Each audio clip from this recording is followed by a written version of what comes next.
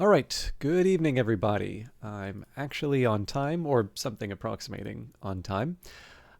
We should have our proper upload. We shouldn't get any of the nasty, unstable messages. There may be a slight dip. I don't think you'll notice the dip in the quality, but I had to basically I just ratcheted it back by about I think maybe 70. Um, Anyways, it's six. What I want to get it at is 6,000.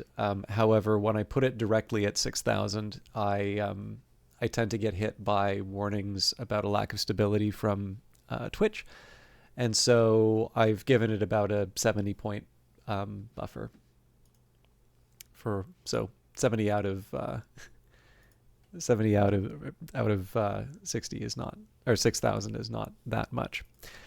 But I am really looking forward to House of Light today. It was a bit of a busy day. I was training all day, which tends to make me quite restless, but not a bad day at all.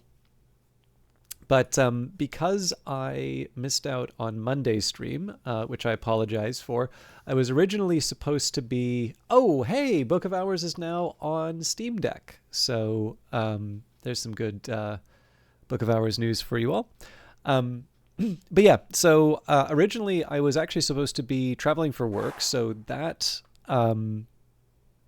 didn't happen, which I'll be honest wasn't like a major hardship, let's say.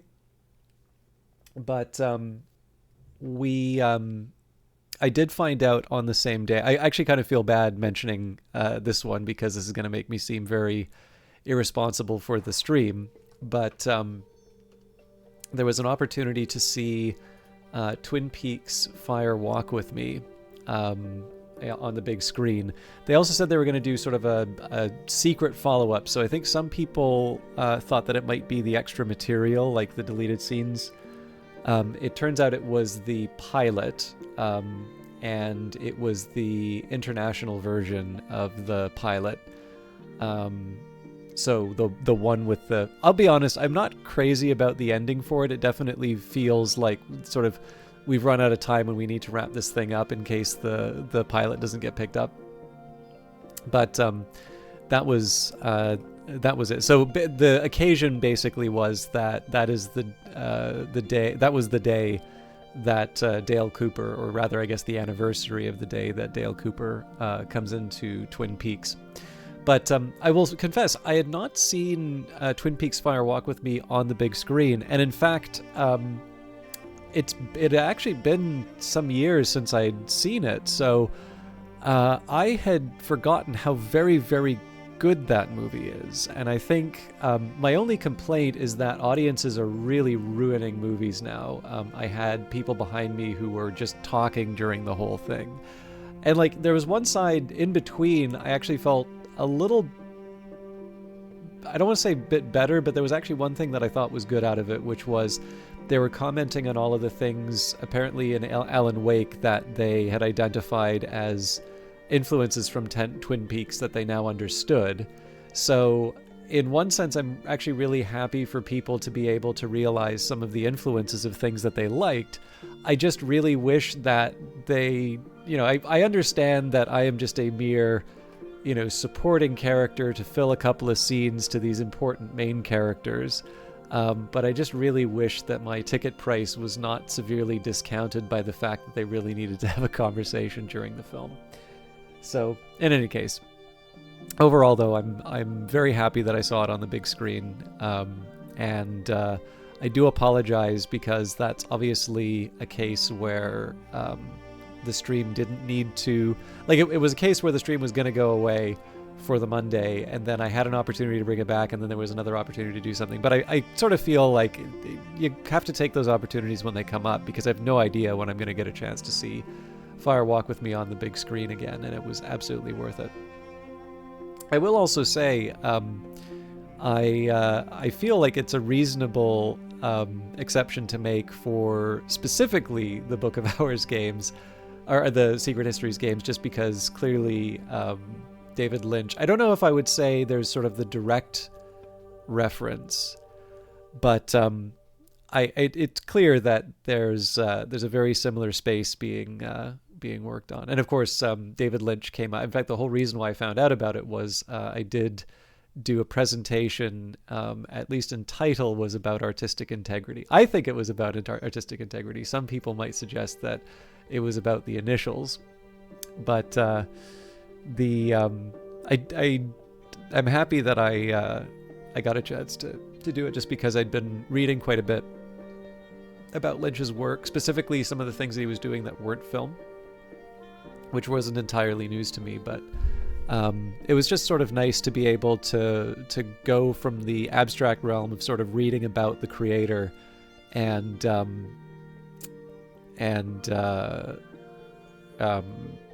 actually see the works. Another thing that came out of that actually is I have a copy of Lynch on Lynch. It's the first edition. I think there was a second edition of it that had come out. But what I had forgotten was that he started working on a sequel to Dune Messiah. But what I didn't realize was that there's a Wired article that has actually found the partial draft. So I'm looking forward to looking at that. But of course, this is a Book of Hours broadcast, not a David Lynch broadcast. So we will leave it here. Now, I noticed that actually, it looks like there's been a few updates, but in this case in particular, there's 2025 1A10, which I'm assuming is the Steam Deck. But let's just see here. So yeah, so there's the Christmas update. M6 fixed a bug where not all parts of the Tree of Wisdom were draggable. I'm very happy to have that one fixed. M7 Notes on Bindings gave misleading info on the Weirdweft creation. And then the most recent update, experimental Steam Deck optimization, Russian localization improvements, borderless full screen resolution change in windowed mode. I don't think that will affect any of my stuff. I will take a quick look here. Yeah, I'm not unhappy with these, and I'm going to leave it at that. But we're ready to make some progress. I think we might be entering into the end game for House of Light. So I'm just going to take a second here to get my notes up.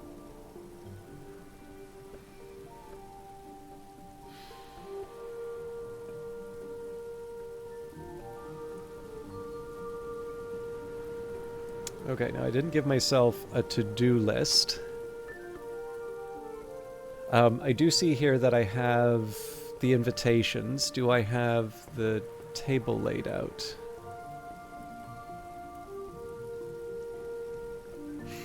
Okay, so this is one for Zachary.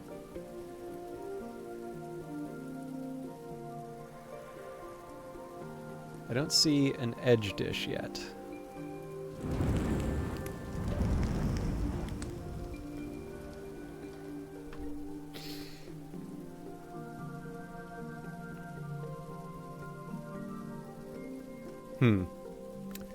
I wish I was a little bit better at putting down some notes for this.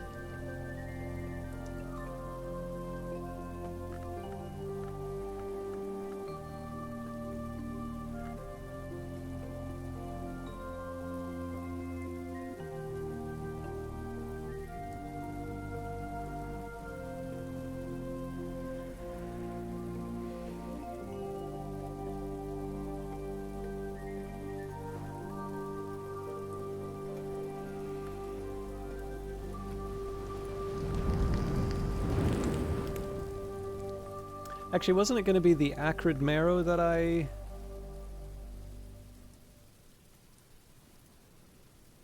That would make the most sense for Lalakaima. Okay, let's maybe not guess, and let's just see what we're working with. So, mushroom meringue would be for Zachary.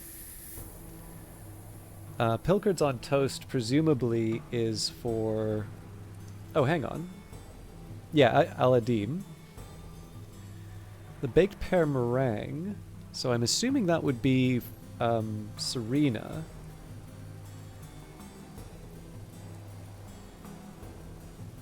or actually, so Eason needs Moon, so the baked pear meringue can work there. And then Serena can get the forge with the ham and potato bake. So yeah, it seems to me like probably preparing the acrid marrow makes the most sense.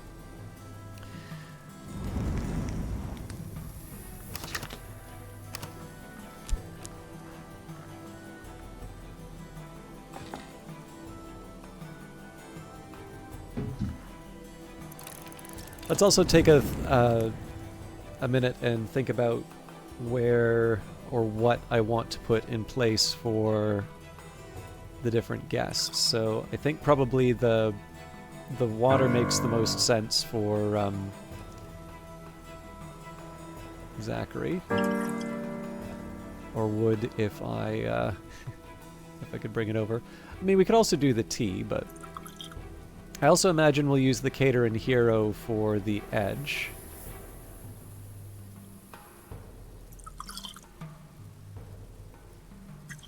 So we'll probably just bring that over right away.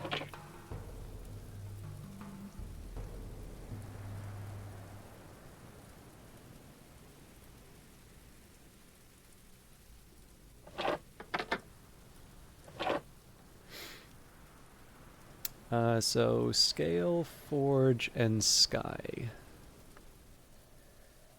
So I don't think I have much in terms of scale. Actually, there'd be the coffee, which I think I've got a pot kicking around somewhere. This is full. Looks like a few of these are full, actually. So maybe we'll take this Dawn Lion.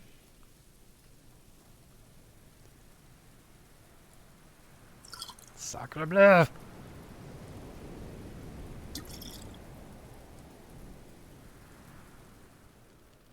Should maybe just use the arrow keys to navigate the house when I'm doing this.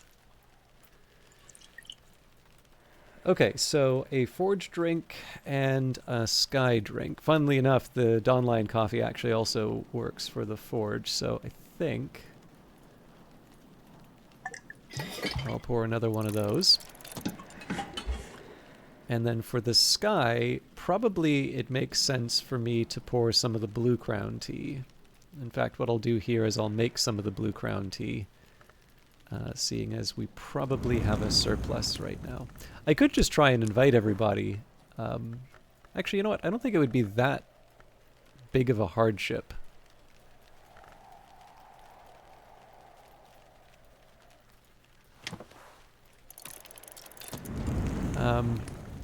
So yeah, I wasn't originally going to, but I think I can justify hosting the salon today.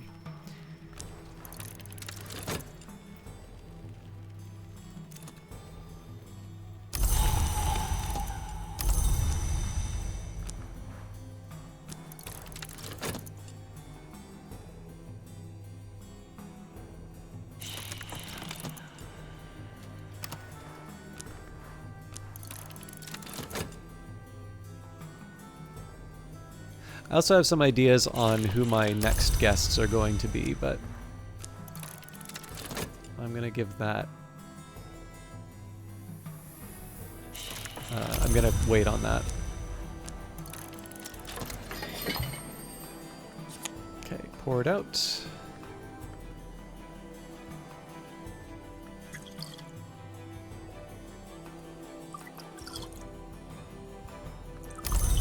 And then we'll have the Blue Crown for Eason when the time comes.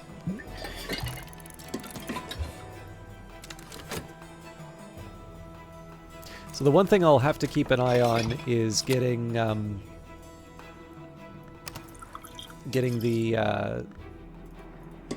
I think I'll need the Arab back for the salon just in case. I also don't recall. I've carried a memory like a flambeau safe through the mazes of night. This will complete once dawn has come. So I don't remember what I was going to use that for, if anything. Maybe I was going to make a Wormwood Dream out of it. I don't know.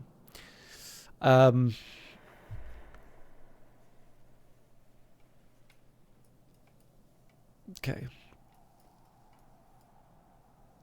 Sorry, having a think. Yeah, so I have all the books that I need. We're still waiting on purchasing one. One of the challenges I'm running into is that when I do the jump between the recording the stream over the weekend, or the YouTube videos over the weekend, and then recording or doing these live broadcasts, it's sometimes hard for me to remember where I had left the playthrough. So, okay. Bacon acrid stuffed marrow. So we'll I do want to read the different dishes, but I keep duplicating the descriptions, so I made a problem for myself.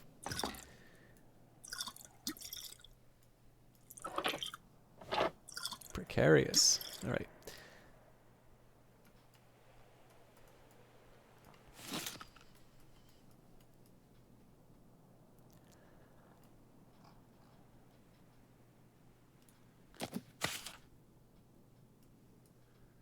Yeah, that's as far as it goes.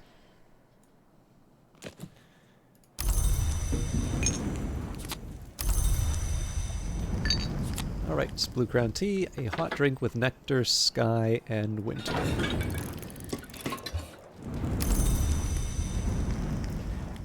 And again, we have a little bit of time before we start the salon, so I'm going to bring back the Arab. I don't need to worry so much about the health, and I have more whist than I know what to do with.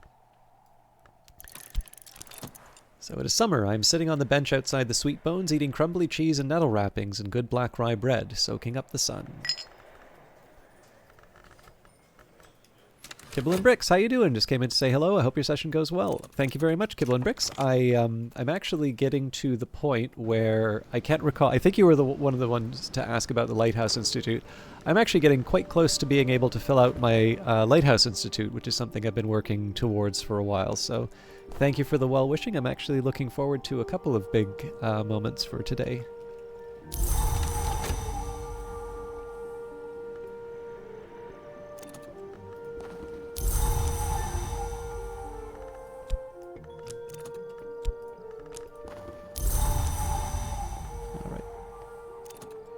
No worries. I tend to disclose if there's going to be big moments, but I understand if you want to preserve the experience for yourself. I hope you have a good evening. And Zarog, wonderful to see you. Okay. Oop, I made a mistake. So I'll put the blue crown somewhere I can use it. Oh, does it not want me to?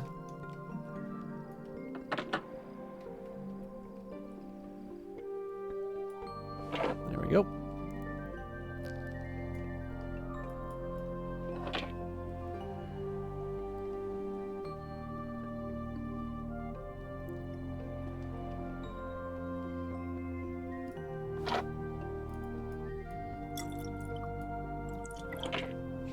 We'll keep these over the fire. We'll keep them warm. Okay. So we're restoring the Arab. We are waiting on the afternoon for lunch. And then we will run ahead with the sound. So there's a side of me that kind of just wants to crash through the summer. But there isn't quite the need. Actually, what'll be funny is if I get hit by an early Numa without having the memories to level up. But I'm not going to worry too much about that.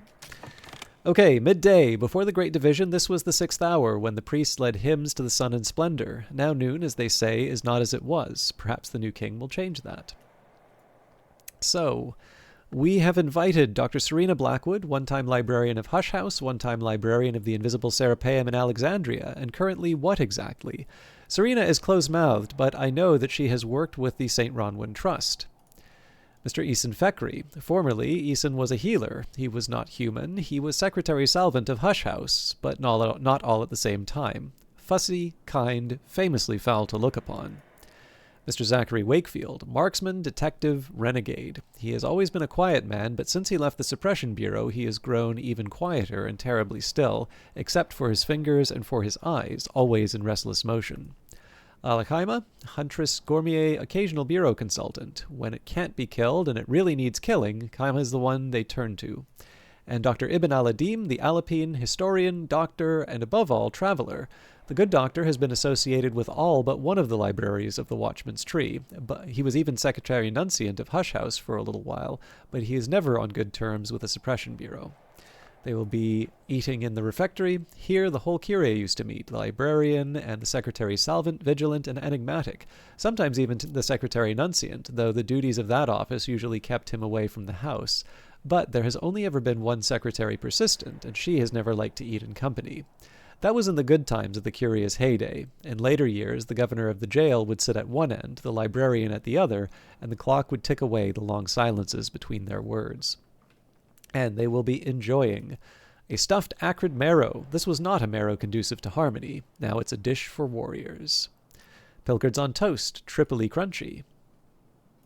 A ham and potato bake, filling and tasty.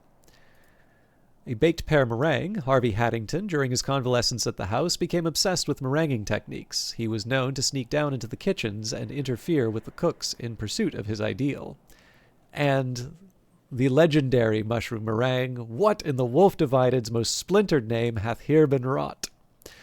And to wash it all down, they will be enjoying Isle water from Brankrug's Deep Springs, Don Lion coffee, coffee from beyond the great deserts, Cater and Hero Second Flesh Assam, tea from the land of the real unicorn, imported by Cater and Hero, and Blue Crown tea, always served cold, more accurate to say inevitably served cold.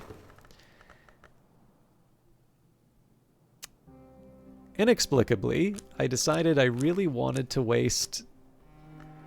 Oh, that's interesting. I also apparently didn't get the side dish. Oh, interesting. The acrid marrow doesn't count as a side dish. Okay, well, I'm going to put everybody in bed. How do I even work this out?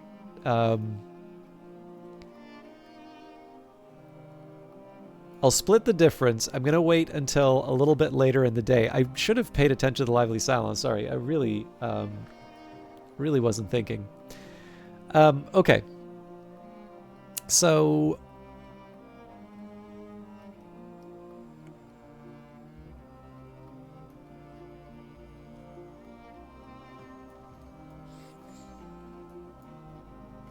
just trying to think if there's anything else that I want to do. I do need to figure out this side dish business, so let's take a minute and work that out.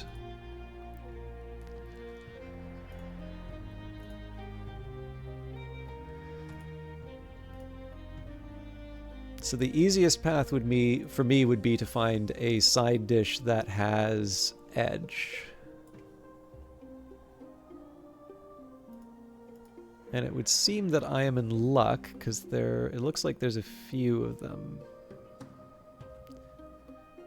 Apparently magnificent roast potatoes. I wasn't expecting that. Onion rings would be kind of fun. It's actually been a while since I've done onion rings. Yeah, you know what? Let's do the onion rings. So, I need to make batter.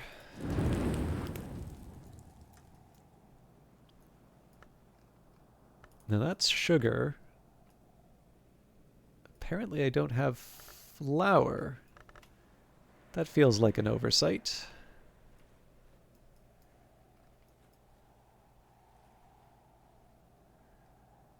All right. So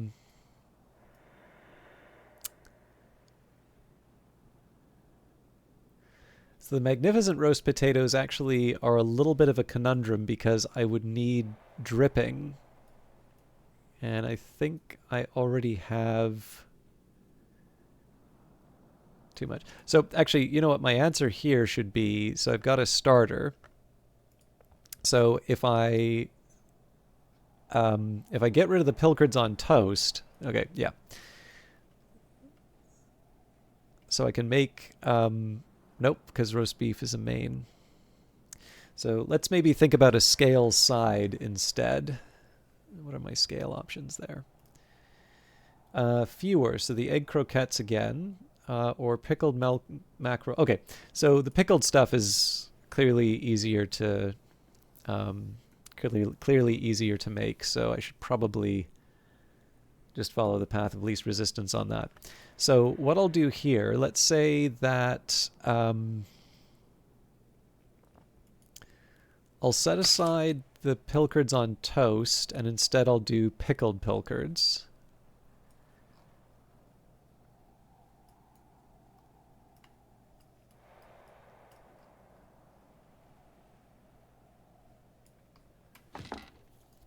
I believe in you. You can move elsewhere. I know you can. There we go. Yeah, we've got plenty of fish, so what I'll do here is I'll use up a whisk to make an Eigengrau. I actually don't even need to use up a whisk, really. We'll make an Eigengrau.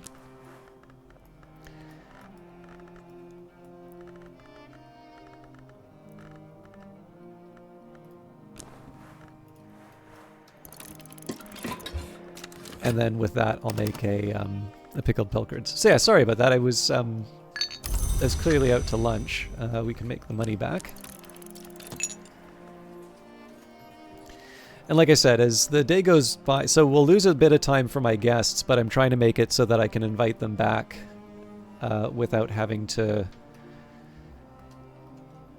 put them to bed a couple of times.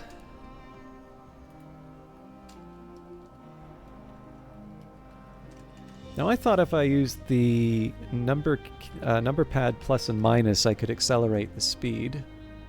Nope, apparently it's now equal and minus? Yeah.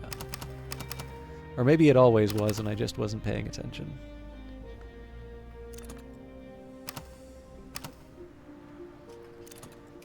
Okay. The surface of the substance is difficult to resolve, almost as if it weren't there at all.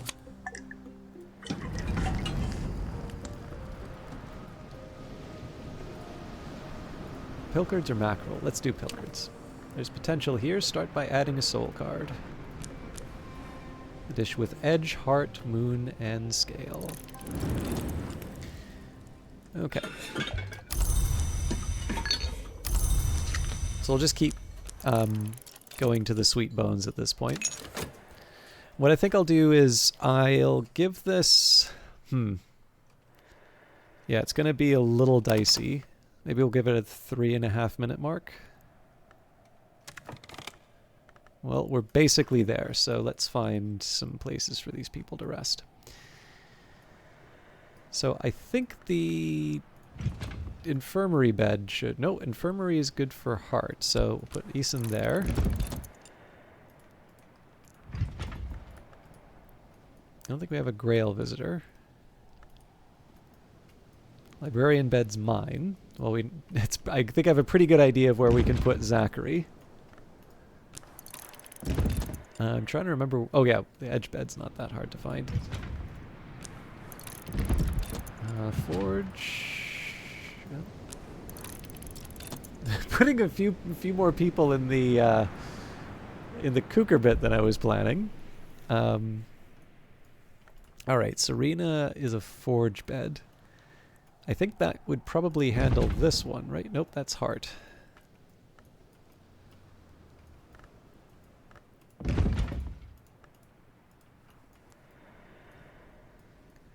I was wanting to try and do it without clicking on it and guessing, but a lot of heart beds.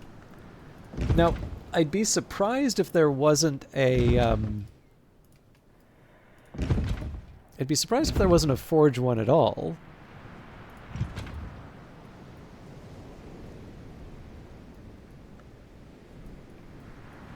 And I suppose in the worst case scenario, I can always just invite someone back. I don't think I get them right away, though.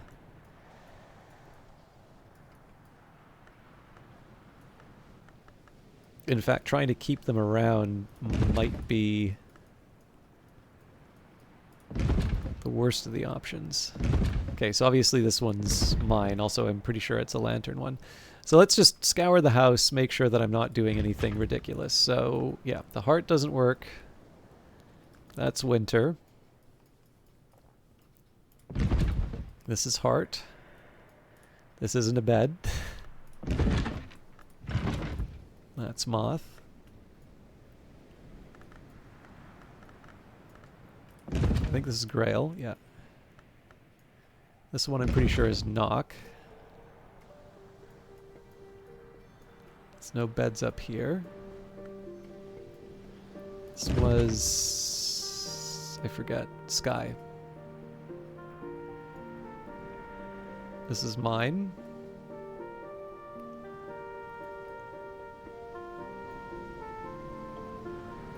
Presumably these are all heart, but I want to actually verify that.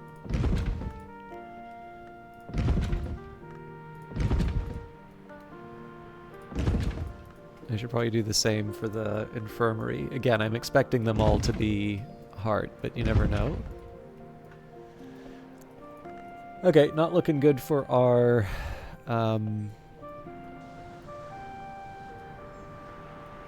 they're helping Serena prospects. So I think this is the last of the beds that I have. Okay, interesting. So it is... Oh, actually, yeah. So I say I'm looking for Forge. I actually would be okay. So this is... There's actually an easy solution to this. If I just decamp... Hush House is a mansion of many rooms. I'll move to a different one. It's obviously running out the clock a bit on Serena, but... And there will be a delay in bringing her into the salon, but... There we go. Visitors will stay in a suitable bed for a little longer in case you think you might be close to finding a suitable book. So there'll be a bit of a juggling act in terms of managing the guests in time for the next salon, but I'll also get to experiment. One of the things I want to try out is I want to see if I'm able to actually put someone in the bed again, because it says that my guest grows impatient, but I don't actually see any... I don't see any sort of mutations on the character to suggest that I'll be prevented from putting them to bed again. So, we'll see. Like, I don't want to...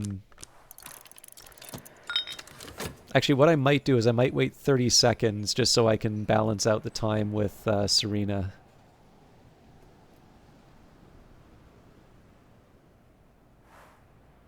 Night has fallen, dawn will come soon. So I don't have a bed to rest in now.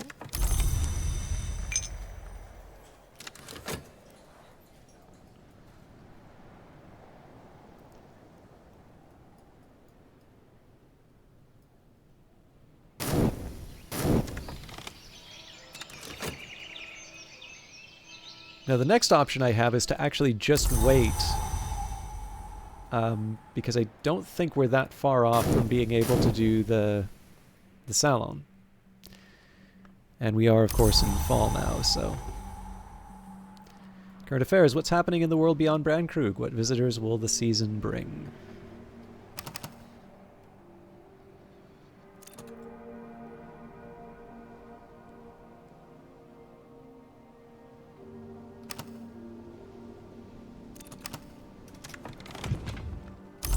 My visitor grows impatient. Okay, so I want to reorganize this around the timers just to make sure that I'm not doing something foolish. But my read of the situation here, so we're basically just in the morning, so I need about another minute and then we should be able to host the salon. So I'm going to take the risk. Oh! Story has no beginning or end. Arbitrarily, one chooses that moment of experience from which to look back or from which to look ahead. Graham Greene.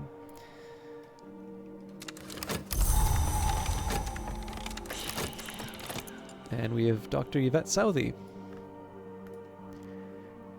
who is inspired. Nothing particular is afoot. Any visitors this season will likely just want a general consultation. So obviously I'm going to give this some time to get to the afternoon.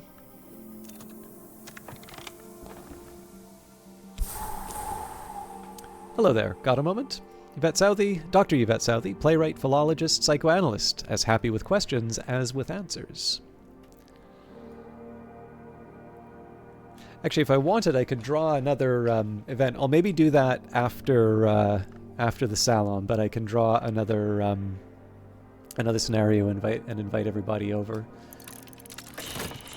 I can identify my visitors' interests and satisfy them with an appropriate book. Alternatively, if they know a language I'd like to learn, I can offer payment.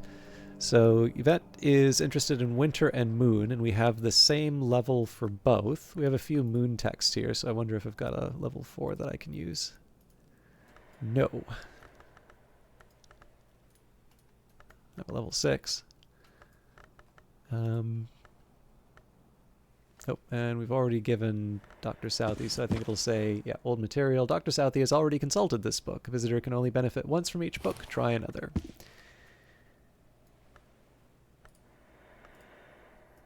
Introduction to the histories, then. My visitor is wondering how something will end. My collection has answers.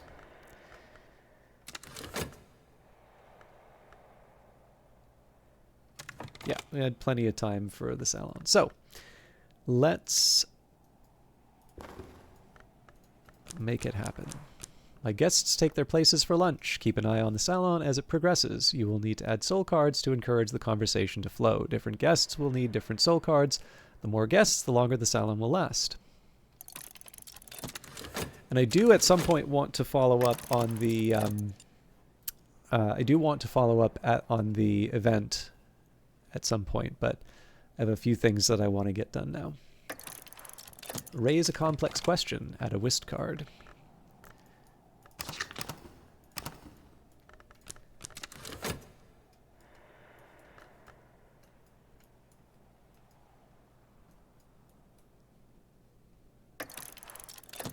Kaima listens intently while Aladim describes the rare occasions on which Labites have been successfully brought to ground. Neither of them looks happy.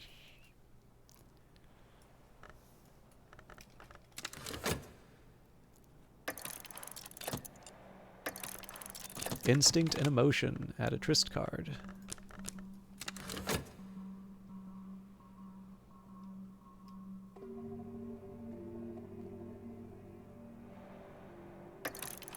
Serena and Kaima have both undergone the process known as Torg's cleansing.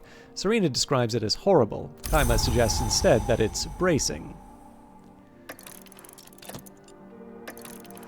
Ask about dreams.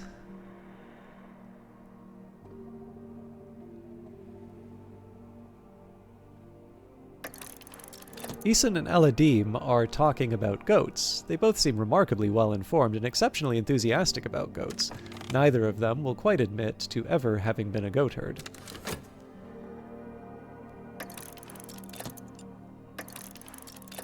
A more sober tone. Add a Faust card.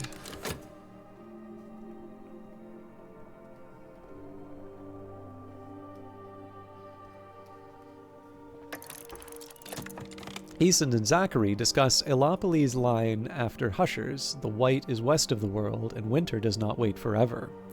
Zachary says, suddenly, that he would like to paint the white. Isan gently encourages him. They discuss the palest pigments.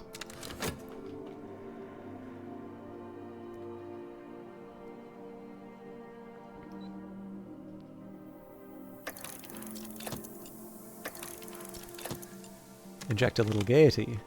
Add a core card.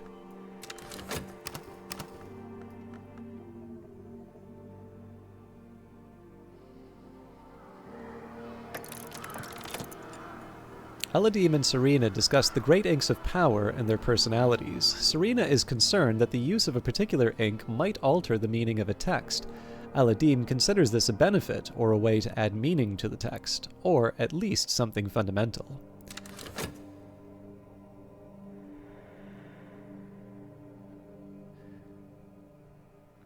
I'm going to draw all my Peanuts cartoon strips in Orpiment Exultant. Ask about dreams.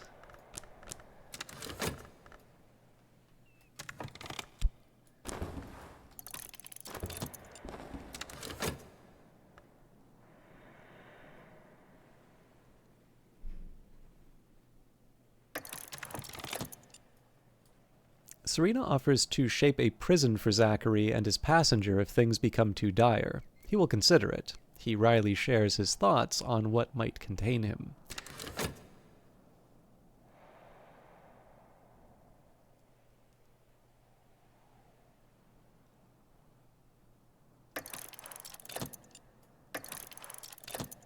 My guests leave happy. So not too much hope to... I don't think I'm going to be able to get much in terms of the leveling things up today, but that's fine. I have a couple of other things I want to prioritize anyway. Okay, satisfaction, curious hunch. There's a few lessons here. So what I'll do is I'm going to take a second here and just work out how I want to handle my lessons here. So glass blowing and vessel crafting. Okay, we've got a couple of options at the level 8s.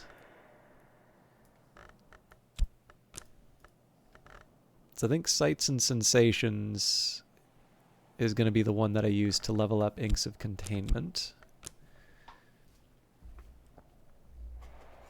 So I should take a minute to write this down. So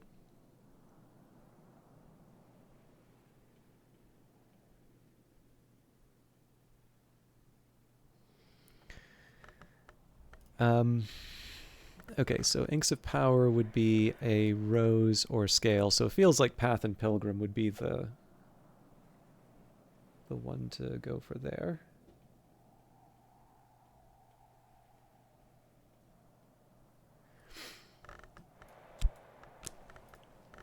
Furs and Feathers is Scale and Sky.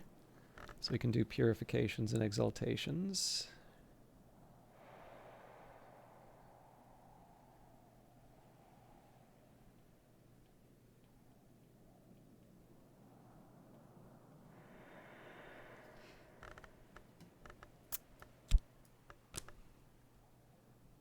I suppose another way of looking at this, so I'll keep these as is. Or actually, no, I'm wrong. Okay, so Inks of Power should level up itself.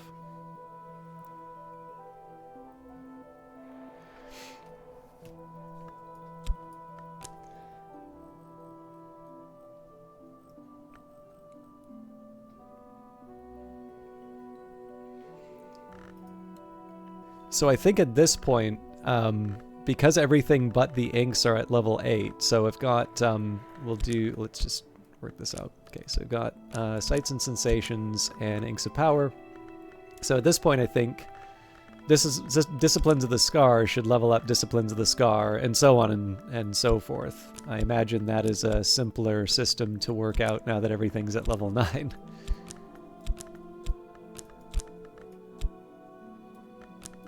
I also have a few more 9s here than I was. I guess I didn't really need to move Disciplines of the Scar, but yeah. Okay, so Horns and Ivories is already up. Glass Blowing and Vessel Crafting will be the next one.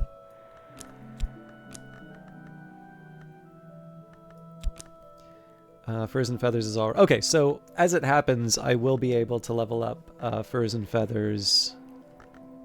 Or I'll be able to level up Path and Pilgrim. So maybe, yeah, Path and Pilgrim and Purifications and Exaltations covers these. So I just think that's a little bit easier for me to get a hang of. Okay. Cater and Hero Second Flush Assam. I have a few of these. You can do it. I believe in you.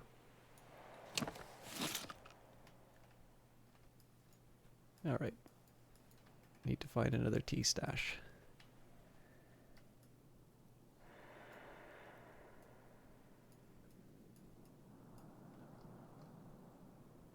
I thought I might have room here.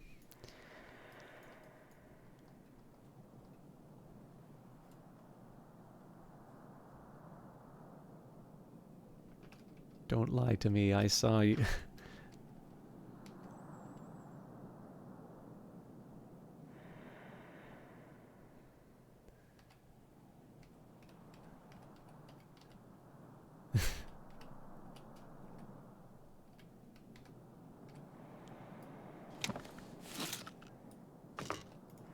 All right, I'll work with it.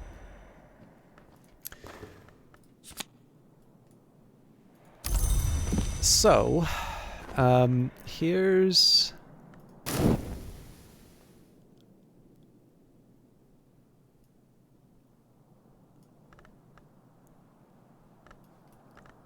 So, given that I have clouds and a final understanding, I've changed my mind on Inks of Containment. I think I'm going to try and get what I can for that one.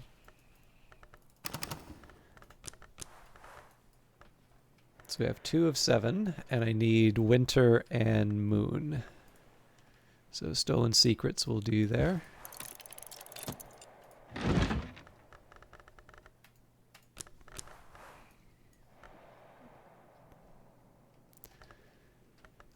Foresight doesn't help, but Salt does, so that's going to be 4 in total.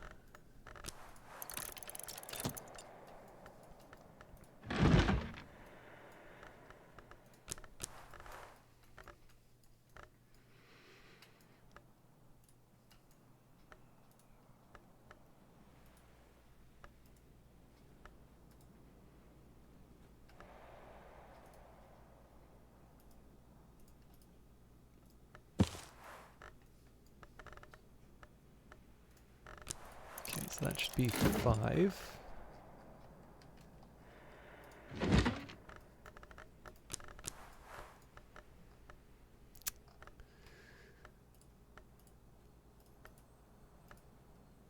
Okay, 6. I'm trying to remember. I think we did Deoris book 3, so we should be wrapping around again.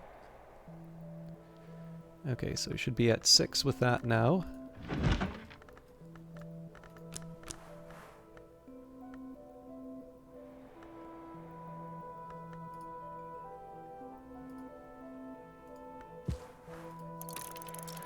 So, I mean, that should be enough, but what I think I'm going to do here is I'll just knock out a couple more if I can.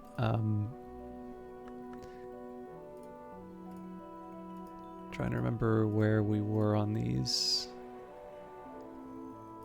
We can do Nin's Cages again, I suppose. And I don't see a situation where I'm able to... there's also the Impulse.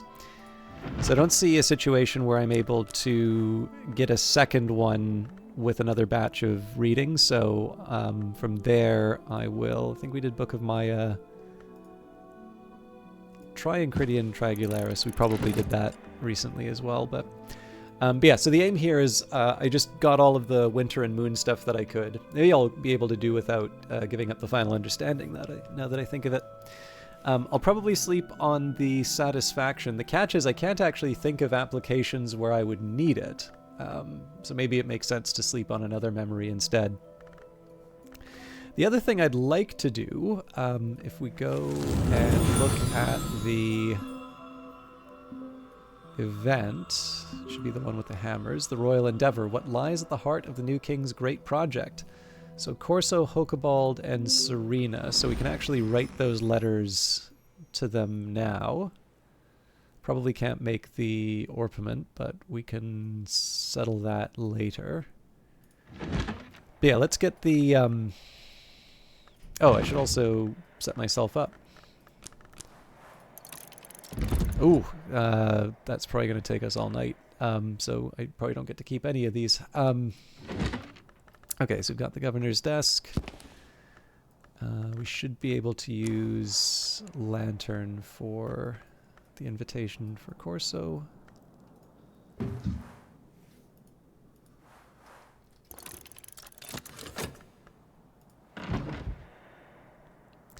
It was kind of a last-minute choice to try and level up Inks of Containment, but just because it's the cloudy day, it's nice to take advantage of the weather if I can.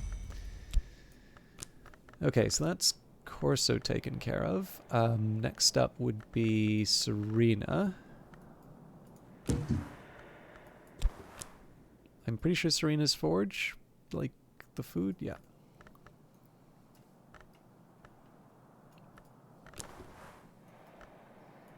Or rather, her food preference is what I mean.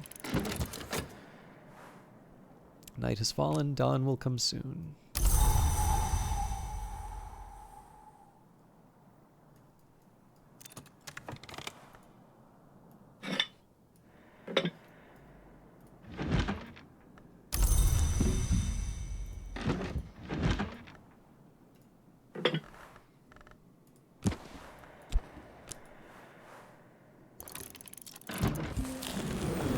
Just double checking.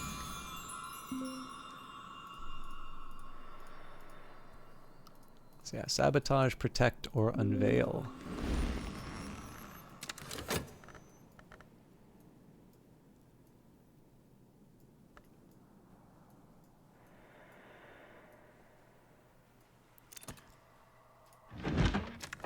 Now I just need to post it.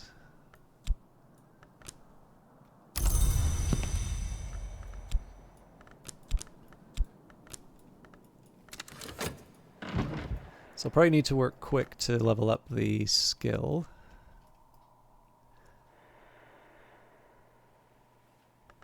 And actually, before too long, I think I will combine the Inklings into another event.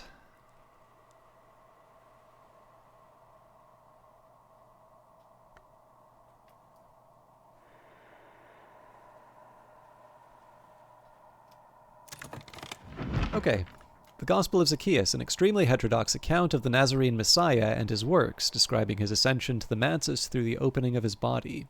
7 were the wounds of his body, 7 the doors of the house, 7 the lesser aspects of the hours, and Knock the aspect above all, for the mother of ants is the mother of salvation.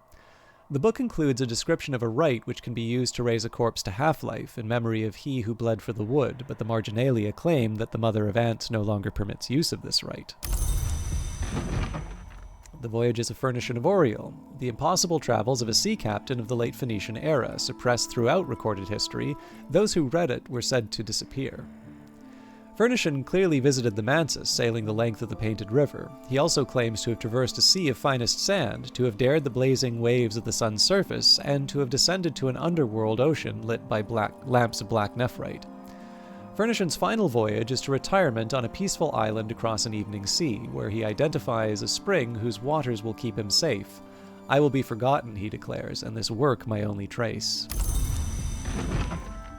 The Wound Wounds, a history of 100 wars sewn into a design of metallic threads that pursues itself across every page. Darius and Alexander at Issus, the incandescent strivings of the houses of Lancaster and York, the Second Worm War. The final page of the book depicts the first battles of a war among ours, but the threads fray into alternatives, unbraiding from history. One of those threads is a coarse iron wire whose twist suggests the disciplines of the Scar invoked before subterranean configuration of iron, fire, and night. Isaac of Karth's History of the Shadowless Kings, a true and accurate history of the Shadowless Kings by Isaac of Karth. Isaac describes the 1,000-year ascendancy of the Shadowless Empire. The first and greatest history is described herein. The Persian Empire, the sons of Achaemenes, the Shadowless Kings, the most glorious empire, survives the assaults of Alexander the Great and flourishes as late as the 5th century. After the fall of Rome, the Shadowless Empire takes Byzantium under its wing and moves east against the land of the Great River. Isaac begins to recount the invasion struggling against the unskinned armies of the Hooded Serpents, but ends abruptly with a series of incantations that he claims allowed the Shadowless Empire to persist. Nin's Cages, the Avignon text, the merciful measures of the witch Nin. Nin's stated aim was to keep beyond the walls of sleep that business which should not trouble the world. This includes fever, madness, and delirium, as well as spirits identified as devourers and deceivers.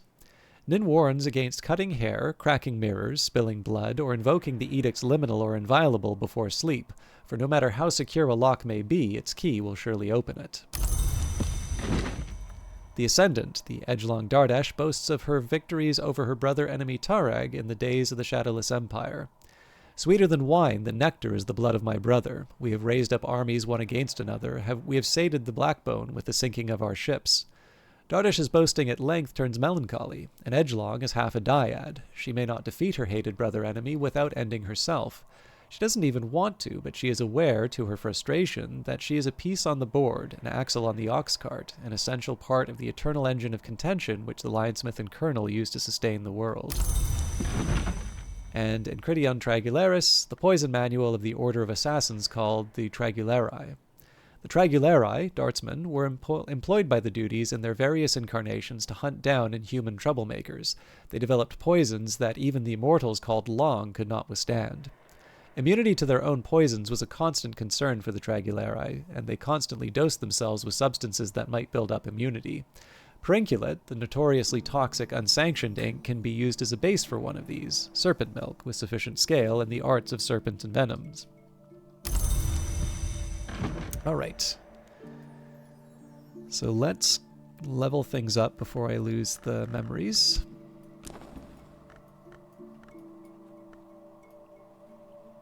Let's make sure Clouds goes in first.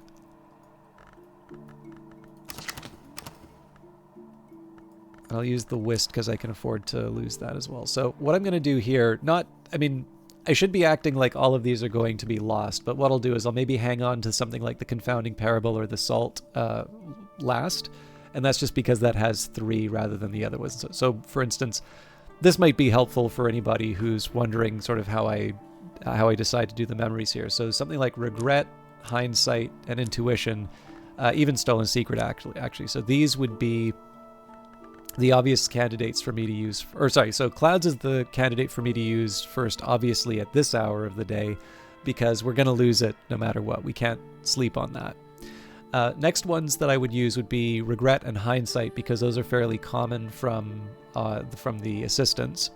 Now, Intuition and Stolen Secret I can get, and I don't know if this is just me assigning a value that isn't actually in the game, or if it's actually built this way, but I do tend to see Intuition and Stolen Secret less than, say, a Regret or a Hindsight. So those, if I have to establish some sort of an order, that would be roughly how I work it out. And then I still need 2 more, but I have 3 left. So in this case here, Contradiction is the one that has 2 aspects. So that one sort of gets eliminated. This wouldn't be created by an assistant, but because it has 2 aspects, it's arguably less useful for leveling up than the ones with 3 aspects. And in this case here, I'll just hang on to the Salt because I actually don't remember offhand. I think Knock will take care of it, but so that leaves me with the Confounding Parable. Of course, we'll be losing the Satisfaction, but I'm not too worried about that because I don't think there's anything that will actually be using it. And then, of course, we didn't want to use the Final Understanding because we get to keep that overnight, so that maximizes the number of memories that I have. So that's roughly how I try and work out the memories when I'm doing some kind of crafting or upgrading, although obviously those aren't hard rules. It's more just what... what's worked for me in the past and lets me take advantage of random draws. I also don't think we're going to have the bed in time to keep Confounding Parable. Memories fade, assistance departs, but the soul is refreshed. So I'm not too worried about losing the Whist overnight. But what I should be doing is I should be prepping for Inks of Power. So all of the scale and... whatever scale and rows I can pick up. So Temptations of Architecture is a good place to start. I know I read Temptations of Architecture more than the others, but that's just because of the VAC.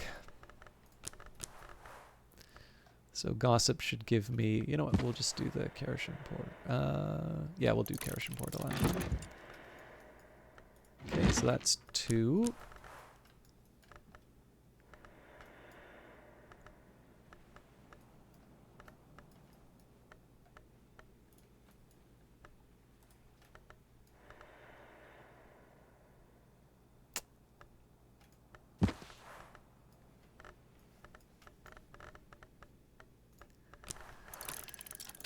Three.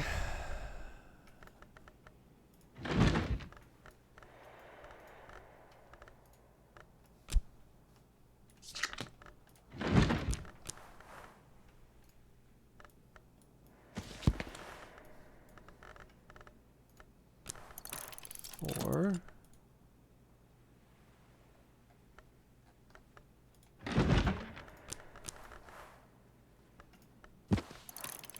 5, and I need 2 more with Rosenscale.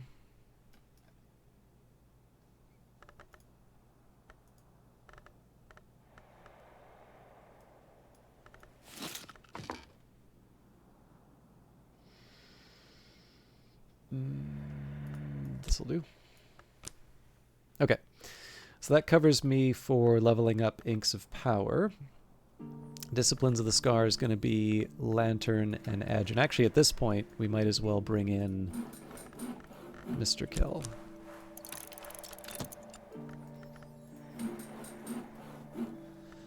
So I'm not expecting miracles here. What I am going to do is take advantage of the movie projector, so that we should be able to get a revelation out of, or actually alternatively a foresight.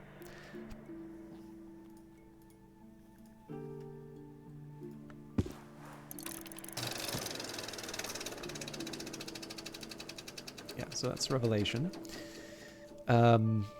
For audio, so I should be able to get a fear from recordings. Yeah.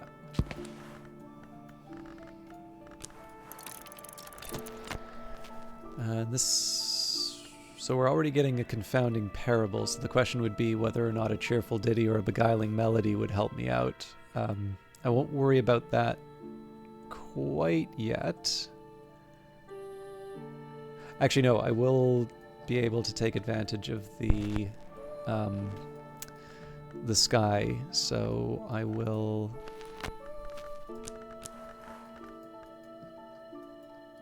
listen to the Lake Fusino recordings. Okay, but again, I want Lantern and Edge for the rest of these.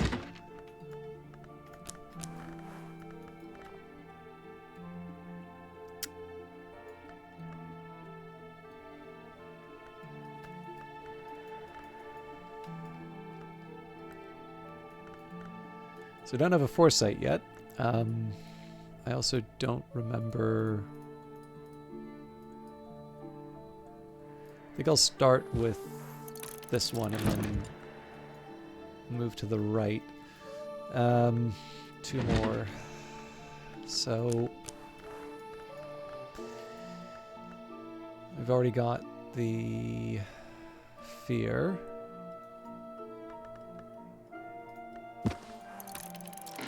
Another edge.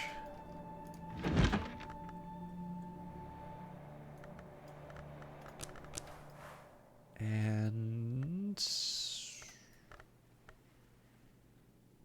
glimmerings, or one of these others. Yeah, we'll do glimmerings for a start. Okay, that gives me something to work with. I'll have a couple of other things that I want to change, but the priority right now will be on getting the lessons queued up.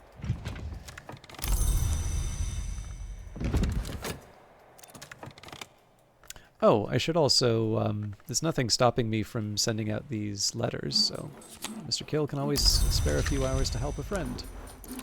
Mr. Kill, Ryan Spry, doesn't mind stopping for a gossip. I think what I'll do here is I'll use one of the shap to earn a bit of money, because we are going to be cycling through a few things. So, an invitation to Corso, stamp, envelope, send. I do also want to make an Orpiment Exultant and maybe a Nillicant.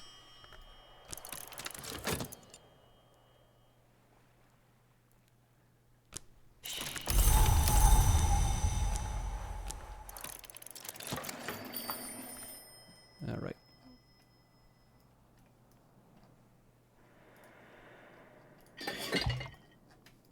So I think the first thing I'll do here will be, I'll use Transformations and Liberations and the available Iotic Essence.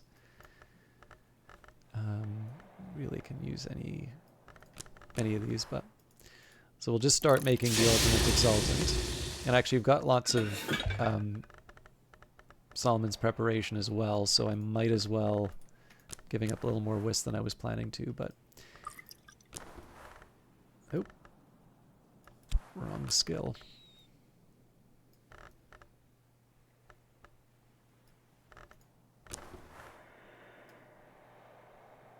Now that's interesting.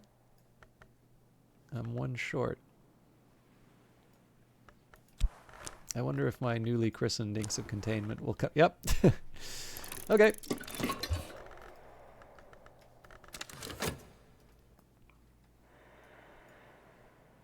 Oh, another thing that I can do while I wait, I can look at one of the paintings, and that's going to be, that gives me just a chance to, I'm trying to remember, I think we've done a bargain. We've done Chak. I don't know if I've done the first answer yet, so I'll run with that one. Arab's the most available.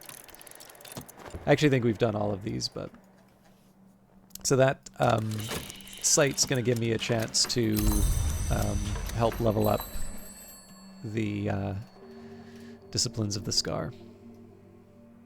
So yeah, there's a few irons in the fire. So one, resolve the event, and then don't tell no bloody tales. Who'd listen?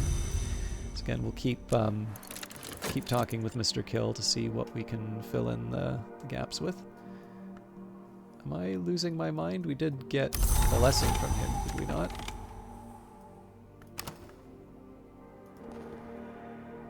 Oh, I'm exalting him. Oh well. Easy come, easy go.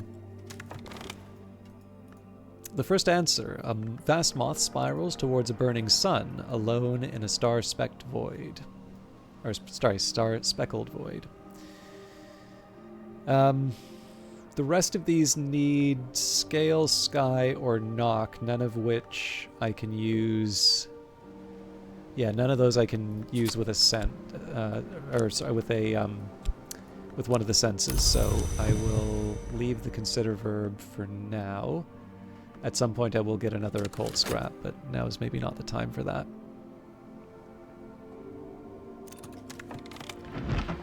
Okay, The Temptations of Architecture. The antiquarian and nyctodromist Ambrose Westcott writes of the dangers of doors, with particular reference to a house in the Bounds named Treowyn. No doubt they have come to regret the ambitions of their winding stair even now in Treowyn. A silver sea is unwisely visible from a rash window. Westcott explains that the wheel-locks, the charge holders of Treowyn, have had recourse to dramatic measures to prevent oniric encroachment, removing the entire top floor of the building. Nevertheless, he writes, the business of the Moon Hall has begun to touch the other business of the house. Experiment Beyond Sight, Ilse Bischoff's bewildering, widely derided final film. The film is an unrelenting fusillade of apparently unrelated images. Birth, mirrors, grain threshers, animal attacks, crowds at stations, but a single image appears again and again, dominating the rush of images until the film is only a single static shot. The repeating image is a view through a grimy window pane of a nearby tower.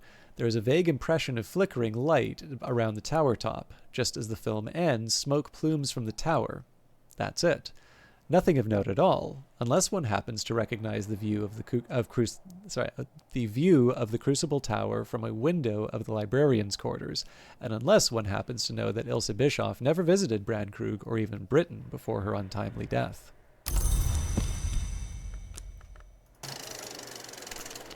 The Lake Fusino recordings of the folk dances of the Fusine marshes. The wailing of flutes, the roaring of drums, cries like birds lost in the marshes. These are the songs the sisters sang to the witch, that the Thunderskin roared to the sky, the songs with which the Dwendrazones of the Mansis keep their vigil. Once heard, they are not forgotten. Recordings from the Al-Theban Abyss. Recordings from a subterranean space in the mountains near Baghdad of conversations between the entomologist Juliana Zawadzowski and an unidentified presence. Only Zawadzowski's part in the conversations is comprehensible to the listener. The other side consists of grating, buzzing, and rumbling sounds, perhaps only rock movements or artifacts of the recording process, which Zawadzowski nevertheless unhesitatingly translates. Zawadzowski seems to believe that the presence identifies itself as a name or remnant of the lost hour called Seven Coils. It pleads with her to assist its rebirth. It begs her to find something for it in the city of Emesa. Towards the end of the interview, Zawadzowski grows suspicious and repeatedly accuses the presence of being not the Seven Coils at all, only an inhabitant. The recording ends in mid-sentence. The Karashim Portalan, a beautifully illustrated and heavily annotated portalan, a nautical atlas of ports and destinations. It quickly becomes clear that many of its destinations no longer exist or never existed in the traditional sense, but the annotations remain fascinating. The routes to Noon, the long sanctuary across the Western Sea, may remain viable. 2 pages have been gummed together. When teased apart, they reveal a route to Ys Behind the Wave, marked in red and gold inks with heavily underlined warnings.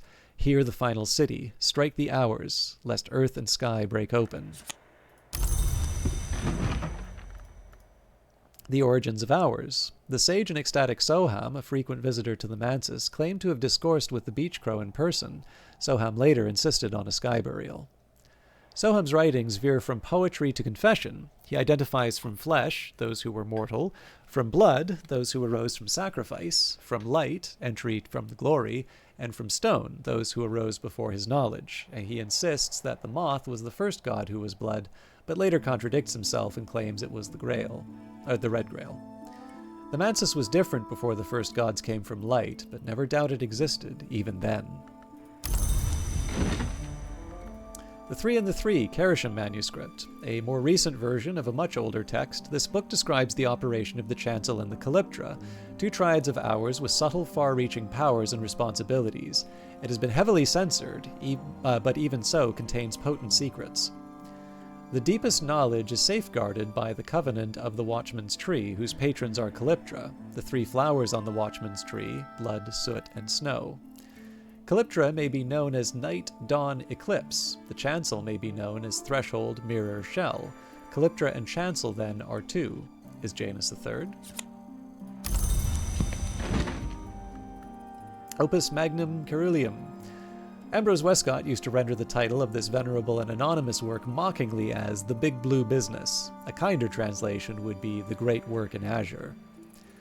The reasons for Westcott's enmity to the work are clear to any pyroglyphicist. It was written at least 2 centuries before he was born, but anticipates or undermines many of his preferred conclusions. The work in question is the creation of the blue gold, allegedly necessary for the terrible rite which allows a forge long to become a name. The book mentions that pyroglyphics techniques can be used with forge to create iotic essence as a necessary component, but withholds the final step, insisting that the consequences are too dire, and that any interest should remain only a matter of theory.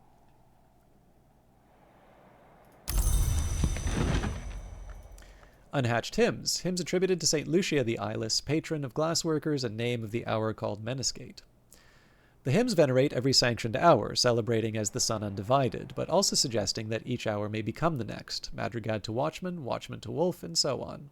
The hymn of the phases celebrates the Meniscate, from whom we do not turn, for the truth which is beauty, the beauty which is truth, and the perfect balance between the two. The hymn of the reflections, more puzzlingly, celebrates the Meniscate as the sister of Janus, mother of shadow, whose visage wondrous in emptiness can reveal all truths. As the sun is coarse, Joel at the Bridge, retired soldier and sometimes tollkeeper, wrote this epic poem about Alexander's famously inexplicable decision at Issus to withdraw from the war with the Achaemenids and his subsequent return to Macedonia. Alexander meets at Issus with Darius, king of kings, for 3 days and 3 nights. On the first day, the 2 men trade threats. On the second, promises. On the third, secrets. Darius tells Alexander something so shattering that he retires to his tent to consider matters of strength and matters of mastery. At dawn on the 4th day, Alexander announces, "The sun has his course upon which he returns, and so do I." He returns to Macedonia, executing 2 of his captains when they dispute his decision. He brings with him the names of a blind god and a rite of sacred betrayal. For, Joel opines, without betrayal there would be an end to war. And Glimmerings, an anonymous prison diary written by a dreamer convicted of Oneiric irresponsibility and confined to the Cucurbit. The prisoner is plainly terrified and bewildered by their situation, and has been unable to wrangle a coherent explanation out of anyone, but the dreams keep coming, and they keep writing them down. Snow, broken mirrors, half-heard sky music, flowers of white, red, and black, a blood-streaked winter dawn, the most notorious signifiers of Oneiric risk, fantastically vivid and detailed. No wonder they were locked up. Their final recorded dream is of a worm jewel beneath Brandkrug Isle, which they open with a key carved from their finger bone. Alright, so first thing we're going to do is start committing some memories. So let's do Inks of Power, and I'll do as much as I can with the rose and scale, but I think I'm going to have to give up some things I would rather hang on to. So Yeah, so the earth sign. And well, actually, there's a couple that I can switch out. So if we can put the earth sign here and get the salvage hymn. And in that case, it's actually better for me to use the earth sign than the occult scrap because it's easy for me to read a book, but getting the occult scrap requires the consider verb, which I'm currently using.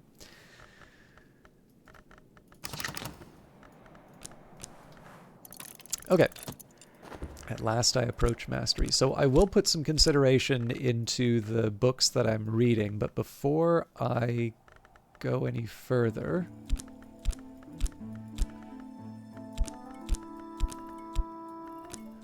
I want to restore that earth sign.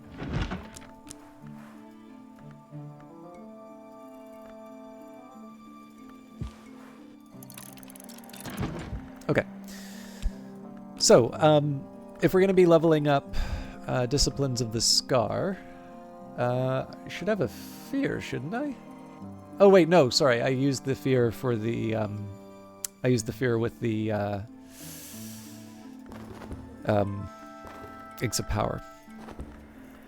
Okay, so for Disciplines of the Scar, we need 8. So we've got 1, 2, 3, 4, 5. So I only need 3 more.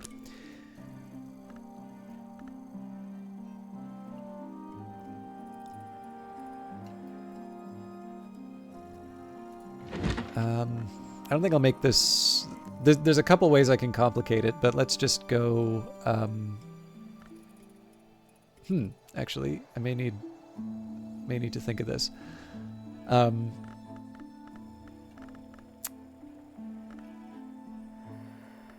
Okay, so an obvious candidate would be the fear.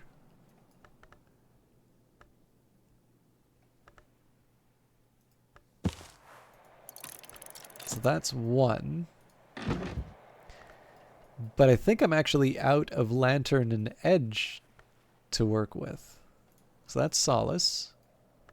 Secret Threshold, Stolen Secret, Beguiling Melody, Gossip. We've got a Foresight. Pattern doesn't have Lantern or Edge. Same with the Salt. We've got the Fear on the way. Satisfaction doesn't help. Regret doesn't help. Impulse doesn't help. We've already got a Contradiction. Confounding Parable doesn't help. Hindsight doesn't help, although Hindsight would have been able to level up...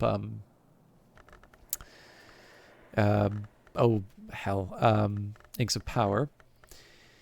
We've got a Glimmering... Or sorry, we've got a Bittersweet Certainty. We... yeah, and then these don't give me any edge things. And then we've got a whole bunch of revelations, which are down here. So one thing that I can do, so we're at 1, we need 2 more. So one thing that I can do is get myself the Torque's Cleansing.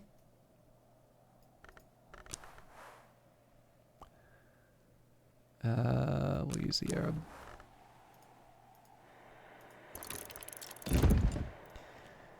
I'm just trying to think if there's a nice... So Curious Hunch is one that will let me bring up some Lantern, but I may want that for the glass blowing and vessel crafting. So I'm just trying to think if there's a nice, easy little Lantern memory that I can get. I've kind of already done that with the Sight. If I try to do something like the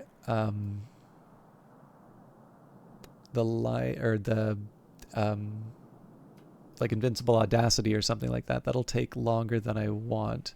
So I think in this case I will say speed is the higher priority here. Also, glass blowing and vessel crafting has a bunch of like sound related or music related memories, so it's a little easier for me to get a hold of. Okay, so we'll do Opening the Sky, and we'll also get a Confounding Parable with A Tower Falls.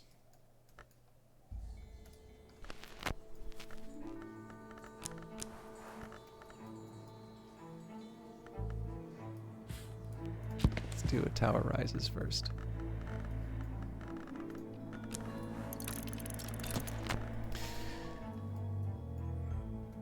And I think probably we can just do the... I'll use a Tryst in this case, just because I'm starting to run short on a couple of elements of the soul. Although I can always bring them back at the Sweet Bones. So I'll do the Savage Hymn, and I think... Yeah, I'm doing okay for Faust, so I'll take the opportunity to make a Wistful Air as well. So that should give me a Beguiling Melody, Cheerful Ditty, Savage Hymn, Wistful Air. So that's 4 to start off with. And then I need Knock.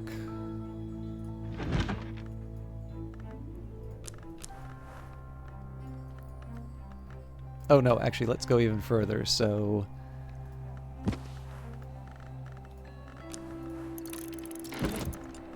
now we're at 5, and then I can get the Storm for 6.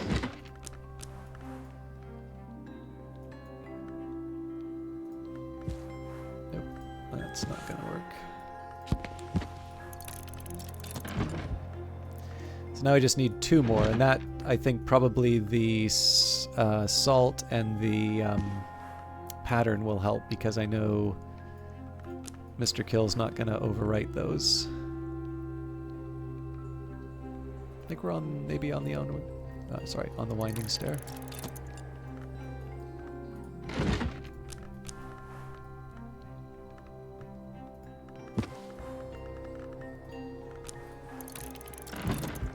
So I'm going to say that's glass blowing and vessel crafting taken care of. Now, Horns and Ivories is going to be a bit of a pain, but so is Furs and Feathers.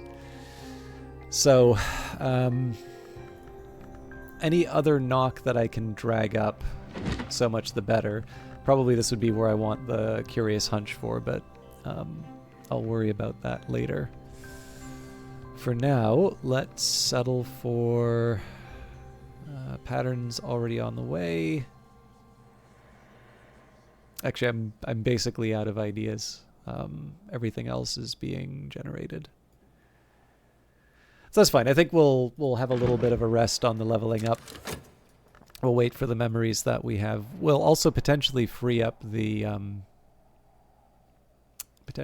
free up some Newman in a little bit.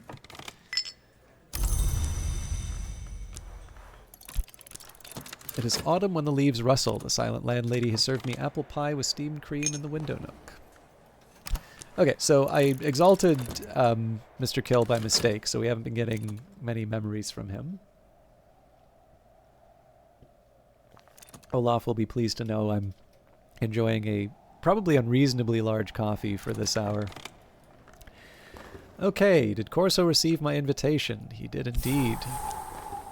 Serena and Hokabald. So, Senior Corso Reverte, manuscript hunter, legacy scavenger, mercenary. Few would question his ethics. Many would question his ethics. Few would deny his acuteness. Dr. Serena Blackwood, one-time librarian of Hush House, one-time librarian of the Invisible Serapeum in Alexandria, and currently what exactly? Serena is close-mouthed, but I know that she has worked with the St. Ronwyn Trust. And Magister Hokabald, metallurgist, gourmet, corrupted immortal, and supposedly a long-ago king's byblow. So let's see. I wanted to invite all 3 so that we can see the results. I have some slight preferences based on the description. So it says sabotage, protect, or unveil. But let's see where all this goes. I will also note that Serena is already inspired, but that doesn't mean that I can't nudge her in other directions. So, Corso. What lies at the heart of the new king's great project? I said my research would upset my friends on the continent. It gets worse. New King's building something like a manufactured incarnate name. Calls itself Phisifer. Now, I'm nobody's patriot. I go where I'm paid, but there's a nasty imbalance of power here, and I think if I were to help my continental friends break up Phisifer and hand bits of him around various powers, it'd advance the cause of peace. I'm serious. So if you've got Signifer's thing on the Dividing Serpent, or just something decent on Pyroglyphics, that'll help the cause of peace. Unveil. They are building a shadow of Girby in the royal dockyards, a herald to of the Chandler. I must take action. It is a little treasonous, I grant you. I am still technically a subject of His Majesty, but I hope very much that you will help me. Do you have Signifer on lightning?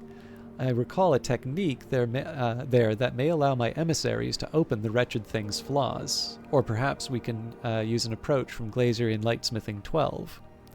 Hello, Jamie. How you doing? Big news in terms of what we're running into. And Hokabald wants to protect. The new king has sponsored the construction of a vessel for a name of the fire that is to come. Various miscreants propose to sabotage it. Whatever your feelings on the politics of the Mansus and the Wake, librarian, you will recognize that such a provocation might very well spark war, and I find war inconvenient. So I ask for your help in arranging protection. Something on the alchemies of the Sunset Road would be very useful, or failing that, a competent text on Bells and Braziers 10 might give me what I need. I believe we do have something on the alchemies of the Sunset Road. So yeah, I think for me, Hokabald is the clear path here. I believe that might be under Lantern. That's the Dawn Road, so...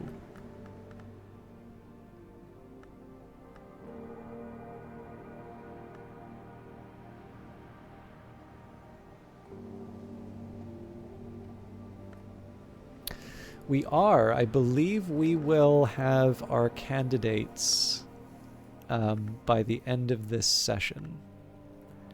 Now, to me, the only thing that really assures me is that I'm starting the end game. I don't actually know what's involved with the Lighthouse Institute. It could just be that you found the Lighthouse Institute and, you know, fade to black, roll credits. But the big block for me was... getting Lighthouse Institute members, and that will be I'm pretty sure that will be done by the end of today. Did I just wind up reading that by mistake? No, I can't, because I already have the foresight.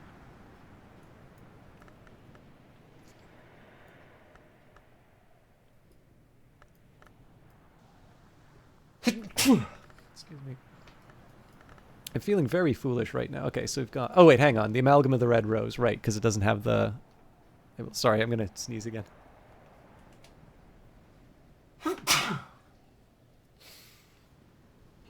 All right, an account by Mistress Redflower of the alchemical operations favored by the House of Lancaster also identified with the Sunset Road. These operations ultimately led to their victory in the War of the Roads, but are described as now debased.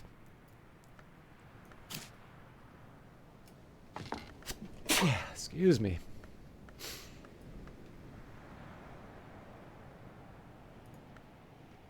That'll... I think this is going to have some implications for my shelving later.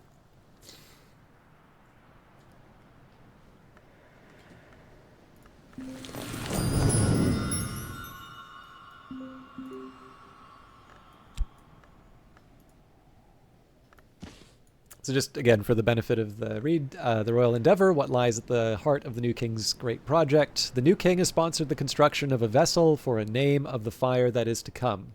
Various miscreants propose to sabotage it. Whatever your feelings on the politics of the Mansus and the Wake, librarian, you will recognize that such a provocation might very well spark war, and I find war inconvenient.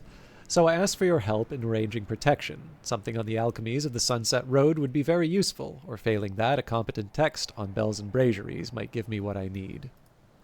Return the next day. Okay, so we will give Corso and Serena a consolation prize in the form of some reading material. We'll, of course, need to wait for Mr. Kill to finish his work. Skill is now level 8. Its power aspects have also increased. So we've got 1, 2, 3, 4, 5, 6. Yeah, we're not ready to go with disciplines of the Scar yet.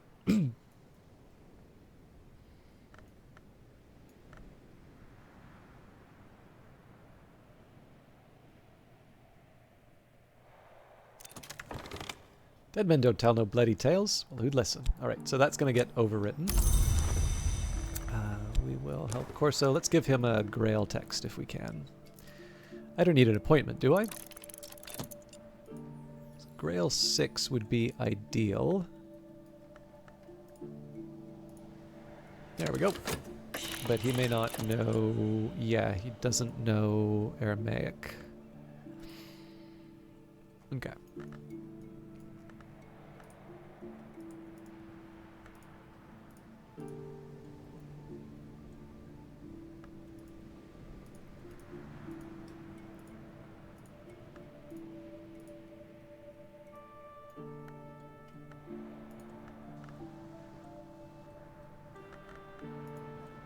Too many powerful Grail texts.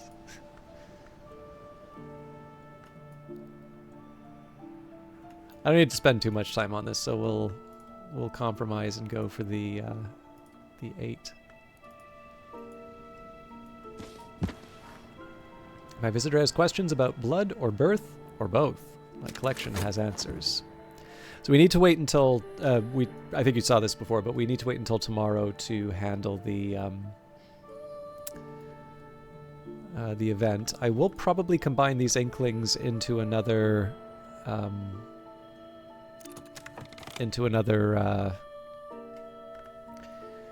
another event to work with. I think I actually have what I need for the Lighthouse Institute now, but I figured it wouldn't hurt to push some more stories ahead. Wrapped in the King, detailed accounts of secret bacchanals and ecstatic dances observed in necropolises and graveyards in southern Europe, in Egypt, and in Anatolia. The author is a self-confessed ghoul, an eater of buried flesh. He claims to have witnessed the dances while at his feasting. The dances draw from the traditions of the mysteries of the cults of Isis and of Sybil, but include both symbolic and literal flayings, and the human heart is always central in the rites. The author punctuates his accounts with queasily sensuous descriptions of his own interrupted feasts. At these greater feasts, a black pig is always crowned as king before its slaying. On this occasion, its heart was weighed in the balance against a knot of feathers, and its skin became a cape for the officiant. Its flesh was left for the crows, but I must confess my interest was not in its carcass, but in the perfumed flesh of the milliner laid fresh in the earth. Disciplines of the Scar. To master boundaries through their determination, the Scar marks wisdom and regrets. One is often born from the other. Of course, I should have talked about Torg's cleansing. The cleansing has left my skin burning, my teeth throbbing. The chorality rumbles beneath the membranous surfaces of the waking world.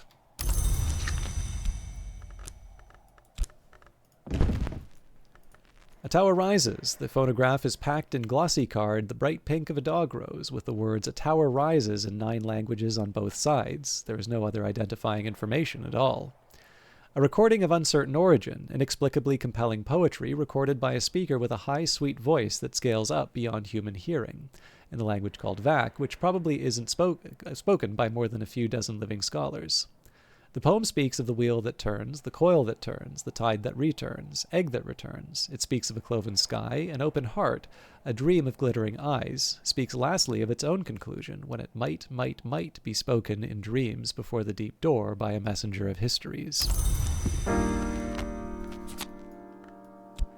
half sorrowful music of half pleasant longing.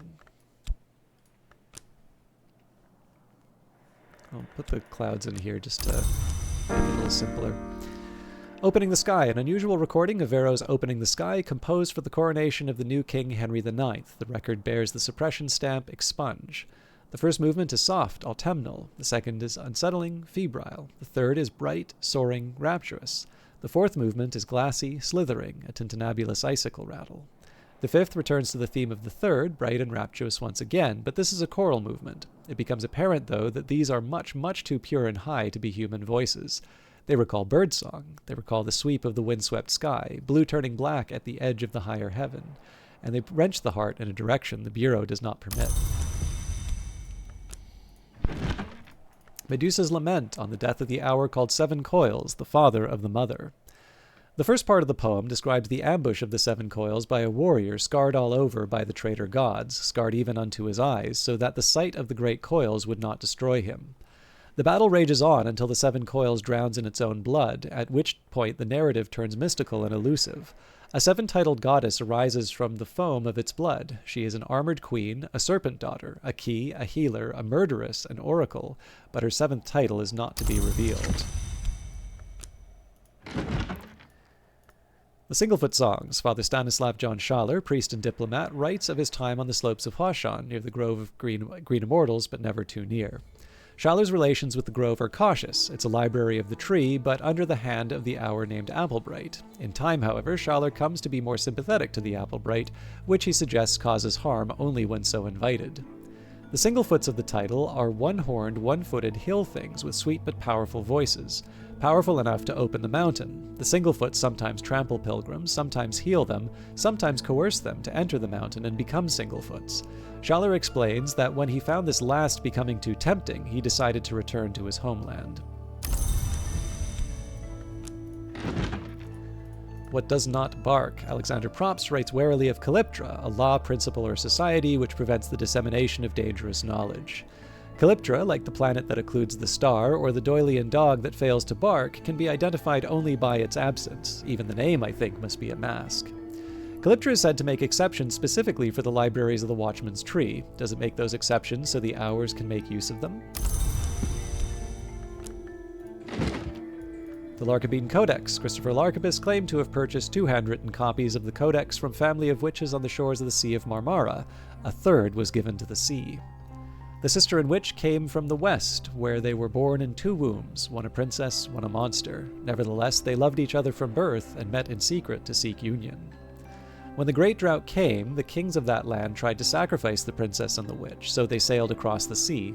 When despair took them, they flung themselves into the drowning waters, and so found the Painted River, where they entered the Manses through the offices of the Red Grail.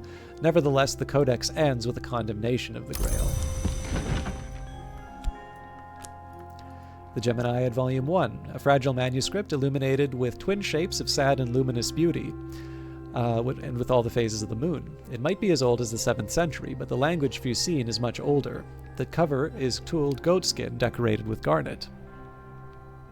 These pages outline the nature and the doctrines of an hour that weaves together the willing, an hour that is sought beneath the moon and at the water's edge, the sister and witch.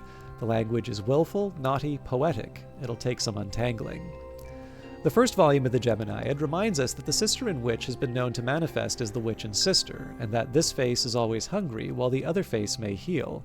It implies connections between the sister and witch and the hours of the upper Mansus, especially the lunar hour called the Meniscate, but it is ambiguous on whether the sister and witch is a Mansus hour proper, and it speaks at length about the sadness of the two who are one, the sadness that remains from their time as flesh.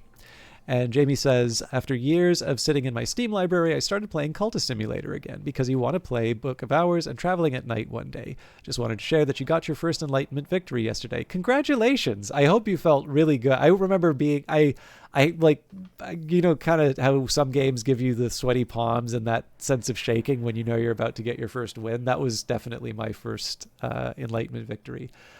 What legacy did you get it under, if you don't mind me asking?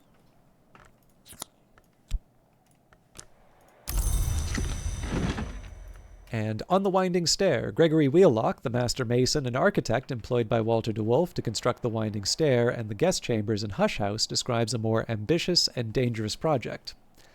Gregory marks the bricks of his roost-touched family home Treowin with Ramsund, hoping to open forbidden doors.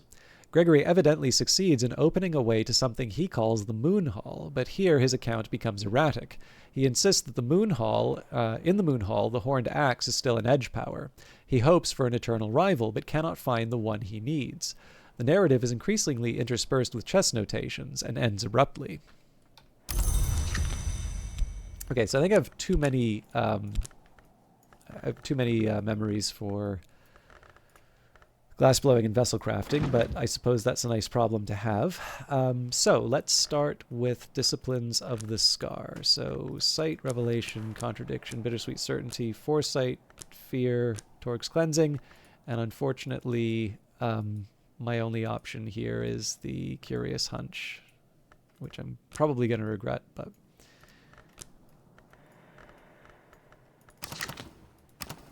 and I do want to see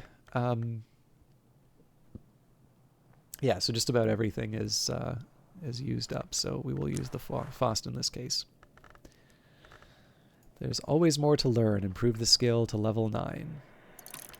Now, glassblowing and vessel crafting is basically ready to go here. So we'll go Beguiling Melody, Wistful Air, Cheerful Ditty, Savage Hymn. And actually, better still, we'll put the Storm and the Solace up first, because presumably Mr. Kill may overwrite those. So 1, 2, 3, 4, 5, 6. So I just need 2 more of these. Doesn't really matter which of the 2, I suppose. Let's do Salt and Pattern, because the Confounding Parable can be employed towards Furs and Feathers. Although I guess the Pattern could be employed towards Swords and Irons. I'll have to make it work for either one. So, okay. The Aspirant, you got 400 gold for Glover and Glover. Yeah, that game is particularly bad for honing in on my hoarding tendencies. So I'm just going to take a quick minute here to update my to-do list. And I don't think it would be a bad time for me to sit down and work out what memories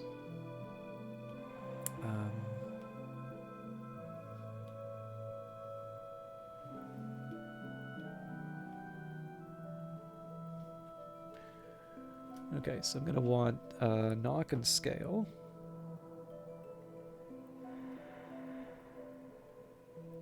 And then I'm going to want Sky and Scale. So I'm not crazy about the fact that there's overlap on the Scale side, but Scale doesn't actually give me all that much. So the Knock and Scale is going to be the most difficult. So the easiest way for me to handle this, I'm just going to do this. I'm basically going to do 2 passes through the house. One with Knock and Scale in mind, and then another with Sky and Scale in mind. So Secret Thresholds gives me Knock.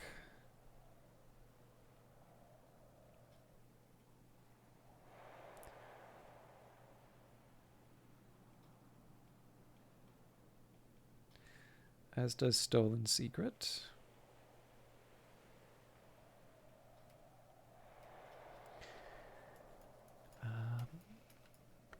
Pattern.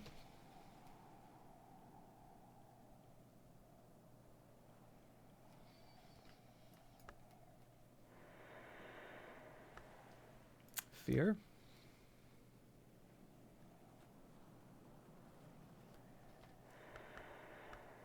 Salt. So the Fear gives me Scale. These other ones give me Knock. It's actually not as bad as I thought it was going to be.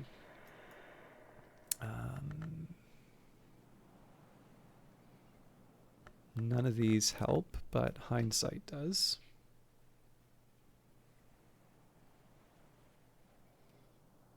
So for Scale, we can count on Savage Hymn.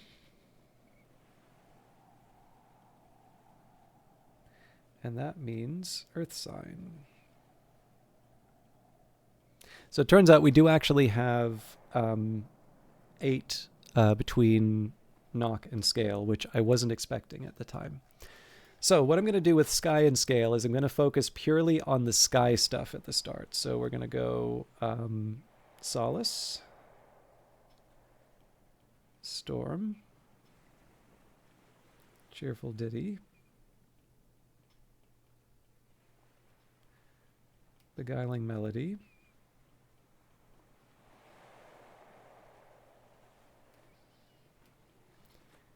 Savage Hymn,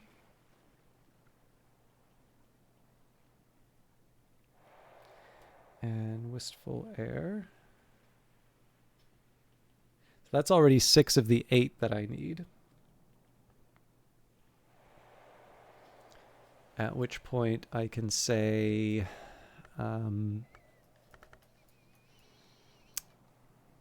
now we're probably running into the overlap. So Fear, Hindsight,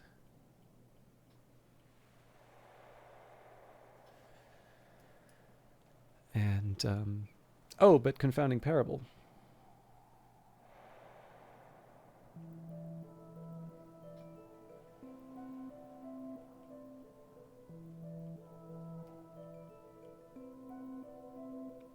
And then Earth Sign. Obviously there's some other ones that I can play around with, but the real focus here is on. I really want to focus on what I can get sort of within that 1 minute. So I have a little bit of fancy footwork. So what I need to do here is I need to make sure that glass blowing and vessel crafting is handled. So actually what I'll do here is we'll put the Foss towards leveling that up. And then we'll say that the Shapt will level up Horns and Ivories, and then Health ++ will level up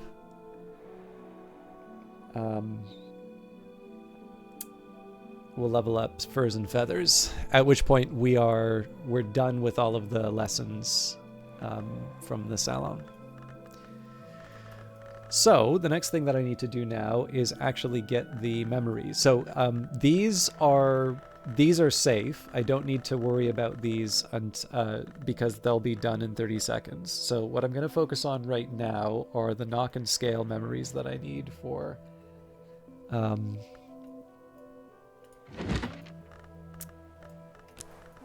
to level up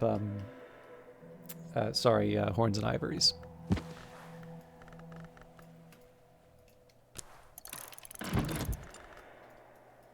Okay, Stolen Secret. Now that I can actually get from the phonograph.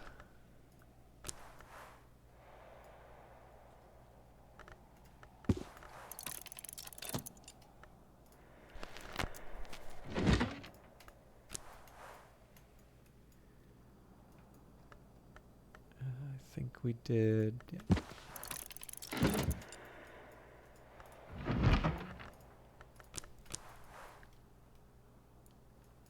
Okay, Fear. Technically, I could also get that from the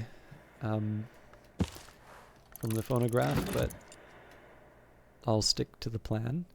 Especially too because I'll be using the phonographs to get the music again. All right. Reading room. So on to Salt.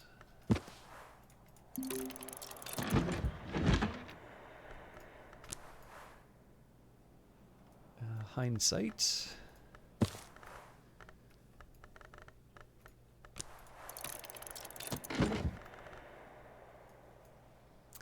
Okay, had Savage Hymn.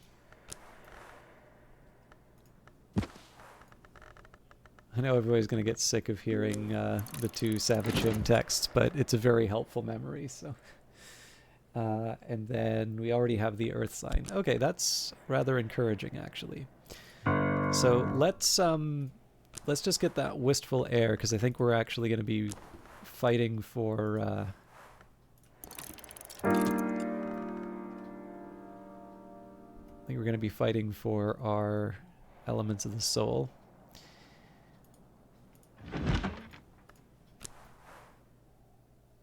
So Solace.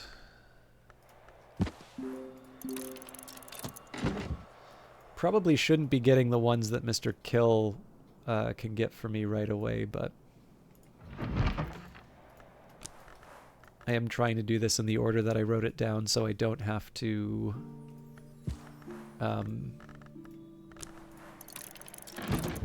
like I don't have to decode all of the different steps that I did.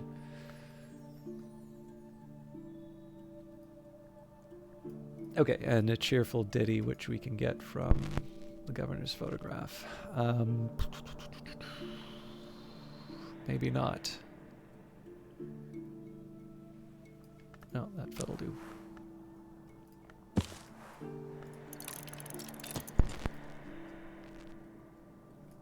So if I'm not mistaken, so we need 8 for...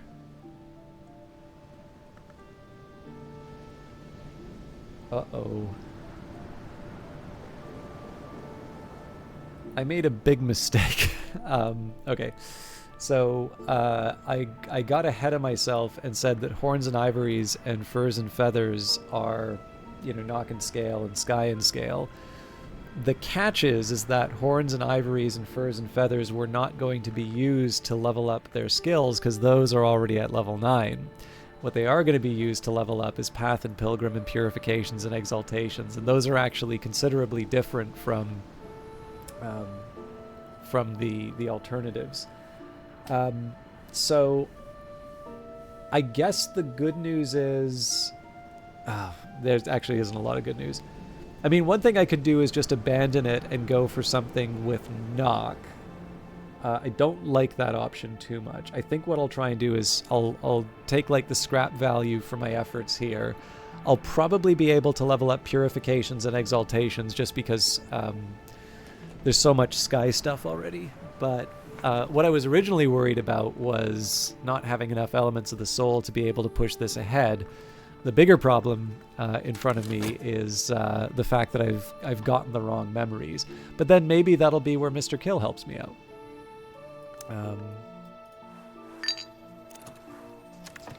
Better now. So I'll earn some money for now, but we'll see how the day shapes up in terms of elements of the soul that I need to restore.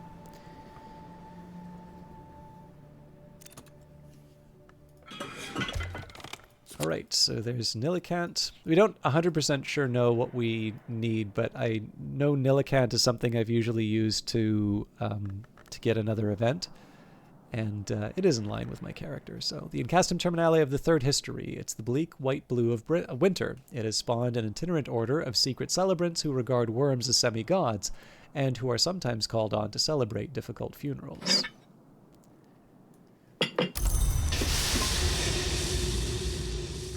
And Orpiment Exultant, the Incastum Terminale of the Fourth History. It's the incandescent orange of Forge. One ingredient, it's been, as it were, long rumored, is the blood of candescence.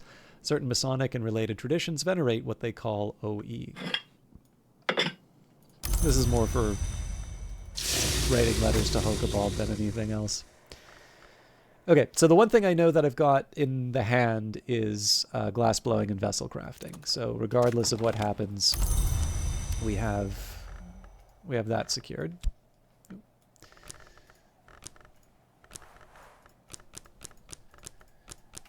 It might... Yeah, I was going to say, it may not be a bad idea for me to consider what I want to switch out.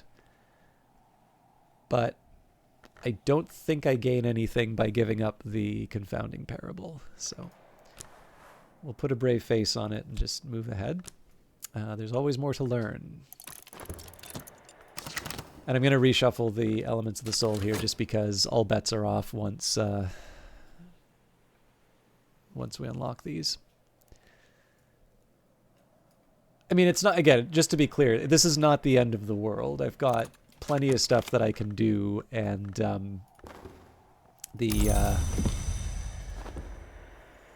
you know, like if I have to level up a skill tomorrow or, you know, a day or two after, it's like, as long as, like, the thing that we're really trying to avoid is a situation where we have multiple lessons that I need to commit, particularly high level skills that I need to commit in Numa. But I've got so many elements of the soul already that even if I wound up in that eventuality, I'm pretty sure, like, we can't split anything up in Numa now. So the whole reason to sort of rush on certain skills just doesn't exist in this playthrough anymore. Now, I will talk with Serena Blackwood. I don't want her walking away empty-handed. Let's try and find a nice Forge book. Although, come to think of it, I don't think there's that many low-level Forge books. In fact, I'm going to go so far as to say that if we gave this to Hokabald, chances are we've already looked. It's always very strange to be back. Thank you again for taking on the place. I can satisfy my visitors' interest and satisfy them with an appropriate book. Alternatively, if they know a language I'd like to learn, I can offer payment. My visitor has questions about matters of shaping and change. My collection has answers. So one question I have for you, Jamie, based off of your impressions from Cultist Simulator, and if you wind up playing Book of Hours with the House of Light expansion, which I highly recommend, I do think it's the kind of complete version of book of hours, do you have any thoughts as to who you might like to found the Lighthouse Institute with? On the matter and deeds of serpents. This is probably the Prophecies of the Naga, rendered into English and illustrated by William Midnight in Paris in the 1880s, but it shows a number of divergences from that text. It's certainly quite recent by the standards of VAC texts. The serpent folk called the Great Hooded Princes came to know the order called the House of Leith and warred across the miles with them. They made an alliance with the Mother of Ants, whose children they had been. The text describes how the Great Hooded Princes escaped, or will escape, from the Fifth History, where they had died, or were doomed to die. They engaged in a secret conquest of the land of the Great River, called India in some histories, and have ensured that all other conquests of that land are false conquests. Indeed, there is, Delis CMAC, and welcome to the stream. This is actually one of the things that's so rewarding. I mean, obviously, we've been doing this play, or maybe not obviously, but this particular playthrough I've been doing since the beta of the House of Light expansion. But I think what's really rewarding about the game is, even in Cultist Simulator, but especially combined with Cultist Simulator, is that there is a style of writing in this game which has a satisfying surface level interpretation. So when you read something, you don't feel cheated or that it's incomplete or that it's deliberately being obscure or anything like that. But as you go through the game and as you explore the house, and if you're a particularly obsessive type like myself, and I think that there may be a certain attraction to this game among people who might really like to dive in deep, it's the sort of thing that as you continue to read and reread, there's even more satisfaction that comes in as you have a more comprehensive understanding. And certainly I enjoy Cultist Simulator more, having played the game. I do notice I actually get every once in a while requests to do like lore videos on YouTube, and I'm very split on them because I don't think there's a canonical answer to a lot of things. I think there are right and wrong answers for sure, but I think Weather Factory have been very careful not to sort of go out and say what's what. I think I do give them a lot of credit because there's a huge reward for them to go out and every once in a while sort of sort everyone out. But they're really letting the work sort of stand for itself. And but again, like it's one of these ones where I've been playing these games for a while, and the fact that there's still new layers to sort of uncover really rewards multiple playthroughs. Yeah, and I definitely, that would be the angle that I would go for it, Jamie. But even then, like I think, so no promises, but I do want to at least acknowledge what people are asking for, while also wanting to put my own spin on it. And I think the thing that I would get the most satisfaction out of would be to nudge people towards particular ideas, rather than trying to sort of say what's what. And I think that might be an interesting way. And so I am meaning to follow up on this Lighthouse Institute request, but Melody the Moth asks here, I'll do more Muser's Thoughts where you talk about the lore as if it were part of the world itself, or just learning about the stuff. I think people are more wanting my voice as a kind of ASMR thing or a storyteller thing. Yeah, I mean, if it's an ASMR kind of thing, really I just need to read the game, whatever. So I don't think they plan on having voice acting in the Locksmith stream. But sorry, Locksmith stream. Good Lord, that's the live event, and that's not run by Weather Factory. But Traveling at Night, I imagine if they have voice acting for that and I stream it, I would probably turn it off just so that I can do the delivery. Not that I'm telling other people to do that, but yeah, there's definitely a few different, to a certain extent, I could read a lot of the material inside of the game. That is essentially what the stream is. But yeah, like I said, I've had some thoughts on it, but I definitely, just like I don't necessarily like people coming in telling me what's what about the game. I think because some of the satisfaction for me is that process of discovery, anything that I can do to sort of encourage people on that path, as opposed to just giving them a place to land would be the most satisfying to me to make. But I also don't have like lots of time, so I realize there's I need to decide whether or not that's something I can commit to on its own. So anyways, behind the scenes, the Curia of the Isle is long gone. Once it helped preserved a little knowledge and a kind of safety here in Brandkrug, and established the position of librarian. Rowena, secretary persistent of the Curia, a complex entity who has long protected Hush House, is both exhausted and compromised, and so it's time for the librarian to return the favor and establish a successor to the Curia. So what I'll do here, Jamie, is I'll just mention the characters that are directly mentioned. Not all of them make an appearance, but I'll say the characters who are mentioned in Cultist Simulator. So Fraser Strathcoin and Hokabal de Posend. Peter Ecdistis, now that's more of a dancer thing, but I'll still count that. The Weary Detective. Sorry, I should explain the roles too. So Treasurer. The Treasurer would be responsible for the Institute's finances. So, this would be a good excuse to ask for an initial endowment, so they should be wealthy. So Fraser Strathcoin and Hokabal de Posend.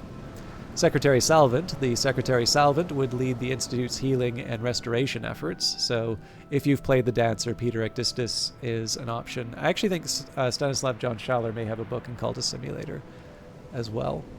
The Secretary Vigilant. The Secretary Vigilant would ensure the Institute's safety, so the Weary Detective is an option there. We now know his first and last name, Douglas Moore. Secretary Enigmatic. The Secretary Enigmatic would conceal or reveal the Institute's secrets.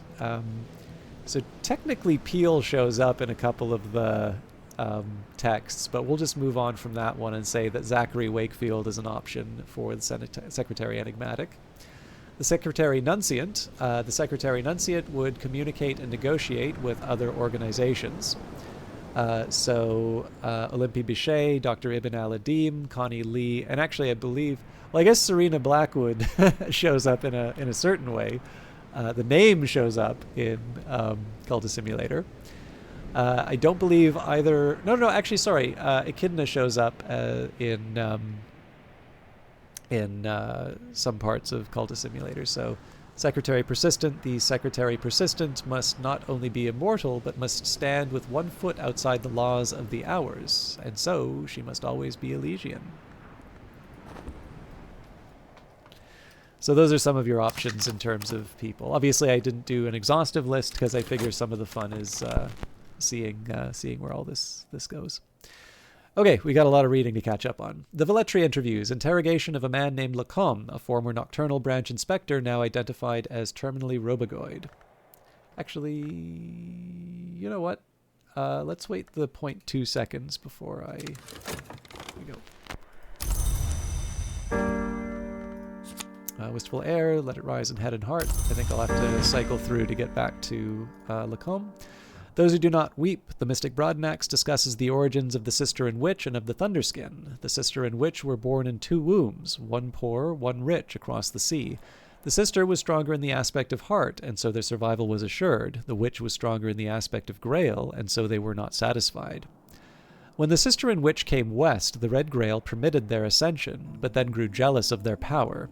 It lured a great musician into the ranks of its names, and caused him to be reborn from blood as a heart hour, so that the Grail might maintain dominion there also, but its victory is not assured.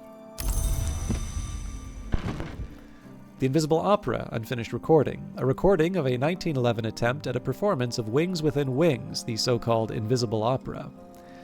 The singers complete the Skewbald aria, Beneath Our Skin, and A Rose in Maya without incident, but the Invisible Opera is dedicated to Farazref the Magpie, who delights in unexpected interruptions. The recording ends with a clamor of horrified voices, a grating metallic screech, and a soft brass buzzing that fades into burring silence. Interesting. No, I don't believe I think Teresa Galmier is referred to in Book of Hours, and her books are certainly there, but I do believe that Teresa will make an appearance in Traveling at Night, though.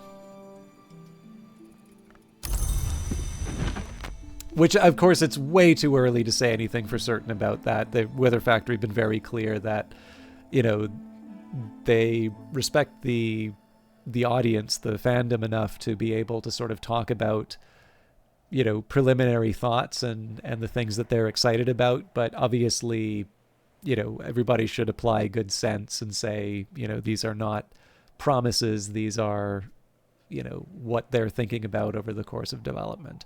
I personally like that they're doing that, and I commend them for it, because obviously some developers have paid a pretty heavy price for not meeting expectations that may or may not have been reasonable on the part of their audience. So, I think it's a good thing, and I think for the most part it's something that Weather Factory will be rewarded for, because I think they've kind of cultivated a certain type of audience. But I do think that there is sort of an inherent risk attached to it, and so I sort of understand why more developers don't do it. The Twin Serpent Tantra. Just before the outbreak of the Great War, Alexander Sparrow, almost certainly a pseudonym, published leaflets claiming the influence of snake princes on world affairs. The text, called the Twin Serpent Tantra, was his primary inspiration. The Tantra describes the Great Hooded Princes, a dynasty of unclear origin, engaging in prayers, sacrifices, and poetry in honor of the Key Serpent, the Crossroads Twins, and the Mirror Queen. Nagai encircles, Nagai arises from wounds, Nagai spares those who are already harmed. The Great Hooded Princes are described as having escaped from the history of their death to a history where they yet live. The text claims that they are now 108 of them, but, in one of the many instances of twinnedness, before they crossed from their death chronicle, they were only 54. Stolen Histories. The agitator and pamphleteer Alexander Sparrow inveighs against the monstrous serpents, thieves of history. Sparrow acknowledges 5 histories, insists the 3rd history may be overrun by coils, warns the 5th history is already lost. Sparrow, with his usual paranoia, appears to be conflating the horror of the Worm Wars and the Great Writhing with the activities of the Great Hooded Princes. Still, he draws thought-provoking comparisons between the princes, normally conceived as exotic knocklong, and the widely feared worms. The Velletri interviews. Interrogation of a man named Lacombe, a former Nocturnal Branch inspector now identified as terminally robogoid. Lacombe is not especially lucid, and the state called robogoia evidently includes a malady of the lungs which causes coughing fits. He weakens audibly over the course of the interrogation. He is questioned about the disposition of various unsanctioned items recovered from a Nocturnal Branch raid on a castle at Ortuccio in the region of the Fucine Marshes. He is, however, defiant as well as incoherent. Lacombe insists the items have been put to good use. He derides Nocturnal Branch as the lackeys of Calyptra. Alarmingly, during the last few minutes of the interrogation, he begins to insist that his interrogator should burn the library. He waxes enthusiastic about the fire he wants to see, leading to a final coughing fit, after which the interview abruptly ends. Obviously, we read the letter with Lacombe in the previous episode, or previous stream. Nin's Cages, the Bruges text illuminated. The merciful measures of the witch Nin. This is only a partial version of the original, but it contains illustrations by Nin's pupil, Mabelie of Bruges, which supplement the original. Nin's stated aim was to keep beyond the walls of sleep that business which should not trouble the world. This includes fever, madness, and delirium, as well as spirits identified as devourers and deceivers. Mabelie clearly enjoyed drawing both devourers and deceivers, but was less interested in illustrating disease symptoms. Nin warns against invoking the edict's liminal or inviolable before sleep, for no matter how secure a lock may be, its key will surely open it. Mabelie has helpfully illustrated this by drawing a sleepwalker clambering through an open window, about to leap into the jaws of a sea monster. The sea monster is goggle-eyed with happy anticipation. Unhatched hymns attributed to St. Lucia the Eyeless, patron of glassworkers, and name of the hour called Meniscate. The hymns venerate every sanctioned hour, celebrating them as the sun undivided, but also suggesting that each hour may become the next. Madrigad to watchman, watchman to wolf, and so on. The Hymn of the Phases celebrates the Meniscate from whom we do not turn, for the truth which is beauty, the beauty which is truth, and the perfect balance between the two. The Hymn of the Reflections, more puzzlingly, celebrates the Meniscate as sister of Janus, mother of Shadow, whose visage wondrous in emptiness can reveal all truths. The Queen's Turn, a 16th century translation of the Barrowchild's account of Lagia's turn, when Lagia, the queen unsated, was offered the opportunity to enter the service of the Hours of the Triple Knot, as long as she repudiated her brother-lover Antaios.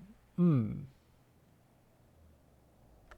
I have to set aside the fast. I should get the music.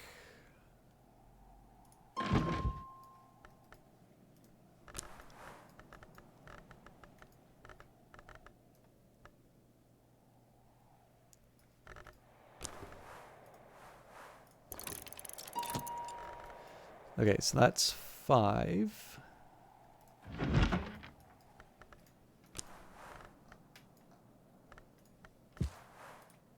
Six.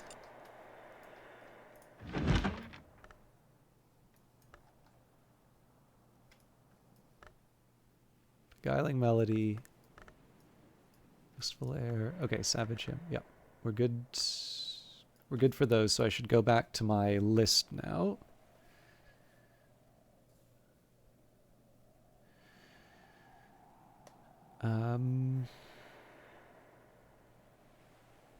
Right, but those don't work because those were for Sky and Scale, so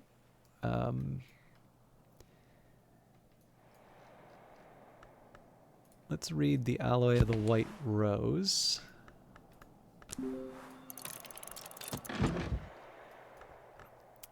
And then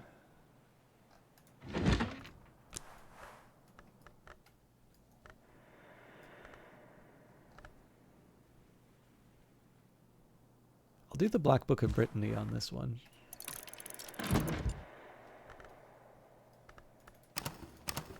All right.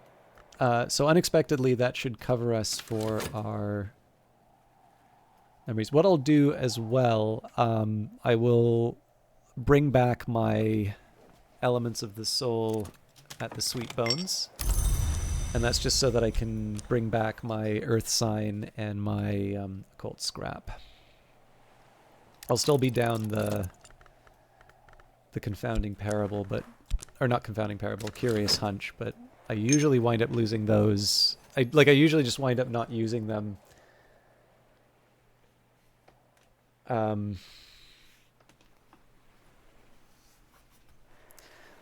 Sorry, I usually wind up letting those lapse, and I wind up having them replaced at a salon, so it's not the end of the world if I don't restore it. Sorry, just give me a second here.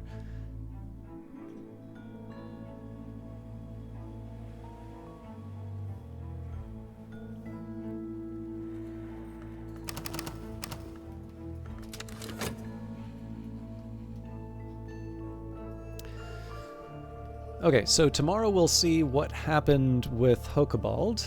We'll also see what his inspiration is. How consuming. You've satisfied your visitor and earned a reward, but the more they learn, the harder they'll be to satisfy in the future. 12 gold Spintria. I'm following Jamie's approach to Cultist Simulator. Mr. Kill, Ryan Spry, doesn't mind stopping for a gossip. Add something to enhance Mr. Kill's effectiveness for the day, or just talk.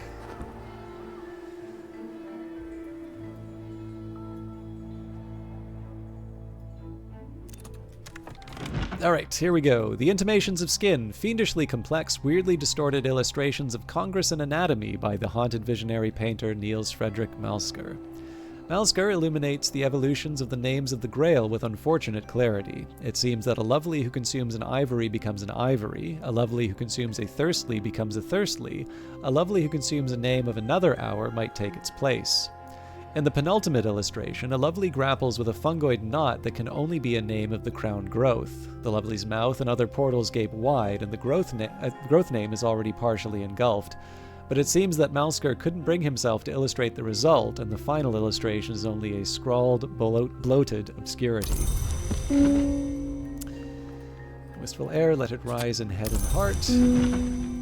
Singlefoot songs. Father Stanislav John Schaller, priest and diplomat, writes of his time on the slopes of Huashan, near the Grove of Green Immortals, but never too near. Schaller's relations with the Grove are cautious. It's a library of the tree, but under the hand of the hour named Applebright. In time, however, Schaller comes to be more sympathetic to the Applebright, which he suggests causes harm only when so invited. The Singlefoots of the title are one-horned, one-footed hill things with sweet but powerful voices, powerful enough to open the mountain.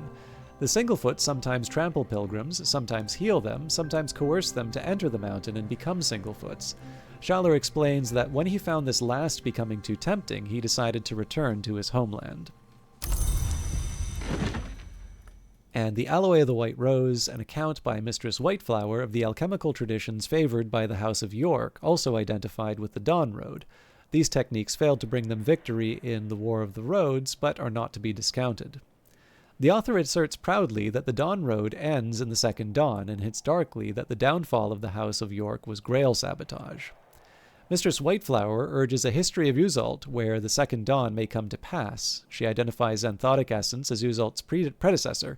She explains that with sufficient lantern, bitter black salts can be purified to Xanthotic Essence, and Iotic Essence can be exalted to Xanthotic Essence.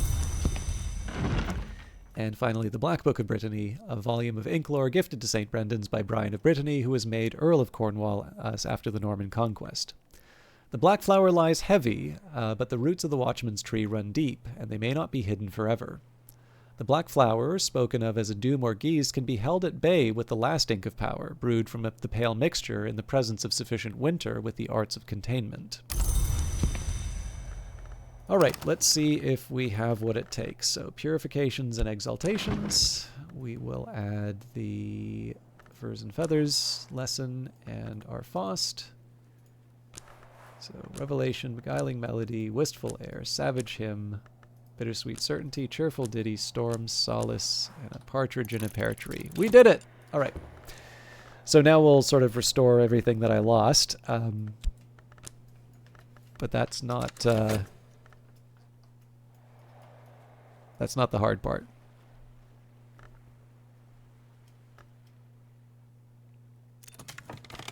Better now. All right. Doesn't really matter which one we bring back. I'll do the Arab just so that I don't get tempted to earn some more money. It is autumn when the leaves rustle. The silent landlady has served me apple pie with steamed cream in the window nook.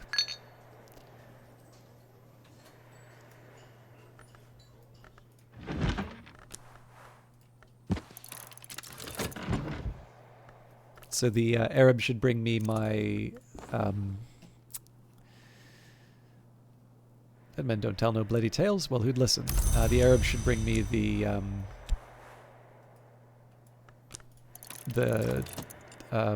occult scrap.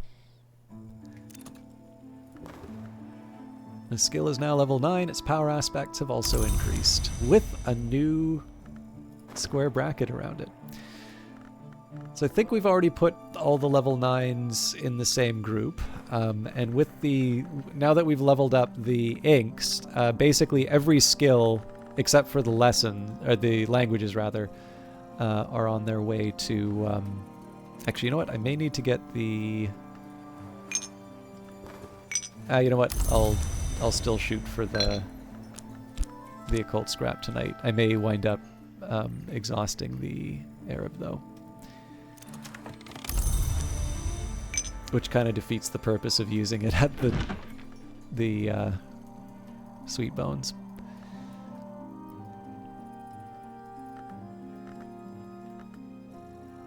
Apparently I've misplaced the paper.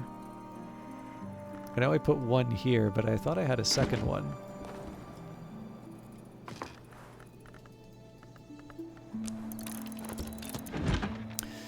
Okay, Dorasho Quercum. In English, the title translates roughly as The Account of the Oaks, but this is Nathaniel Darcy Evers' fascinating, if haphazard, survey of the occult properties of every tree he can find, not just oaks. In Persia, Taxus baccata, the yew, is called Sorkdar, which is the red tree. There they had long understood the grail root. In later times, the great king of Pontus had beehives set in the branches of the oldest of the female trees. The berries of the Pontine yew open the door to death, but the honey of their flowers opens a different door entirely. This was not the great king's Mithridate, but one who has suckled at the great yew fears poison no longer. Perhaps they should. Nathaniel is here distracted, however, by the toxic properties of certain inks.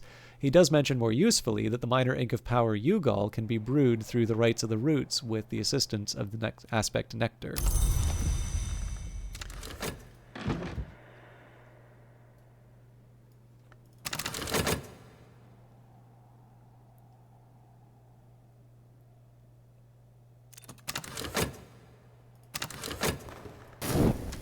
Nothing's history when first it happens. Alright, so we wound up getting the occult scrap in time. Cool. I'm curious if this counts as mourning with Hokebald. There we go! The Royal Endeavour protected. The Endeavour name Phisifer has been protected. The Royal Endeavour proceeds on schedule. The new king has sponsored the construction of a vessel of... The new king has sponsored the construction of a vessel for a name of the fire that is to come. Various miscreants propose to sabotage it. Whatever your feelings on the politics of the Mansus and the Wake, Librarian, you will recognize that such a provocation might very well spark war, and I find it war inconvenient. So I ask for your help in arranging protection. Something on the Alchemies of the Sunset Road would be very useful, or failing that, a competent text on bells and braziers might give me what I need. The attempt was made. By my arts, I ensured that the attempt failed. Phisifer remains. I have served the cause of peace today, Librarian. Generosity remains my profoundest flaw. Agenda, Better Gods. A visitor has been affected by recent events and may now be more inclined to join the Lighthouse Institute. And Sympathy Chandler. A visitor has been affected by recent events and may now be more inclined to join them. That's interesting. Okay. So there we go. Magister Hokebald. There's his inspiration sign. Sympathy Chandler. Agenda, Better Gods. Bronze Spintria. Inkling. I suppose we should send him off with a book as well. So I'm just going to change my notes here. So I believe I was keeping some little, how do I put it,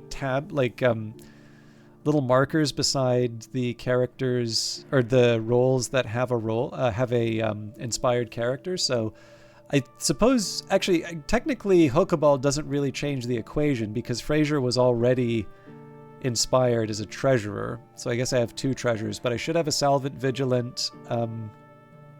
I may have 2 Enigmatics, a Nunciant, or maybe it's 2 Nunciant. Anyways, I should have 1 for each role, including the Persistent.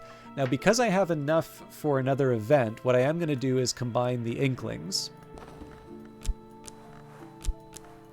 Combine 2 Inklings. It is not the Librarian's business to meddle in the world beyond Hush House, but sometimes the Librarian gets curious.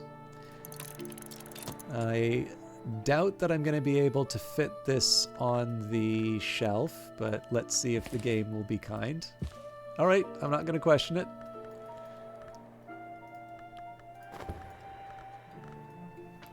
And here's my deal. I don't know how people feel about me making a decision on the Lighthouse Institute today. But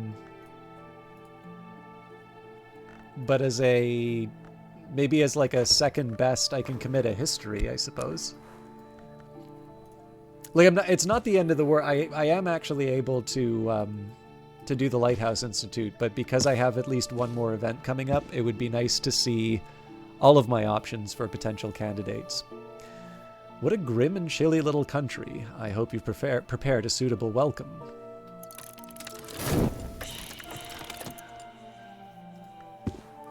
Grail, suitable reading. My visitor has questions about blood or birth or both. My collection has answers.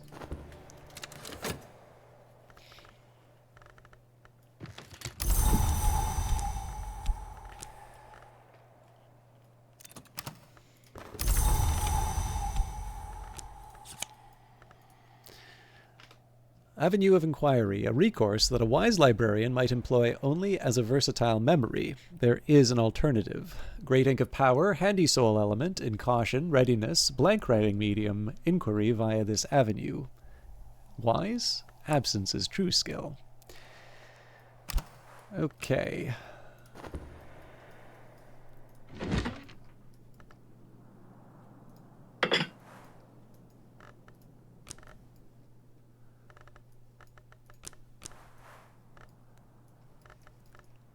I think I'm actually running out of paper, but...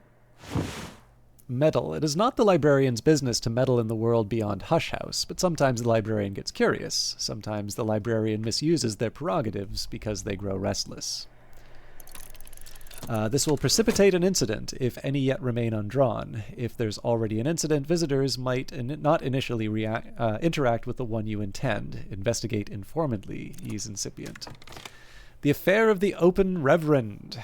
In a highly specialized clinic in an obscure corner of the capital, specialists study the ecstatic agonies of the case known only as the Open Reverend, who once was the vicar of the parish of St. Agnes, Fore Street. The blessings of St. Agnes of the fires of the fires and St. Agnes of the Shears are ungentle. Let me try reading that again. The affair of the Open Reverend. In a highly specialized clinic in an obscure corner of the capital, specialists study the ecstatic agonies of the case known only as the Open Reverend, who once was the vicar of the parish of St. Agnes, Fore Street. The blessings of St. Agnes of the Fires and St. Agnes of the Shears are ungentle, but St. Agnes of the Threshold may be her cruelest aspect. Visitors with interest in heart or winter mysteries will want to talk about this. I guess it's appropriate we used Hallowed Anthroporum.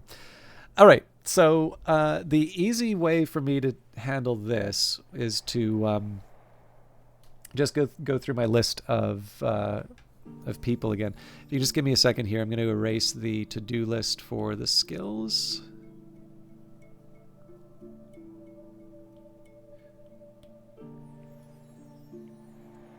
So my preference here before writing a history is I'd like to get as much information as I can from the different visitors. Let's go to the governor's desk. Use the typewriter. All right. And again, it's heart and winter we're looking for. So Corso is Grail and Lantern. Yvette is Moon and Winter. So I can't remember. I think Yvette might be Moon. Yeah.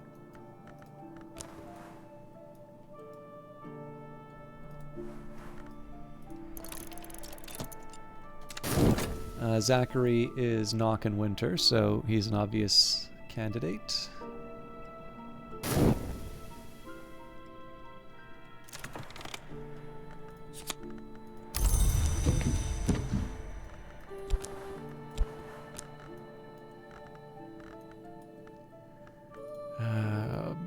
Boy, just gotta find something with Winter.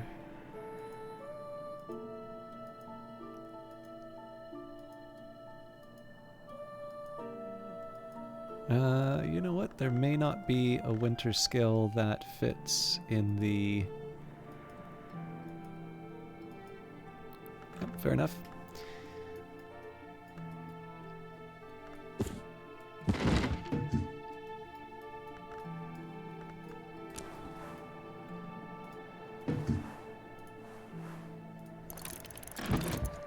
So I'll just bring the I'll bring everybody in one at a time. This is kind of extra innings at this point, but I do, like I said, where I can, I'd like as much information as I can about the world before I do irreversible things.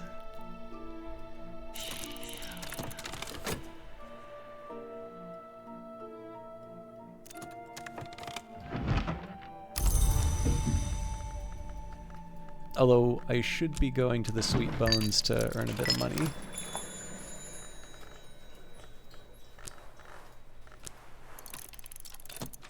Okay, so Zachary's on his way. Aaron is Moon and Moth. Douglas is Lantern and Heart, so we're bringing the weary detective back.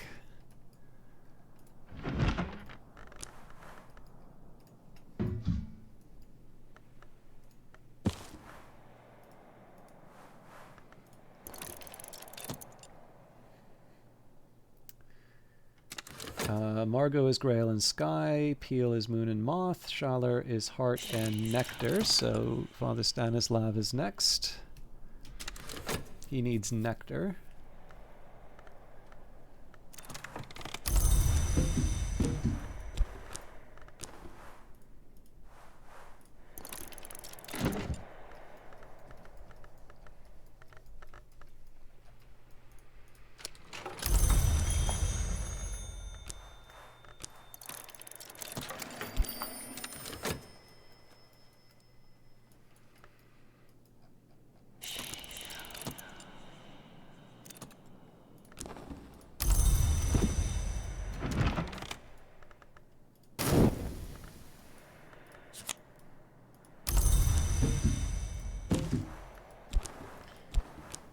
All right. Presumably Agdistis is the next, but... So Aladim is Rose and Scale. Yeah, Peter Agdistis. I think he's Sky.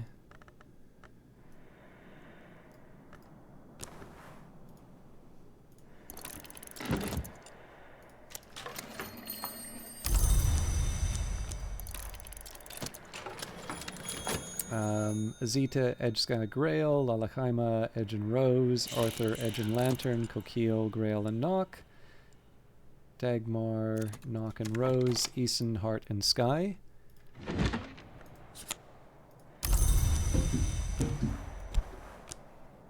think Eason is Heart, yeah. So weaving and not working should do the trick.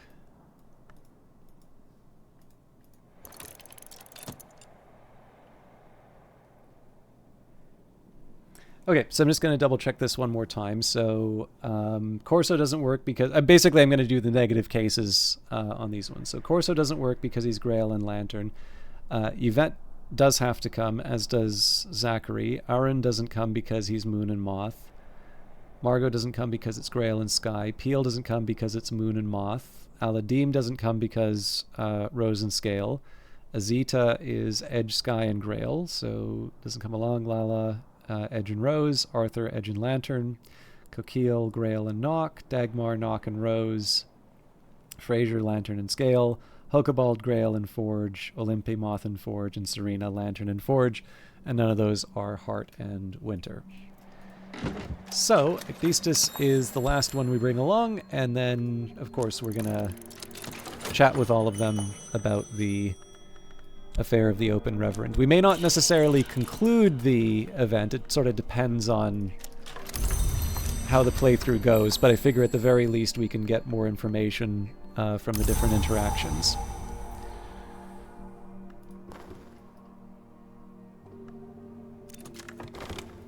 Dr. Yvette Southey, playwright, philologist, psychoanalyst, as happy with questions as with answers. Hello there. Got a moment? Oh, R. I knew he was troubled. He was a patient of mine before what happened to him, whatever exactly that is. Oh, sorry, it's Eason is the last invitation. Still, same behavior. We send it off and deal. So obviously there's a longer gap in terms of actually getting this stuff dealt with, so we're going to have a bit of a crush of guests, but I think we should be able to handle all of this before they expire. I am a novice in these matters, but I am coming to realize that most of us are novices most of the time, so I hope you have something suitable in your collection. So we just need a 4 winter on this one. Introduction to the histories, maybe? I can't imagine how anyone might begin to heal his flesh, but if he decided he wants to speak with me, I have some inkling now of what I might need to understand. Thank you.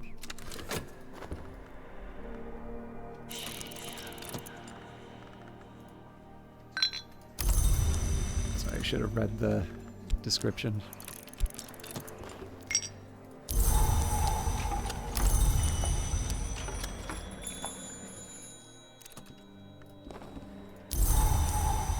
So once I've collected all of the characters, I'll speed up the timer so that we can make some progress. At this point, the only things I'm really waiting on... Sorry, just a second. The only things I'm really waiting on for this season are the new book from Oriflamme. So if it winds up being a powerful book, that may mean that I have sort of 3... I'd have 3 lessons that I need to deal with, which, because everything's at level 8, becomes a bit of a pain in the neck. But again, that's stuff that I'll worry about when, when it actually comes up. But that's really the only... That's the last actual event that I need to worry about. Okay. I should also be taking the time to take a look at who's inspired, so... Oh yes, Douglas has a sneaking fondness for Coquille, which he will certainly put aside if he ever has to arrest her. I forgot about that interaction. All right. So I think we already made a note that Schaller is... Yeah.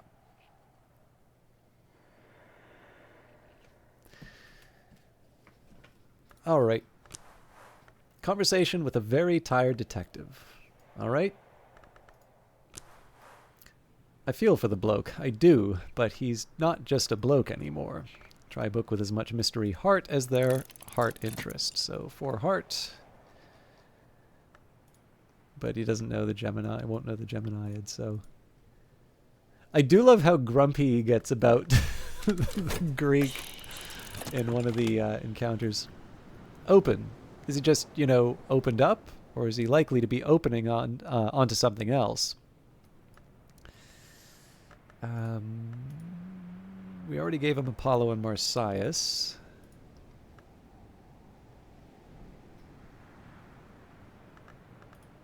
Wrapped in the King's a bit strong for what I want. Okay, the other line works. Thought so. OR is a walking oniric hazard. Well, not walking, poor bloke. Gonna have to recommend something pretty permanent. Thanks, librarian.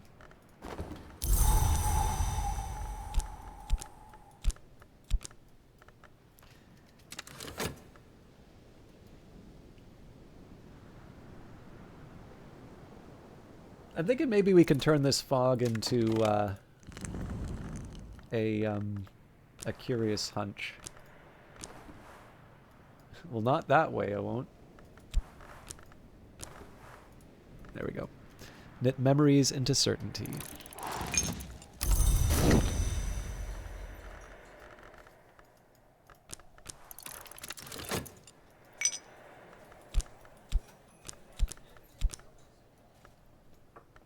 Okay, so we can speed this up a bit.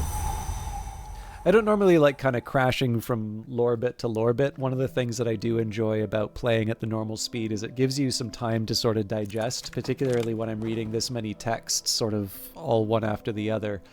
But I'm also kind of conscious of the fact that we are sort of on the verge of some big events in this particular playthrough. So I want to try and find the balance where I can. Right, Mr. Zachary Wakefield, marksman, detective, renegade. He has always been a quiet man, but since he left the... I'm sorry, I keep... I've got a new setup, so I keep banging my microphone unintentionally. Marksman, detective, renegade. He has always been a quiet man, but since he left the Suppression Bureau, he has grown even quieter and terribly still, except for his fingers and for his eyes, always in restless motion. Librarian, I can see you. I can identify my... No! Oh, that's frustrating. So I think it will cost me more to... I think I'm just going to let that run through. I could try and reload from a save point, but I think... Actually, no, that's a dumb idea for me to try and bring back the list. Moth's gift or mine?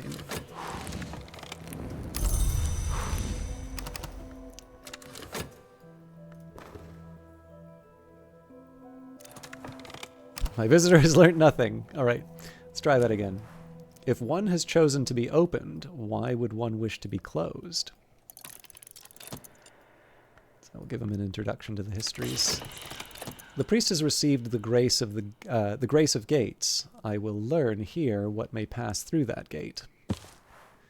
The priest will open only outwards, a disappointing mode, but at least his suffering need not be drawn out any longer. The exception! Very, very long-standing sub.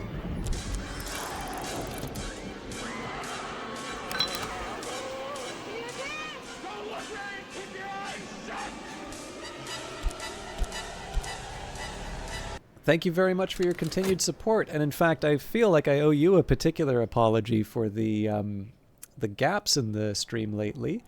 I appreciate you still hanging out. I also love it when I see people use those emotes, though, so thank you for continuing. Thank you for continuing your sub, and thank you for getting the most out of it with those emotes. I hope you're doing well, and Let's... Oh, it's a 10-second difference, but I may actually need to put a couple of these guys up. I'll give Eason a bed, and then, yeah, Peter, we can... Yeah, I'm going to... Well, it'll take me 2 minutes, so we should actually be able to queue everyone up just in time. Yeah, I am. It was a busy day, not a bad day, though. And we're actually getting close to an ending. So I believe I have an inspired character for each role in the Lighthouse Institute, but I'm not crashing into the next season quite yet, just because we do have the Affair of the Open Reverend to deal with first. So, Father Stanislav John Schaller, priest, diplomat, gardener, a soft-voiced man with a very steady gaze. Bless you, and bless the house you serve. If there's an incident card active, you can discuss it, or just leave the slot empty and offer a consultation. On the Open Reverend, the poor soul used to be my friend. I'm not sure what he is now. And he needs 4, so I think we can probably just give him Apollo and Marsyas. I am a gardener before I am a priest, and a priest before I am a healer. I know my limits. Perhaps you can help. Everyone chooses their path, but I fear that my friend may have chosen to be a path. Well, if so, I will not walk him, but I know enough now to understand what he might want. Thank you, librarian.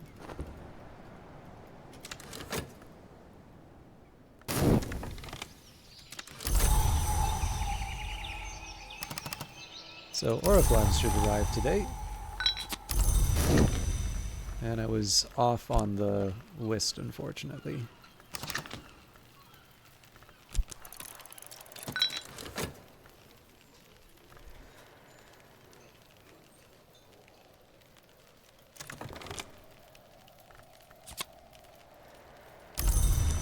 All right.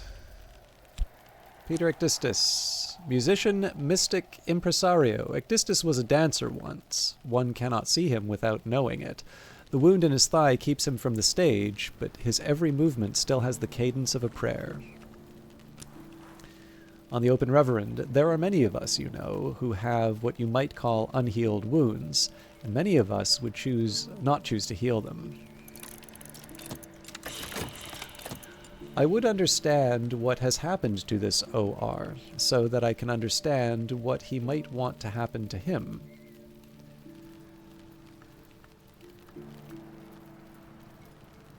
Sorry, there's a book I was giving everyone, Apollo and Marsyas. This is not a matter for me, I think. The power I serve is not gentle. He has lost his skin, and he accepts the gifts of others' flayings. But there is a crueler hour at work here. I will withdraw. Thank you, librarian.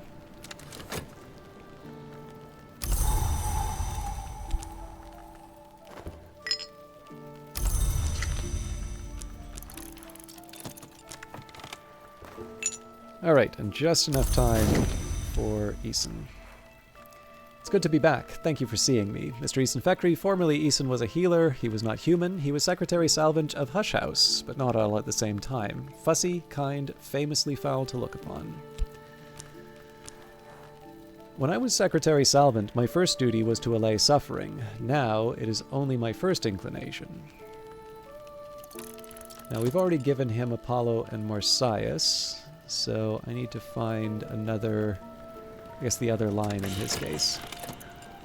They always think that all of us know everything, that a Lantern-Long understands Dwendrazones, a Labite understands Hill Children, but all of us are a mystery to all of us, and this one is a mystery to me. I fear this OR has invited the attentions of the Mother Ants.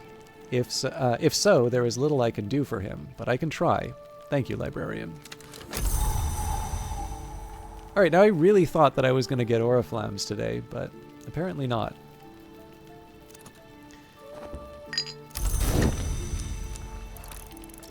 So I think we're just going to crash through the... we're just going to crash through the season at this point. He says as he pauses. but I can at least summarize. So the affair of the Open Reverend. In a highly specialized clinic in an obscure corner of the capital, specialists study the ecstatic agonies of the case known only as the Open Reverend, who once was the vicar of the parish of St. Agnes Forest Street. The blessings of St. Agnes of the Fires and St. Agnes of the Shears are ungentle, but St. Agnes of the Threshold may be her cruelest aspect.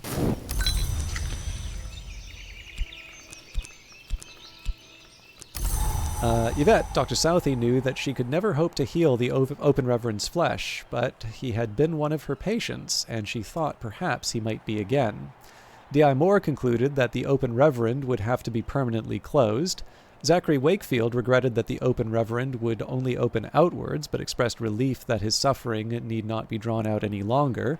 Father Schaller, who had once been a friend of the Open Reverend, felt that he had learnt enough to give him what he might want. Mr. Ecdistis learned that the Open Reverend was not connected to the power Ecdistis serves, and Eason became convinced that the Open Reverend had attracted the attention of the Mother of Ants, but determined nevertheless that he would try to heal the poor fellow. Alright, so I know this seems a little dull, but what I'm going to do here is I'm actually going to fast forward to the end of the season. If I can get the Oriflamme's order, great, but that doesn't seem to be on its way. And the reason I'm doing this is that we'll cross over into another season. That'll be when I can invite a bunch of people for a salon. But I figure what I can do at the beginning of the season is I can resolve the affair of the Open Reverend. And what that will give me is, if there's anything related to Yeezer Noon, which would affect my decision in terms of the history that I write, I can sort of get that out of the way. So essentially it's like there's only basically a day or two in game for me to worry about that. Actually, this makes me no, there's no way I have all of the books.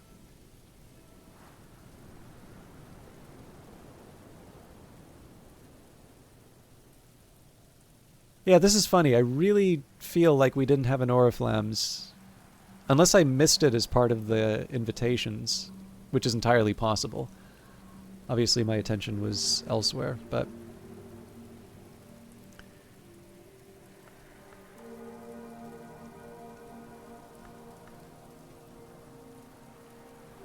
Operations of a Certain Finality is definitely one that I haven't seen before, but...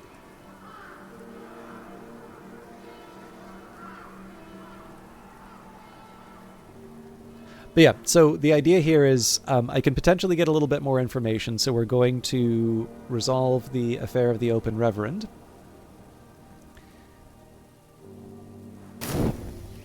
Okay.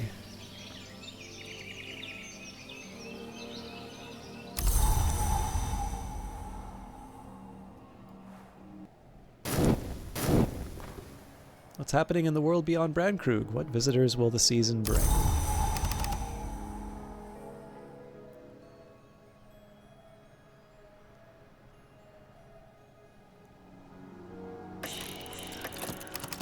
End of the fair. A story has no beginning or end. Arbitrarily, one chooses that moment of experience from which to look back, or from where to look ahead.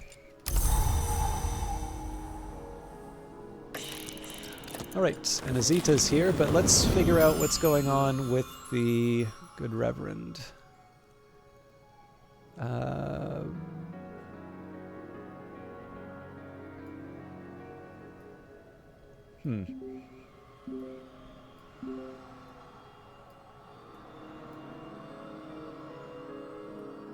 Oh, here we are. Douglas or Eason, is the Open Reverend blessed by a knock power identified as St. Agnes or something else? Alright, that's going to be a really easy pair of invitations to write, so...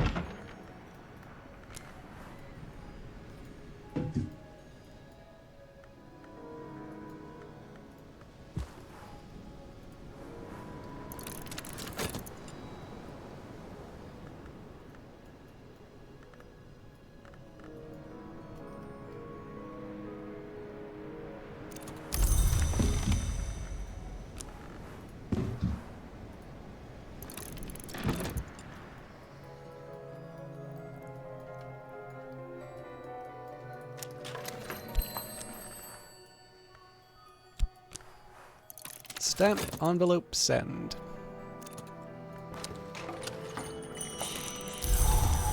Mrs. Ita Bukhara, businesswoman, chess master, initiate of the Scarred Hour, sometimes called the Colonel. Hello, librarian. I have questions. I'll pay for answers. This will be a simple edge matter. I'm wondering... Yeah, Sun's Lament ought to do. My visitor has an interest in violence. My collection can help.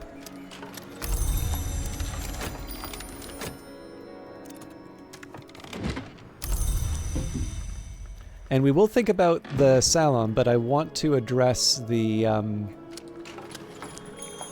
event first.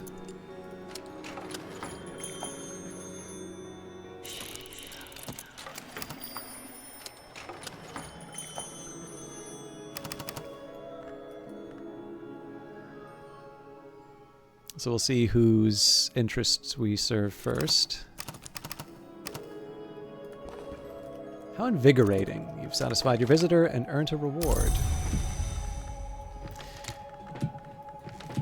Okay. So neither of them are already, neither of them are inspired. The Open Reverend. Is the Open Reverend blessed by a knock power identified as St. Agnes or something else? So Douglas, actually the description for Douglas, ask Eason. So Douglas says, what caused the Reverend to open and what's happening to him now? Or Eason, caused the Reverend to open and what happened to him now? So Douglas seemed pretty determined on ending him. So I'm going to ask Eason, who seemed to have a better idea of what's going on. The Open Reverend has not been blessed by any servant of the Mother of Ants or the Horned Axe. What then has changed him? Douglas and Eason are both investigating. What caused the Reverend to open, and what's happening to him now? I was wrong, librarian. Whatever touched this man was neither the Mother of Ants nor the Horned Axe, and I wish I could leave the matter to the Bureau, but I'm a healer before I'm anything else, and I feel responsible. So the Open Reverend has not been blessed by any servant of the Mother of Ants or the Horned Axe. What then has changed in him? Douglas and Eason are both investigating. Douglas says, it's all a bit beyond me, but I'll do my best. Got anything on sharps or sand stories? Or, before we can do anything, we must understand what's happening here. What do you have on Ragged Crossroads or Solutions and Separations? I am slightly more inclined to... Like, I like the Weary Detective a lot, but I think on this one, so Ragged Crossroads or Solutions and Separations. Let's see what we can find.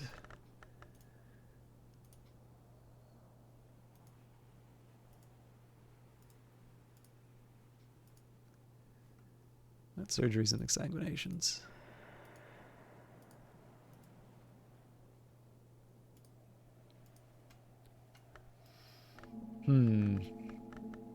So I think it's Moth and... Oh, you know what? It's one of the... I think maybe... Yeah, there we go. But we need an 8.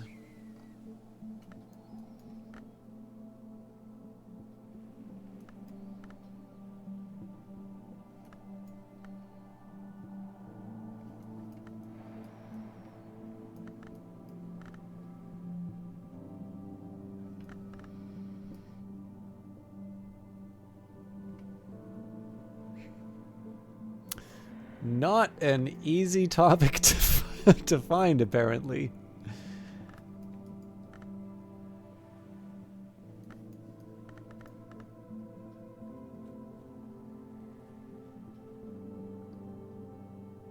Apparently, I only have one book in the entire library on solutions and separations.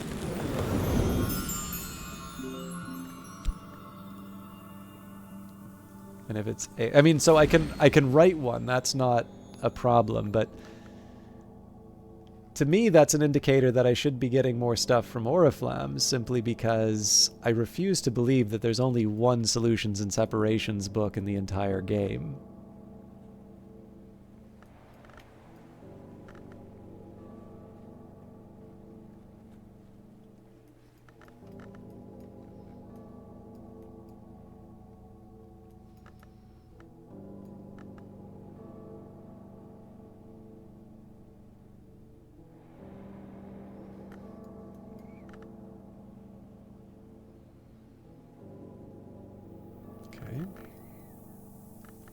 it's doubtful that any of the...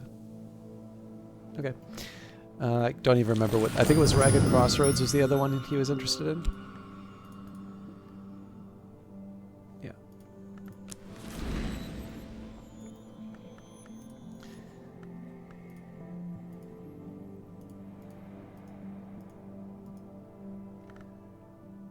Well, In Memory of Gods should be one that I can work with, but White Book of Brittany, I think... No, right.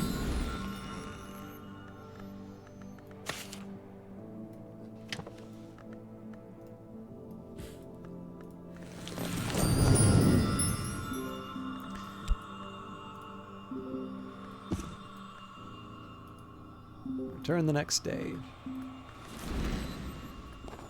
Alright, so we won't let Douglas leave empty-handed.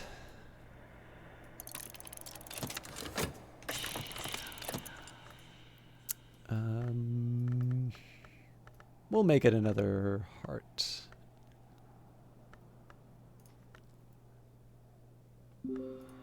Although he doesn't speak Kilisim. If I can find a Greek heart book, that would be best, but I imagine that's a little too much to ask for.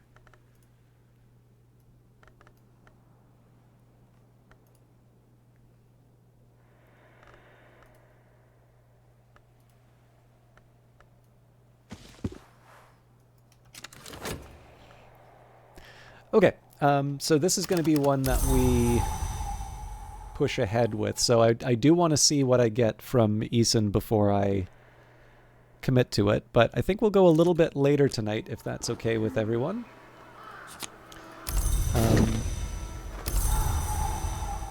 And that's because in the morning we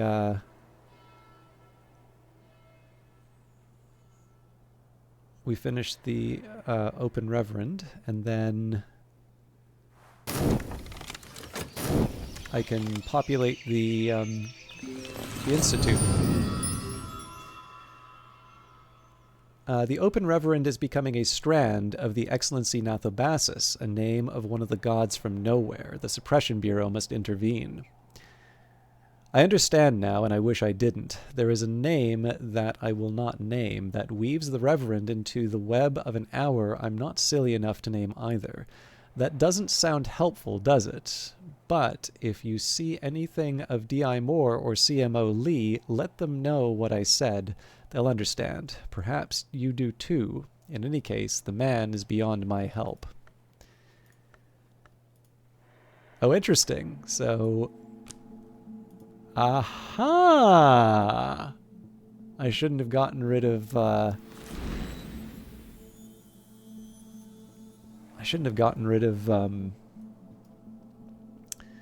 Douglas so quickly. So I'm curious if, because Connie is no longer MCO in our game, I wonder if we need to bring Douglas... Yep. Connie is no longer with the Suppression Bureau, so we need Douglas, come back. Oh god, this is neat.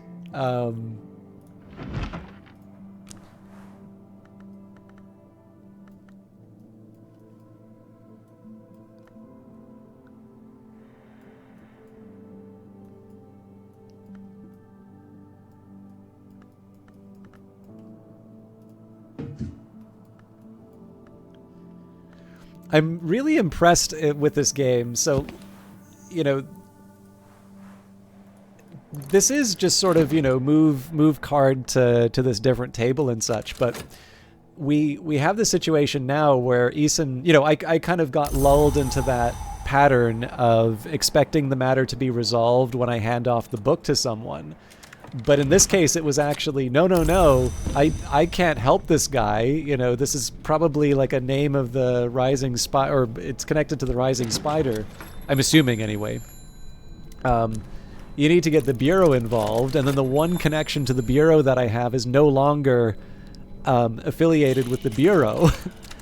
There's all of a sudden this sort of panic and this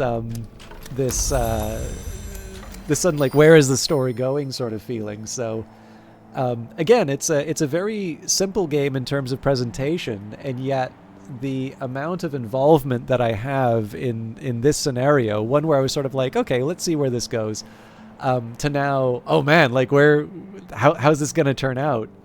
Is I don't know. I'm sold.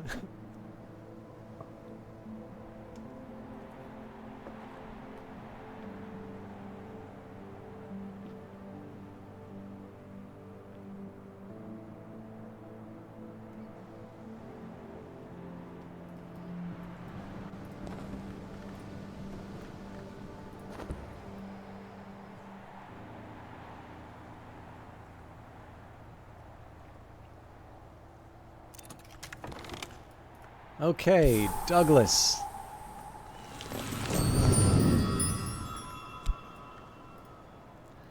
Douglas intervenes. Oh lore, this is above my level, really. But I'll do what I can. Anything you got on this unpronounceable excellency?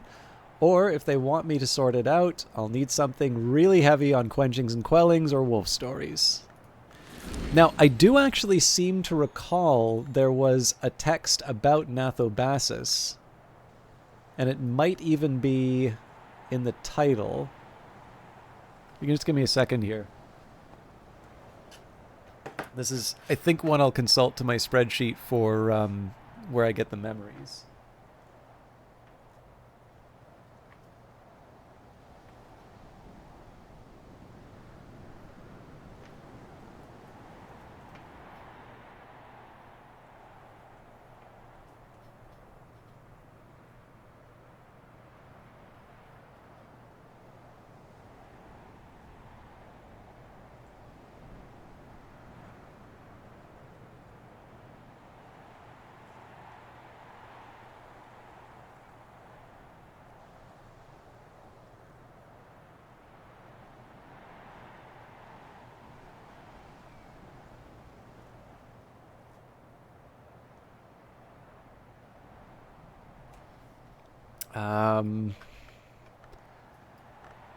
I couldn't...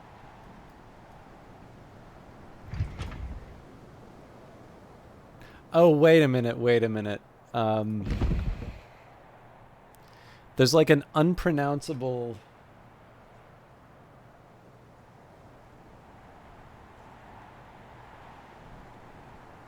I don't think I have this book.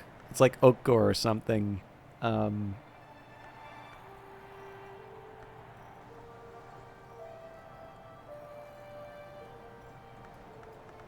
pretty sure it actually gives knock. Or, pattern. Okay, let's see what else he wants, because I don't think I can give him what he wants. So we need quenchings and quellings or wolf stories. And again, I can write those for him, but I'd be interested to see if I can...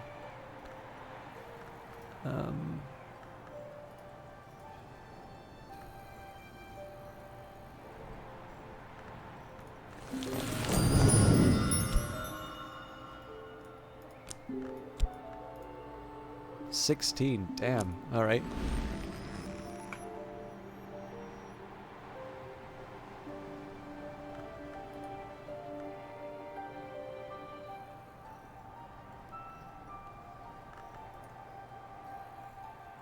Going in the wrong direction of travel. Okay, Book of the Extinguished Heart, but he doesn't know Mandaic, so this will be an interesting...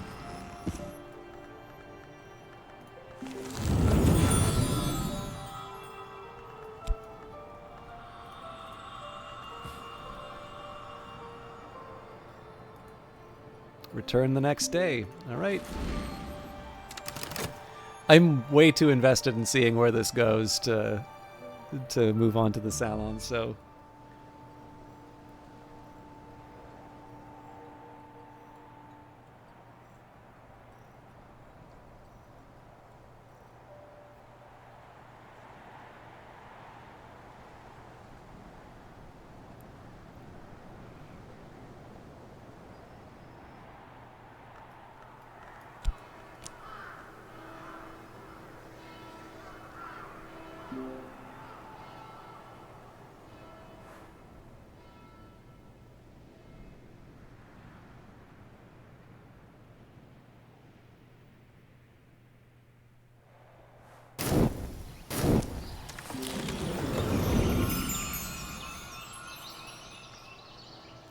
Interesting. The Reverend's End. The Open Reverend has been permanently settled. And the Excellency Nathobasis has been denied any entry point to the Wake. Oh lord, this is above my level really, but I'll do what I can. Anything you got on this unpronounceable Excellency? Or if they want me to sort it out, I'll need something really heavy on quenchings and quellings or wolf stories. That did the job. Thank you. Strands rolled up, skin pinned down, safely cremated the poor bugger. So, fear nowhere. This visitor has been affected by recent events and may now be more inclined to join the Lighthouse Institute. And agenda secrecy. A visitor has been affected by recent events and may now be more inclined to join the Lighthouse Institute. Now, this is actually going to conflict with Connie's goal if that's where we take it. But I think the more important thing here is that we did not wind up with... So there wasn't anything specific on the decision between Noon and Ys. And there's a couple of things that... So I'm now ready to make my decision as far as a history goes. So for this playthrough, we have been playing the Magnate. Silverbound Journal. I was rich, but something was missing. I am no longer rich, and still something is missing. Hush House is a place of conclusions, and here as librarian I may find mine. The Magnate came to the house to conclude a history where they will find peace, but you can complete the game by recording any history. You might wish to begin your studies with the Hushery Wisdom. Memories the Magnate. I've lived too long, but I'm not ready to die. I've tasted everything, and it wasn't enough. Give me silence, give me peace, give me the peace of snow. We came from nowhere. The three-edged kind of the Carapace Cross dream themselves out of black glass to be their own monarch. If we inherit the empty throne, we dream ourselves into every night to come. Black the first flower. The Watchman's Tree is the covenant that forbids knowledge to mortals, but permits it in the covenant houses of the tree like Brankrug Isle. The black flower of Calyptra, the night unwounded, was its first defense.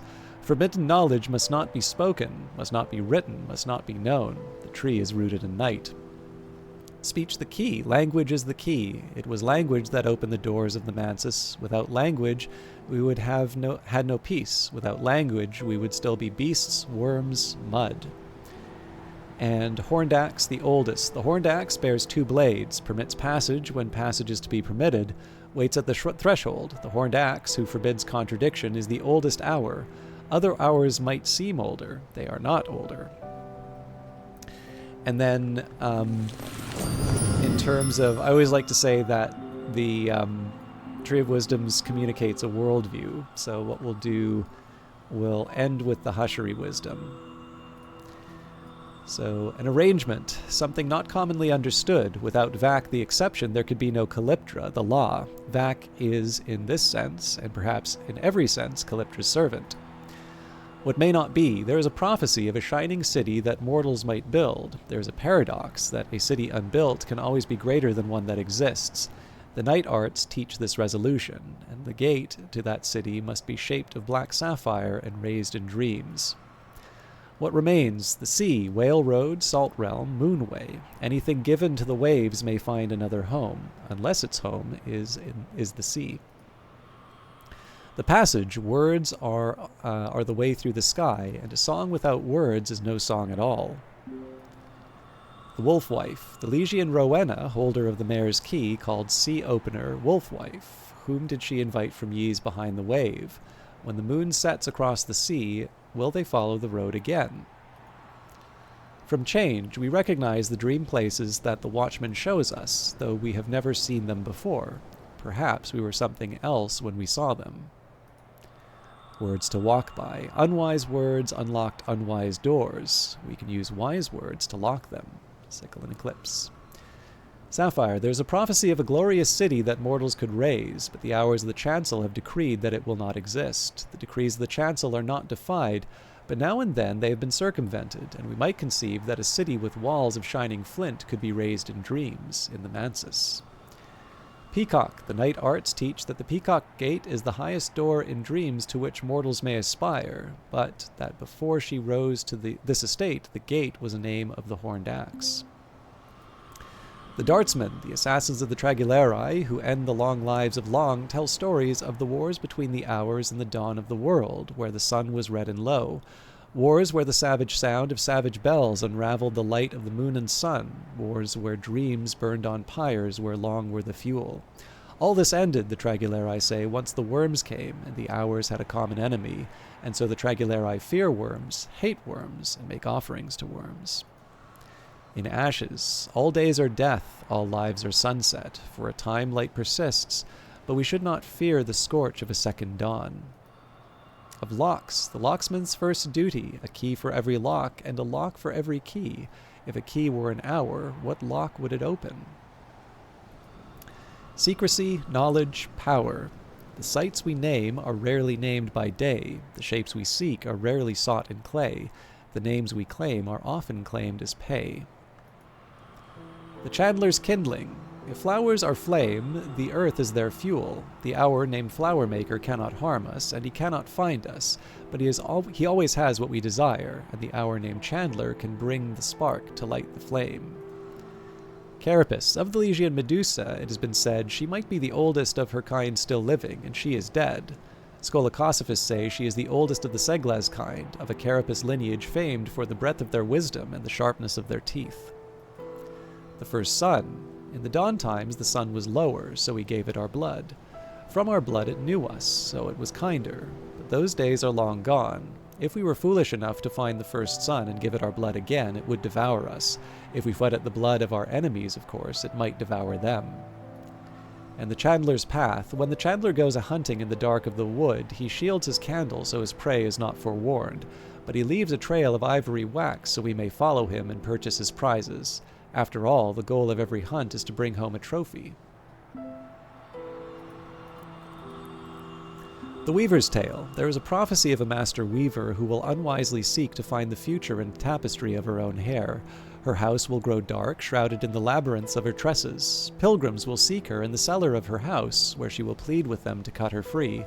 They will always fail, and she will always devour them. At last one will come who will ask instead to stay with her. Others will join them until the house becomes a palace and the palace a city below the world, where all are welcome in the tapestry of truth, and in the tapestry all truths are revealed. I have sometimes wondered if this is related to Spencer Hobson, but... Grail and Moth. The gods from stone made a law that the keys of dream cannot be held or owned. The time of stone is past, but the keys remain. So the holders of these keys can only be the 7 Legions, whose crime has set them outside the law. The Legions serve an hour of Grail and Moth. When the last remnants of the gods from stone are consumed, the law will be consumed with them. Underneath, red the dawn and black the night, and white what's left. Above we see, beneath we know. What endures? Cut a thread, and the tapestry must be healed. The root and the source. In the innermost walled garden of the palace of the shadowless kings in Persia, there grew a yew tree older than any other. Its root was red, its flowers were black, its berries were white. The kings would leave their girl children overnight in the nest of its roots, in memory of the great mother of their line, and so their daughters were assured health, longevity, and wisdom. This is the source of all our science. What may be known? Calyptra is the law that requires secret knowledge to be concealed, except in the libraries of the Watchman's Tree. The number of the hours of the Calyptra is 3, and we do not speak of the oldest hour, though we remember her. The Grail's flavorlings. The bright-winged, dart-winged Gladerflodge kind are called themselves the Grail's favorlings. They are gone now, like all the carapace kinds, but we can still use the arts of the hive to glean the sweetness in the hidden places of the wood, the legacy of the carapace cross. What is taken? The oldest living hours are the gods who were blood. The gods from stone were older still, but they're buried in the earth, scattered in the sea, lost to the moon. This is why we're always careful when we make the sacrifice, because if we spilt enough blood on their graves, they'd return for revenge. The well in the wood. When the first hunters were starving in the wood in the days before its darkening, they found a deep and crimson well. In it they drowned the beasts of the earth so that the beasts would be reborn threefold, and the hunters could feast. So the Red Grail came to be, and so ever since she feeds us, and she feeds upon us. The Thief's Tale. There's a very old story told by thieves about a competition among the aviform Hours, the secret gods who take the shape of birds. The dove boasted of the bones he'd stolen from flesh, and the crow of the flesh he'd picked from bones. One of the Kite twins bragged that she'd stolen the borders from kingdoms, and the other that she'd taken the roads from crossroads. The magpie told all the colors he'd taken that are no longer found in the world, and the laughing thrush topped that with tales of the sights she'd stolen. But when the glitter-winged seventh of their number told them what he'd stolen, they were all shocked into silence. They fell upon him and stripped him of his wings and drove him from the sky. So he and what he stole are gone from the world, and now we cannot even name them. But still we feel their lack. To heal. A deft enough binding might heal anything. Flesh, spirit, song, stone. What might be? Dream of a city of perfect balance. There can be no perfect balance outside dream. Meditate on the hour named Menascate, whose light distinguishes the possible from the real. Let the city remain unbuilt. A vigilance. The hours once called Flint and Wheel are gone, but the blood of their name emanations were mingled with the blood of mortals, and from it sprang the line of Antaios. As long as the Antaian line continues, the legacy of Flint and Wheel may endure. The light, the night, the wood. What lit the wood in the days before its darkening? There was a light upon the earth long before glory came to the sky. Preserve the night, and the light might return. Night. The velvet is not the oldest hour, but she is the oldest hour of Calyptra. The black flower on the watchman's tree is the preservation of secrets, and without it, the tree would fall. The Fisher's Tale. There's a story told beside the sea of a city of amber and orichalcum that lies behind the waves. Those who eat of its fruits can breathe water and drink light, but they can never drink anything else afterwards. Only in another history, they say, but if you tie your nets right, you might just catch one of its citizens in this history, and they might tell you the way. A city. The seven tainted immortals we call Legions are relentless in their appetite, and outcast under the laws of heaven. But they have their uses to the hours. The Legion, Cleiodukos, has known all the great keys, and even now she holds the key of days. So every year she meets the vagabond in Vienna to exchange the names of lesser keys for the stories of the vagabond's travels. The Roost. The thief of sights, a scavenger of thrones, a border reaver and a thief of knots, a thief of colors and a thief of bones. How they began. In the beginning, the Carapace Cross served the first hours, the gods born from stone, and the first of the Carapace Cross were the Thridige kind, who sought the monarch at the crossroads to rule them wisely and found him in themselves, who began as many and ended as one. The Wolf's Return. The sanctioned version of the Book of Suns says the wolf divided was awoken by the sun's division. We know from this that the wolf was its own hour even when the sun was whole. So we glean and we guess that the sun might be healed and the wolf might return to its slumbers. So we glean and guess that a second dawn would bring peace, but the wolf will fight to prevent it. The Threshold. Every traveler crosses a threshold twice. The horned axe is the hour who faces both ways at every threshold. Looking up. The gardener's first lesson is this: look up. What starts as weather ends in the world. What starts as sky ends in the soil. This is what the birds know, and the birds know most things first. The Jeweler's Tale. A master jeweler who made a wager with a keeper of butterflies. A master jeweler who made a wager with a keeper of butterflies. The master jeweler claimed his jeweled egg would hatch something greater than any of the butterfly keeper's chrysalids. Of course, after a month, the butterfly keeper's gardens were bright with wings, and the egg had hatched nothing at all. The jeweler, unable to pay his debts, fled into the desert with his egg. Perhaps we should be careful of our limits. The First Enemy. Vac is a great scar, the first enemy of Calyptra. When the black flower blossoms on the watchman's tree, she retreats, and Calyptra protects perilous knowledge behind secrecy's veil. When it is permitted, certain knowledge is forbidden to mortals, unless it's wisely contained. This law is named Calyptra. The enforcement of this law is named Calyptra also. The 3 hours who enforce it share that name. They permit that knowledge to persist only in certain sanctioned places, and the most dangerous secrets must only be recorded in the inks called incastum. The weapon, the greatest and most secret truths, can only be recorded by the librarians of the Watchman's Tree, even then only beneath the shelter of the tree's branches, and only in the sanctioned inks called Incastum. There are still certain languages in which these truths may be spoken aloud, but the hours no longer permit that power in the mouths of mortals. The toll, in the right mortal's hand, the right tool can become a weapon that begins a war. Of limits, the hours are not all-powerful. There is a place beyond their reach where mortals and immortals might build a shining city of iron and ivory. The heart, the thunderskin, the eternal drum that beats to preserve the skin of the world, is a god from flesh, which is to say he was once mortal. But the horned axe, last of the gods from stone, required his death, so the Grail gave him up, though he loved her. Love is always subject to the will of the hours, as all Horomachists know.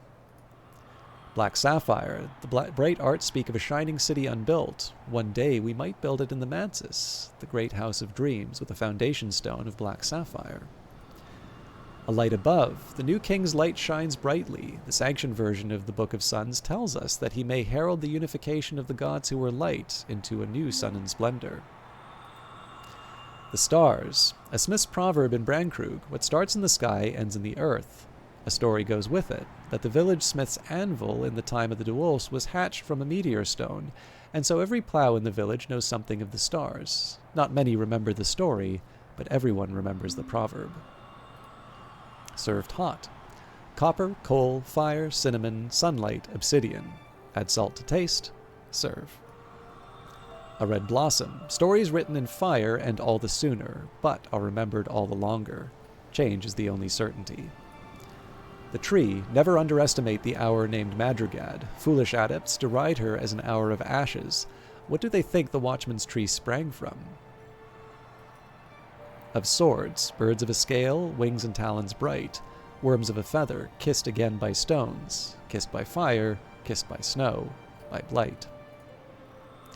The straight, the world is all in balance. With time, with care, with ingenuity, we can restore the balance, through the shaping of stone, the equilibrium of ichors, the unhatching of the egg. The king and the key, a great and golden king held the only key to his deepest prison cell. One day he asked his minister to make 8 copies and distribute them among the people. But sire, the minister said, if a rebel contrives to enter our palace, might they not release their confederates? They might, answered the king, but all kingdoms fall, and one day I might myself seek release from that cell. A tongue of sky, Crack-Track was a gift from the light above the world. When glory touched the first life motes with this language, they entered the waking world. Steel and glass, a certain parable of bright arts tells of a priest who raised an altar of steel and glass to an old god, but then found a new god within the altar. Tomorrow's light. Every regret is a lesson. We cannot change what is past, but neither should we wish to. The first sunrise. Yesterday's light determines the colors of tomorrow, and we all began in light. From light. If even the sun's division was a plan, then once we complete that plan, we'll bring the second dawn and unite the sun. It won't be easy, but what great work ever is. The scar. The Mansis is the fortress of dream where the true hours rule, and nowhere is the scar beneath it where the nowhere hours lair. Without the hours above, that scar would be an open wound, so the bright arts teach us. And understanding creates conflict. When we name our differences, we learn our enemies. Where there are no names, there are no enemies. And finally, Hushery, the queen's wound. A queen could love no other, only her own image. She sought 9 colors to grace the image, and the last was the turquoise of her eyes, a gift from the shadowless king. Her court poet hymned his queen and her image, and in his poem she heard the truth, that the image was greater. So she fled into the wood, and the image ruled her domain with the poet as its consort, but it always remembered her kindly. Much is lost. Still all the winds, still every beating tongue. Now still the mirrored moon, the sea's cauldron. When nothing's left, then nothing is undone. A wound in dreams. Before speech we could not dream, which is to say that before speech tore open the peacock gate to dreams, the Mansis was unwounded and at peace. It's not obligatory for Long to pass that gate, but they generally choose to. Perhaps that's why the Hours charge their names to hunt down Long, even the Long who claim to serve them. Revenge. The gods who are, which we call the Hours, warred against the gods from stone and cast them down. What remains of the gods from stone we call plague, scourge, catastrophe. If the Hours were cast down in their turn, would the gods from stone be satisfied? Would revenge bring peace? The night arts hint that it might be so. Hello, Lord Gloom. Folks, for those of you who don't know, Lord Gloom is a broadcaster. I think you were doing a crafting project when I last saw you. Unfortunately, for one reason or another, I wasn't able to reply to your DM, so this will be for the benefit of anybody who's interested.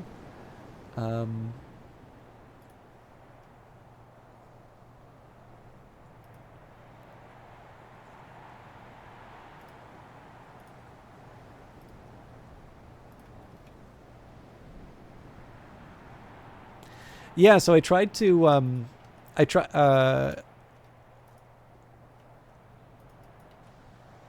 come on.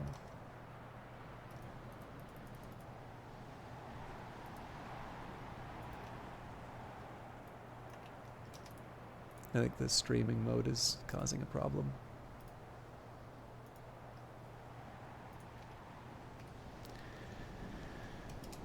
Anyway, so my Discord is quite quiet. I realize that is more my fault than anything, and I'd be very happy to change that. But for those of you looking to join the Discord for whatever reason, that is the link there. And I apologize for not giving that to you directly, Lord Gloom. But obviously, I wasn't allowed. All right.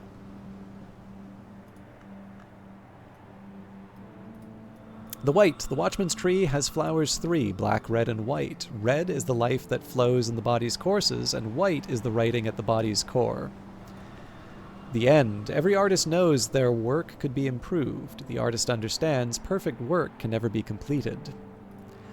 Truths that were. The inks called Incastum Terminale are permitted only to the librarians of the Watchman's Tree. Those inks can be used to reveal truths, even truths that are no longer so, not since the dawn times when the sun hung red and low, and we felt its warmth like autumn.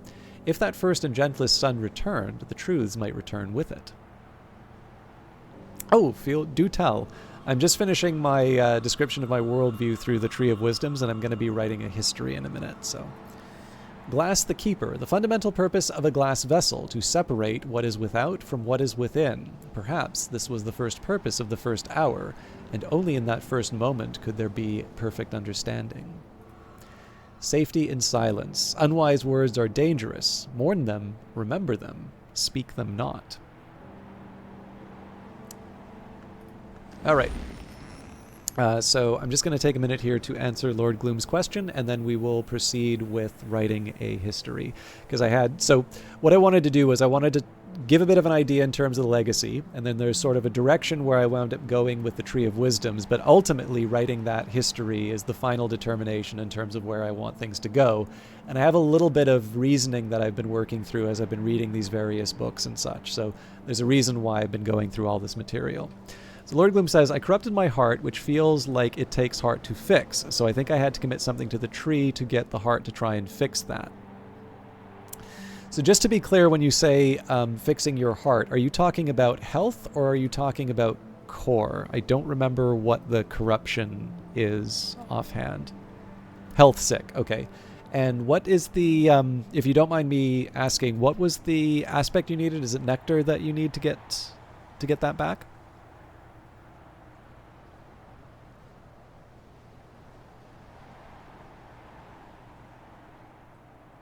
Oh, it wants heart? Okay. So, I mean, technically one of the things that you can do, that's actually one of the easier ones, right? So technically, if you had a storm, you wouldn't even need to worry about core. Core already gives you 2.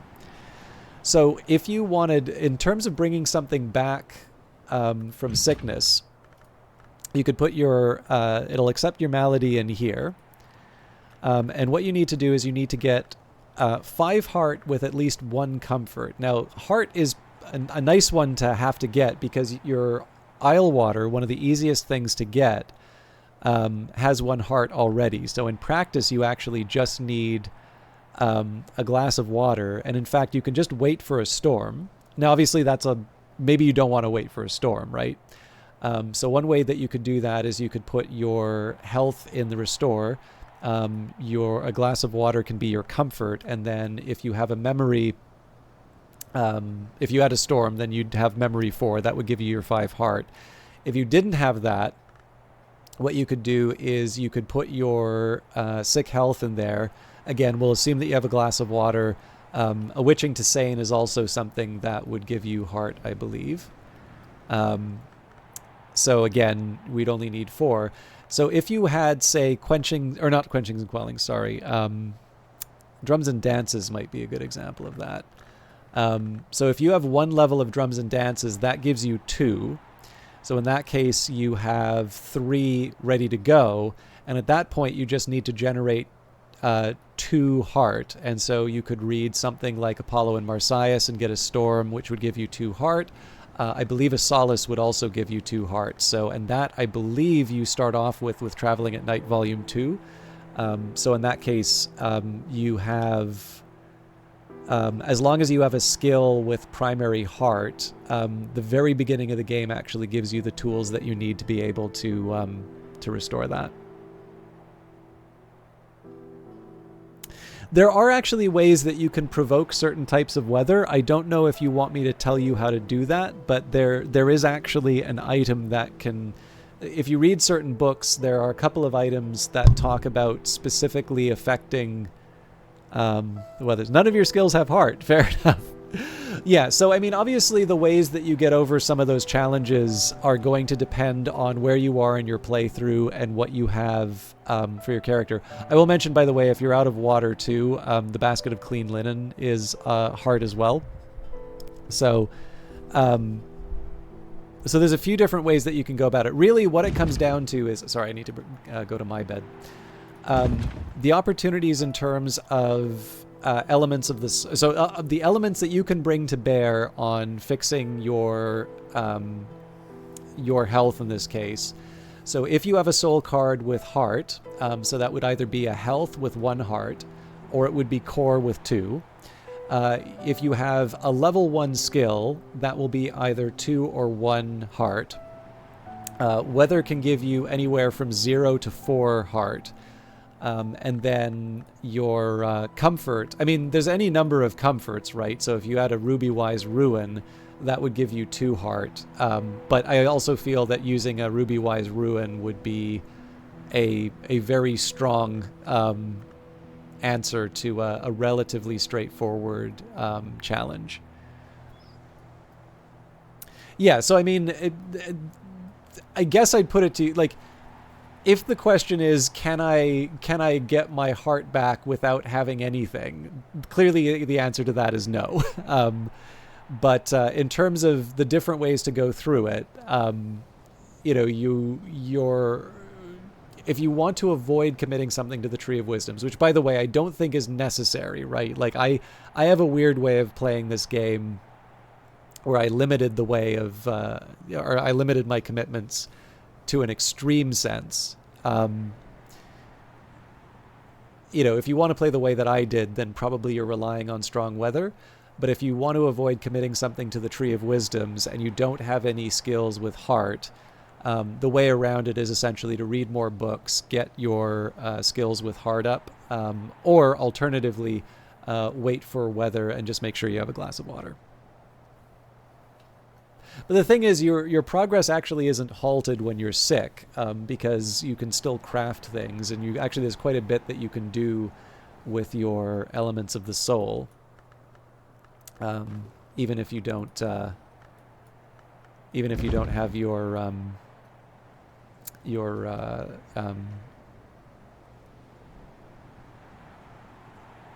like even if they're, like, theoretically, if you for whatever reason decided that you wanted to just keep reading cursed books, and you had every single one of your elements of the soul afflicted, you are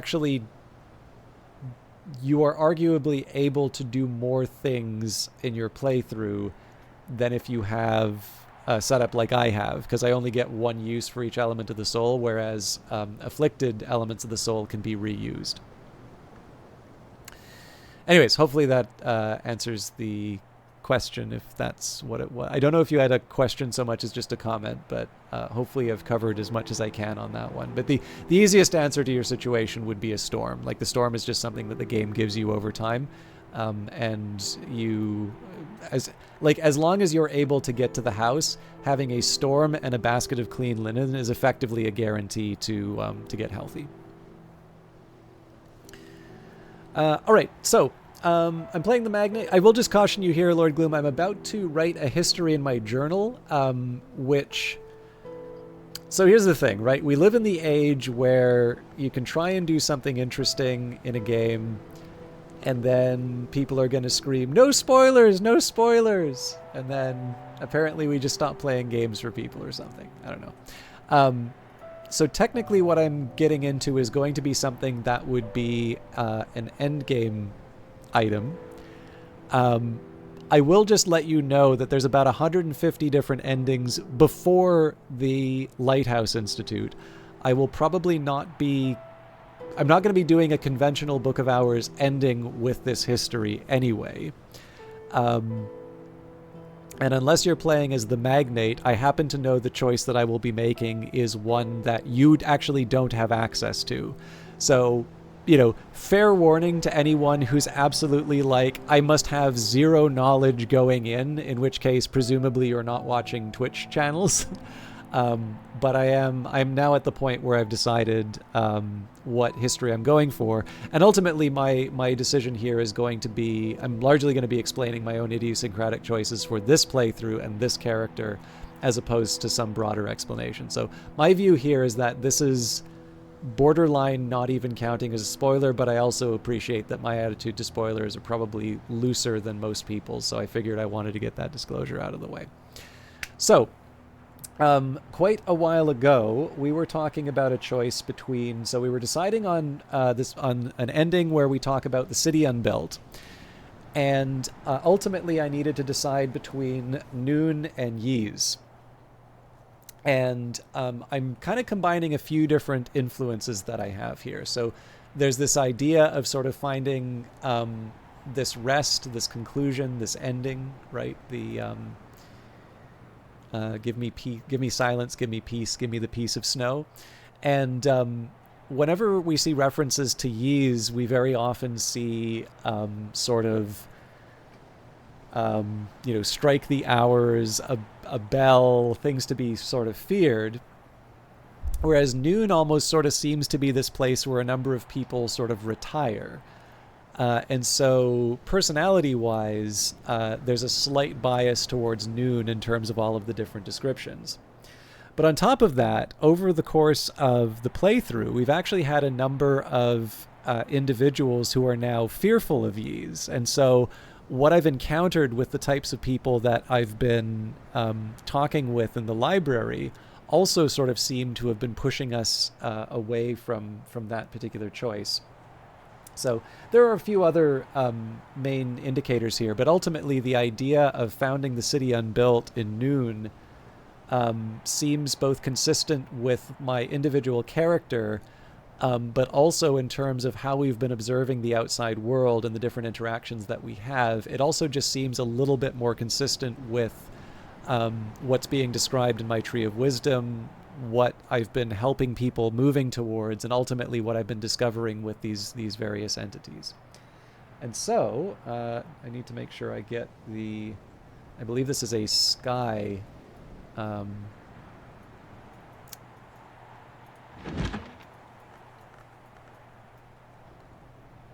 That's not Perinculate. All right. Result. Newman, a final understanding. Eternity and history cannot be reconciled. Freedom cannot be perfection, not unless we understand the paradox of the eternal ending, and only in certain histories is that paradox possible. So obviously, this is very, very peace-oriented too. So here we will want to apply maximum sky. I'm curious if I have a... Yep.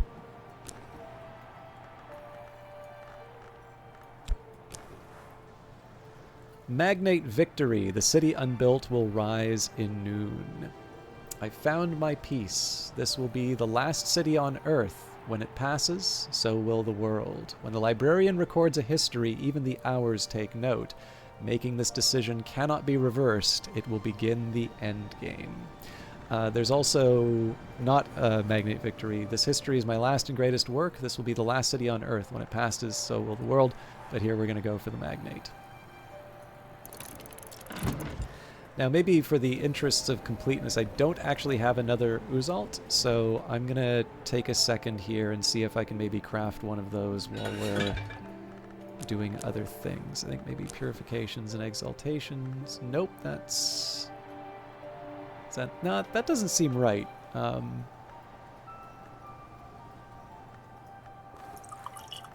Okay, fair enough. Crafting a replacement there. And in the meantime, I think I need to send out some letters for potential members of the Lighthouse Institute. So...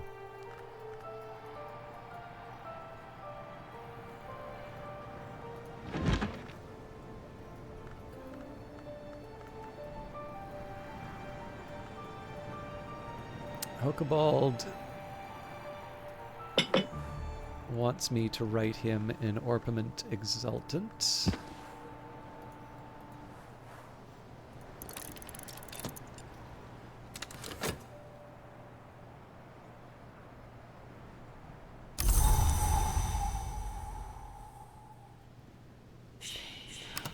Nope. Oriflammes. Oriflammes established 1776. Sent Sign Sciences. Dear Librarian, we would like to offer you this opportunity to purchase on Resonance. Experiments in Ithistry by the Skysmith Everett Vinzant. Oriflammes thanks you for your custom.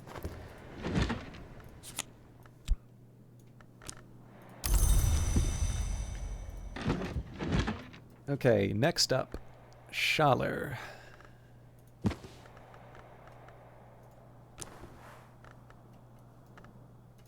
I have enough here to craft a letter inviting Father Stanislav to Brandkrug.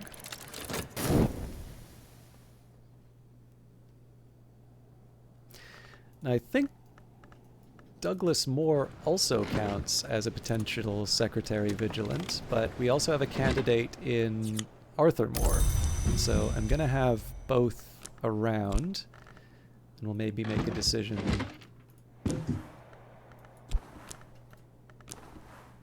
then. So Arthur Moore.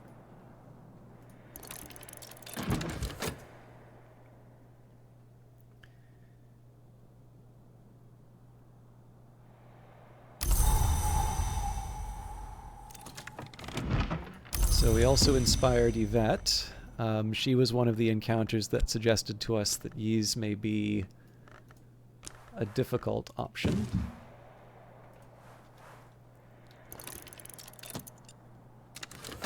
Yes, I saw the announcement just when I was going online. I do not have a Steam Deck, so I encourage those of you who have one to let me know how it goes. I am very much looking forward to the Switch release, because I have a coworker who's intrigued by the possibilities. All right, and finally, Margot. Oh, but I've already used up my sky, so let's find a secondary sky. Oh no, hang on.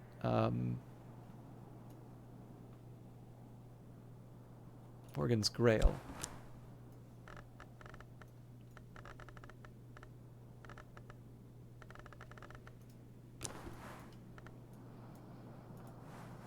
Request Morgan's presence. I have enough here to craft a letter inviting Morgan to Brandkrug.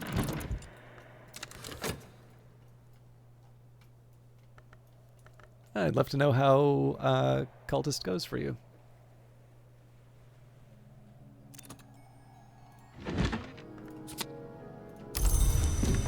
Okay, so let's get those letters out. We should still... I don't know if I'm going to... This is going to be the group that I do the salon with, but...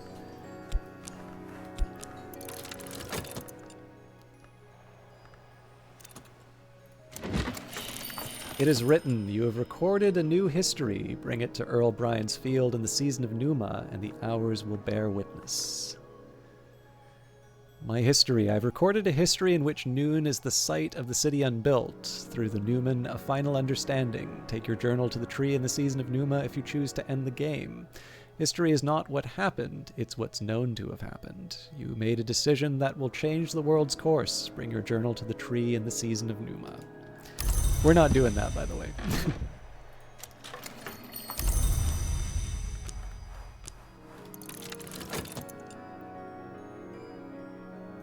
The other thing that's interesting about Cultist Simulator is that as you go through the DLC, you actually get more and more of the world unwrapped. So you learn things about the world in the Dancer, and you learn things about the world in the Medium.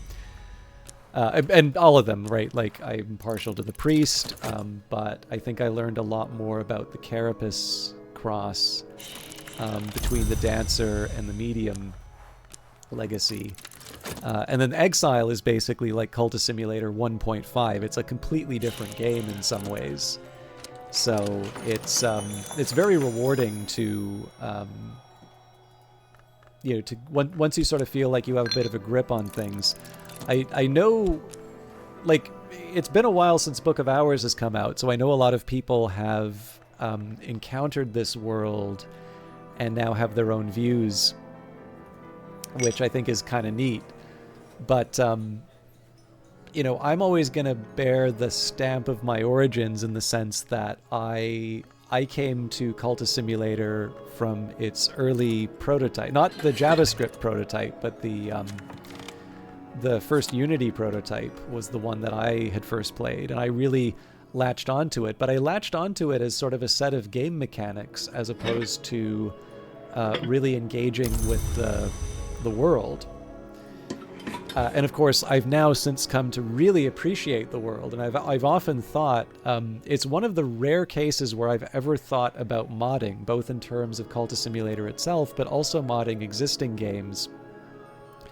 Because like I don't mind the idea of modding. I think it's actually really cool that people do it. But the other thing that I reflect on is that ultimately the tools for making games are so affordable now that, why would I make an adjustment to someone else's game when I can just simply make my own?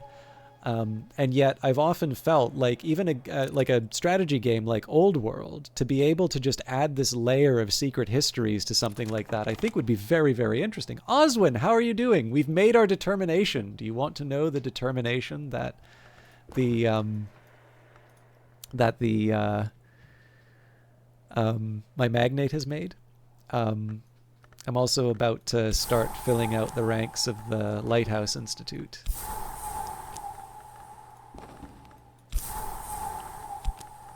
Folks, for those of you who do not know, Oswin Meow is a wonderful broadcaster on Twitch, somebody who I actually still first and fondly remember as someone who left a very kind message about my stuff.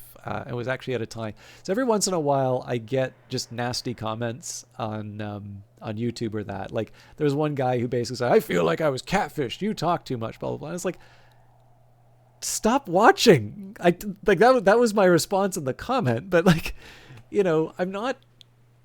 I don't do this for a living, right? I've not put out like a massive advertising campaign to dupe people into watching my stuff. So every once in a while I'll get that. It's not gonna feel great, but like I'm not gonna like beat myself up about it either. But what's nice also is I will occasionally get these really nice messages from people about how they like my stuff, and that makes me feel very good. And when those come at a time when I'm not feeling like God's gift to streaming, they have a particular impact. And Oswin was actually somebody who wrote one of those. But I have had the pleasure of being able to engage with Oswin both in Twitch chat, but also on their own channel. And Oswin's, first of all, really, really sharp. Is responsible for me watching the show Severance, which I have utterly enjoyed, although I've not yet started the second season.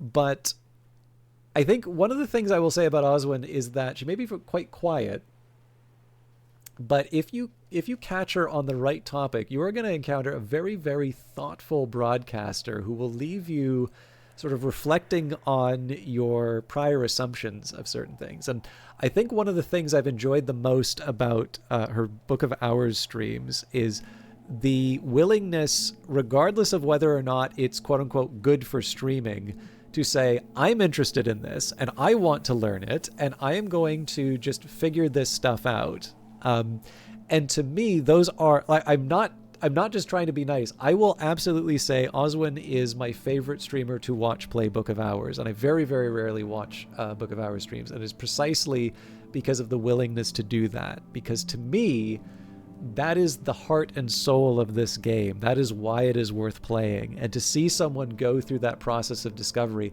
and particularly somebody who has an original point of view, one that I value because it provides me a new perspective on the world.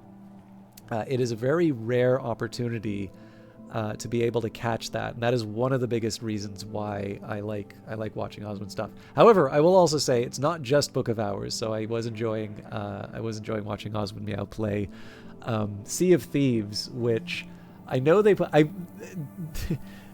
Safer Seas mode is probably got to be the most grudging implementation of a feature that people have been begging for. The players of Sea of Thieves actually drive me off playing that game, but it was actually really fun to watch Osmond play Sea of Thieves. So anyways, wonderful broadcaster. I highly recommend checking out their stuff. Okay, so we went for I can actually read it here. So I ultimately decided for the City Unbuilt ending. So, Silverbound Journal, I was rich, but something was missing. I am no longer rich, and still something is missing. Hush House is a place of conclusions, and here, as librarian, I may find mine. The magnate came to the house to conclude a history where they will find peace, but you can complete the game by recording any history. You might wish to begin your studies with the Hushery wisdom. Memories the magnate. I've lived too long, but I'm not ready to die. I've tasted everything, and it wasn't enough. Give me silence, give me peace, give me the peace of snow. I made determinations which are not necessary, these are not necessarily tied to the history I went for, but I decided that speech the key, language is the key. It was language that opened the doors of the Mansis. Without language, we would have had no peace. Without language, we would still be beasts, worms, mud. Black, the first flower. The watchman's tree is the covenant that forbids knowledge to mortals, but permits it in the covenant houses of the tree, like Brankrug Isle. The black flower of Calyptra, the knight unwounded, was its first defense. Forbidden knowledge must not be spoken, must not be written, must not be known. The tree is rooted in night.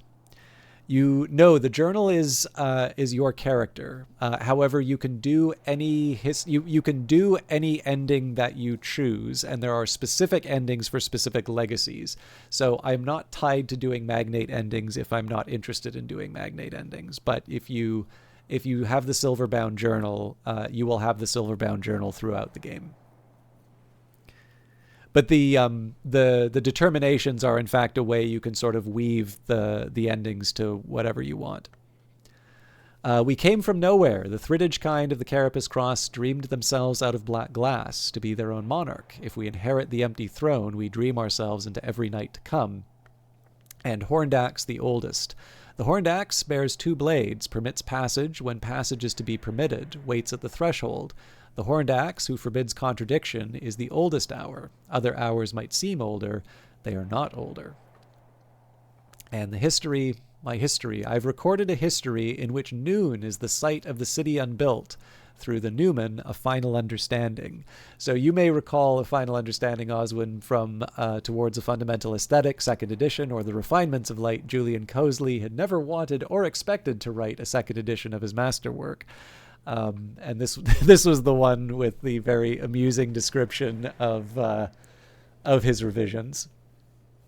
So that was the memory that I used to commit that. And there's a couple of reinforced ideas in here, right? So Noon is the island where you drink from the stream and become forgotten. So I sort of thought that aligned with the Black Flower. There's been a few threads that have all sort of been pushing towards that particular conclusion.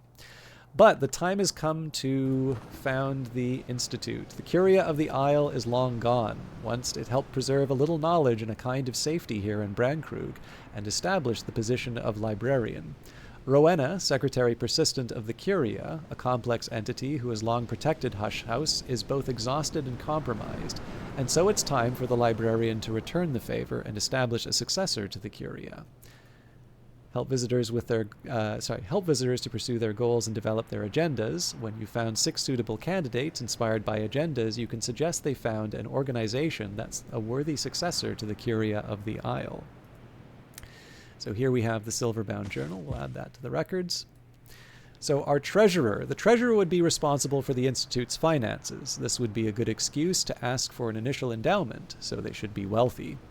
And the eligible candidate here is Magister Hokebald, metallurgist, gourmet, corrupted immortal, and supposedly a long-ago King's Byblow. Magister Hokebald is inspired. He has sympathy. Chandler. This one recognizes the golden promise that the Chandler brings. And agenda, better gods. This one hopes to build something to substitute for the hours. The Secretary Salvant. The Secretary Salvant would lead the Institute's healing and restoration efforts. Father Stanislav John Schaller, priest, diplomat, gardener. A soft-voiced man with a very steady gaze. So he has fear carapace. This one knows that the carapace might consume humanity or alter it beyond recognition. This is one reason why I didn't bring Fraser. Agenda, stone consumed. This one would burn or shatter what remains of the gods from stone to fuel their own purposes. I'm going to leave the Secretary Vigilant for later because we have other considerations for that. The Secretary Enigmatic. The Secretary Enigmatic would conceal or reveal the Institute's secrets. Dr. Yvette Southey, playwright, philologist, psychoanalyst, is happy with questions as with answers. So, Fear Yees. This one knows the peril of Yees' seductions. The Secretary Nunciant. The Secretary Nunciant would communicate and negotiate with other organizations. Constance Lee. When it comes down to it, the Suppression Bureau is just another cabal deciding what books everyone else should read, and then reading them itself. My letter of resignation is ready. I'll send it from somewhere safe without a return address. Here's how to reach me if you really need to. Connie is no longer a visitor and will take no further part in stories, but she may still become a founder of the Lighthouse Institute. And her agenda is revelation. This one wishes to share knowledge despite Calyptra. And the Secretary Persistent. Enough of these names are puns that makes me wonder if they're all puns, and I just don't get most of them. Secretary Persistent. The Secretary Persistent must not only be immortal, but must stand with one foot outside the laws of the hours, and so she must always be Elysian. Margot Matutine, socialite, yachtswoman, and under the name Morgan, is an Alucite, Elysian. The former means, among other things, that she eats people. The latter means, among other things, that she is not to be taken lightly. Fear Carapace. This one knows that the Carapace might consume humanity or alter it beyond recognition.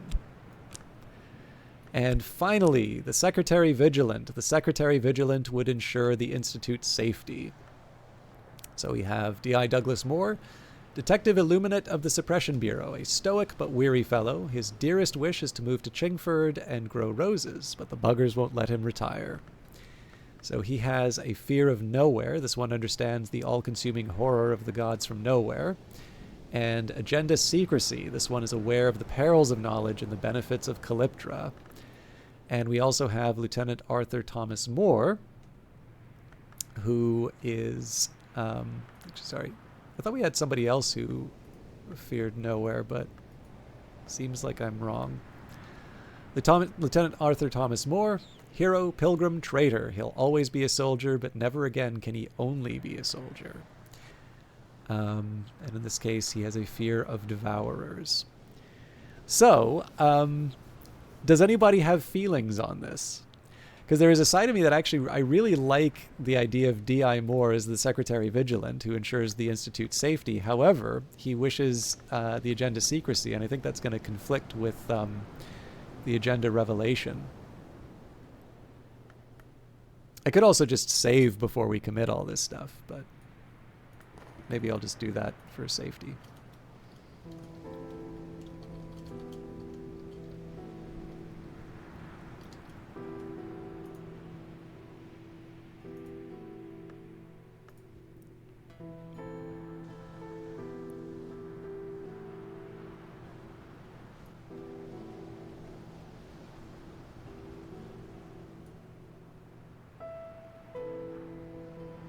So my original choice was going to be Arthur Thomas Moore until Douglas Moore became available.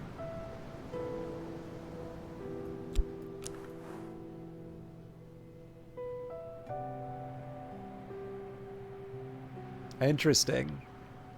A foundation. 6 notables are ready to establish the Lighthouse Institute, the successor to the Curia of the Isle. Once you've taken this step, you'll no longer be able to change your preferences for candidates, and if any candidates die or disappear, the Lighthouse Institute will be stillborn. If you've selected candidates with opposing agendas, fears, or sympathies, those inspirations will be deadlocked. Sorry, Douglas. 6 notables are ready to establish the Lighthouse Institute, the successor to the Curia of the Isle.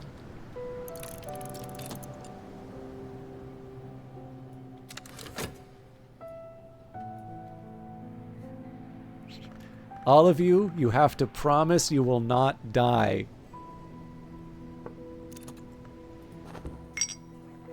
Better not.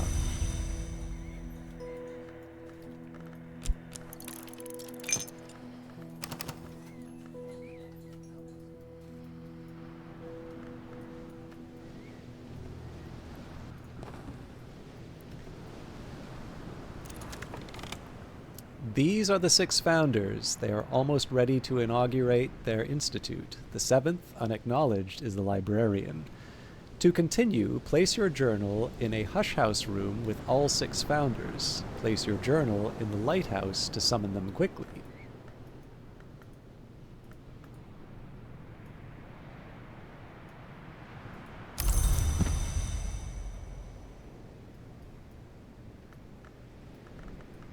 Well, I mean, I have all of them already. So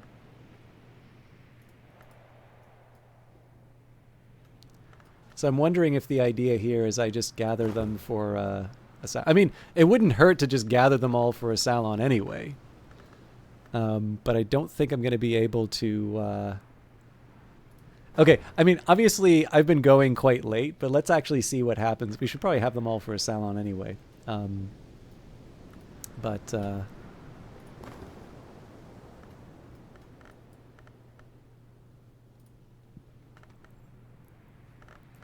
Yeah, they've all got their designation, Secretary Vigilant. So, oh, that's interesting.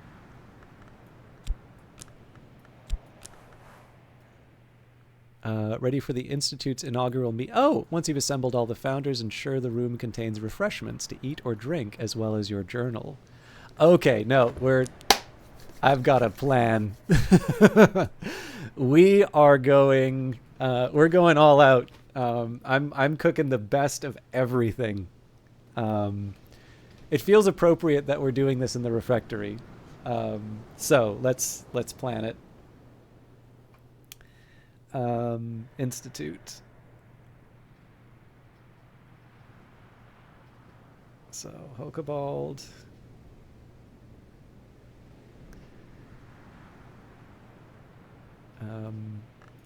So he's got a forge preference.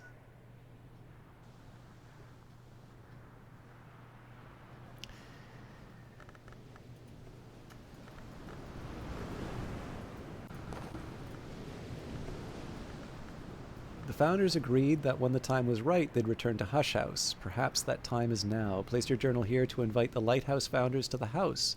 When all the founders have arrived, bring them to your meeting in the salon room of your preference with light refreshments. We're not doing light refreshments.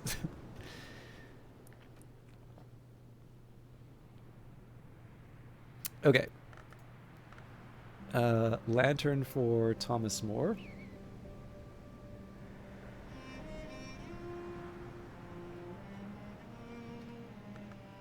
Connie Lee. Does not have a food preference, but...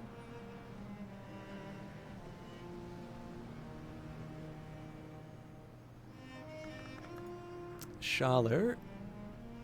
I like these symbols.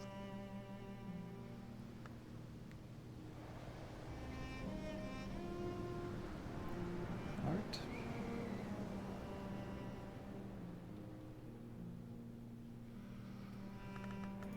Ductine, I think, is Sky.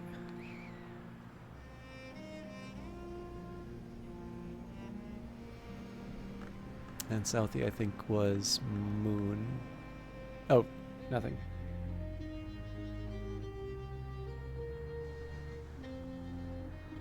Okay, so there's two big ones that I'm gonna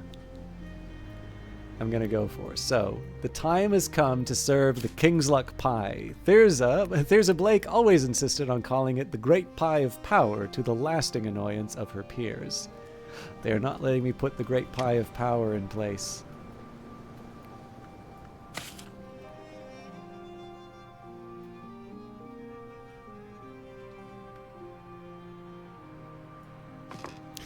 Also, the time has come for the honey-haunted pumpkin pie.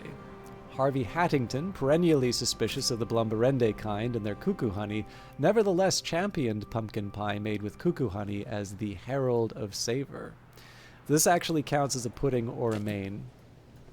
So technically, we need a side and or starter. Now, I think the King's Luck Pie basically covers everyone. So we've got Lantern, we've got Forge, and we've got Heart. Actually, it doesn't cover Sky.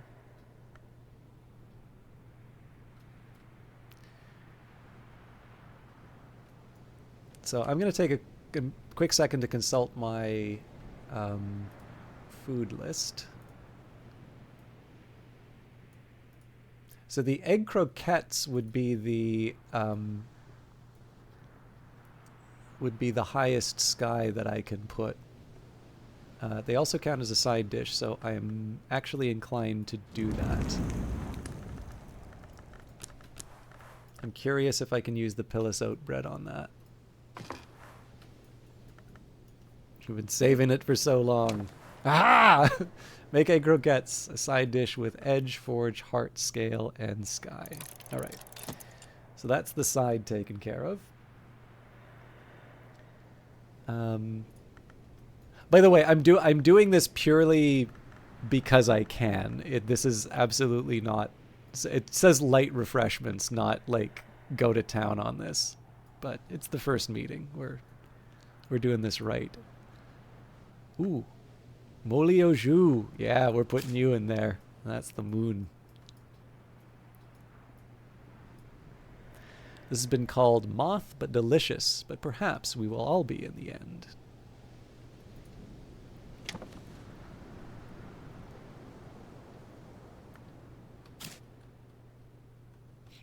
I'll live with it. All right.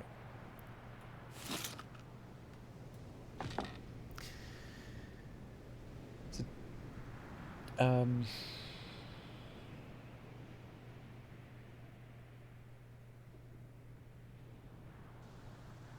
wonder what Connie's old... So Connie used to like Sky as well.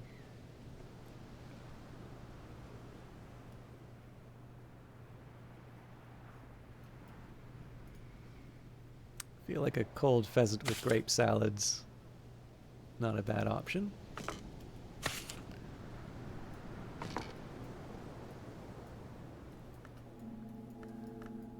So 1, 2, 3, 4, 5.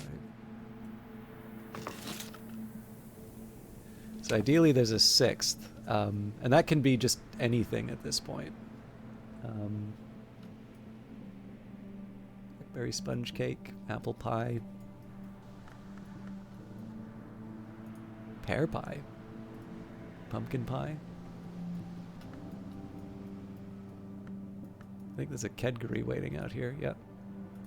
Fried mushrooms on... Oh, we gotta do fried mushrooms on toast.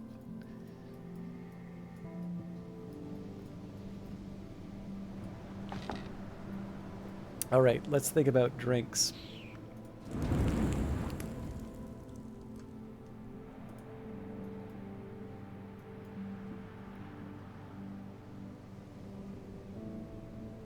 So probably Roscragon for Hokebald, unless... Actually, what about Armagnac d'Y? Nope, that doesn't have forage. Okay. I should do the Armagnac d'Y to for Southie just as a little practical joke. Okay. Dandelion wine for more. Actually, we already have one of these.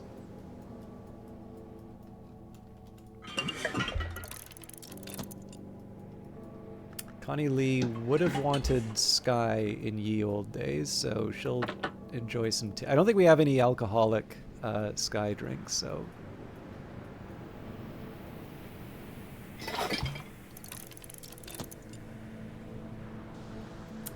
Heart for Schaller.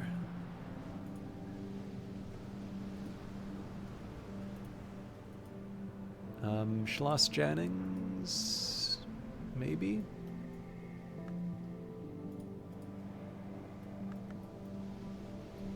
Could also do the Mist-Kissed Isle Water.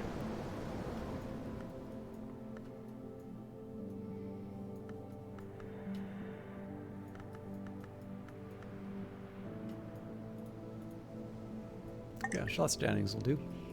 Although I don't know if I have a place I can serve it right now.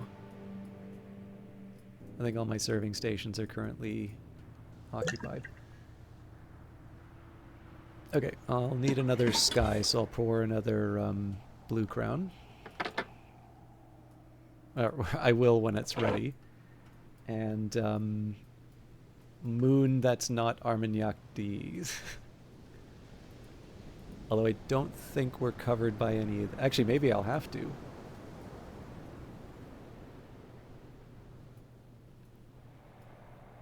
Alright, so be it.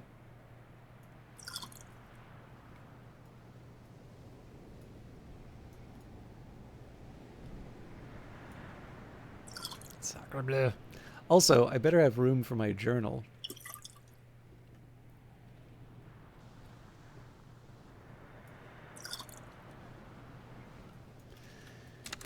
All right, let's get this cleared out before I go too much further. I'm sure I'll have to sort of jostle a few things around, but come on, you can do it. Please don't make me pick you up from the bridge.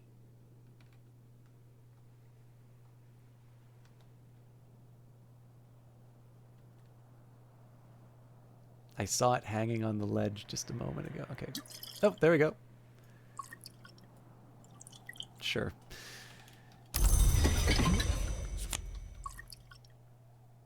I'll try and put some of these on the table when I can. We can also just move this up to the Hall of Division, which has a hell of a lot more space.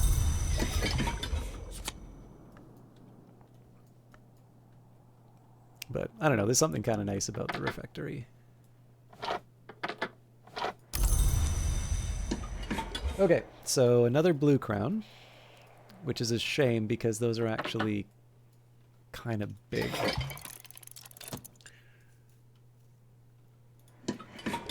I think I said I was going to get Schloss Jennings, but I didn't actually pour it.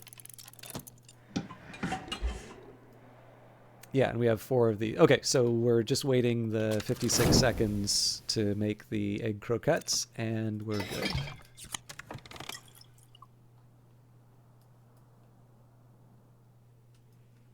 Oh, this is going to be a problem. I don't think we're going to have enough room for everything.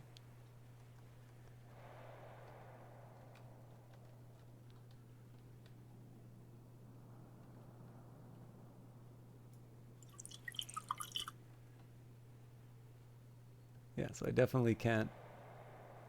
So I think what happens is when I try to put the egg croquettes down, you know what, let's not even mess with it. Let's just move it up to the Hall of Division and not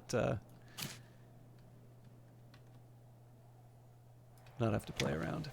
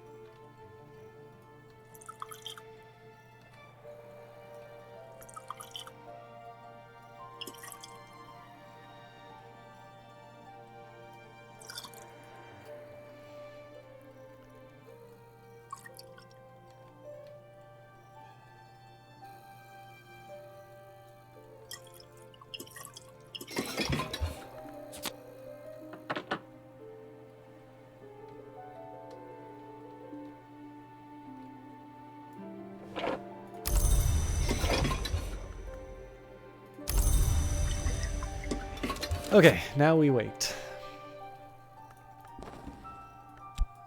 And Douglas will give him a heart text. Although I think he's already got Apollo and Marsyas yet. So, oh, he'll be happy about this. It's Greek.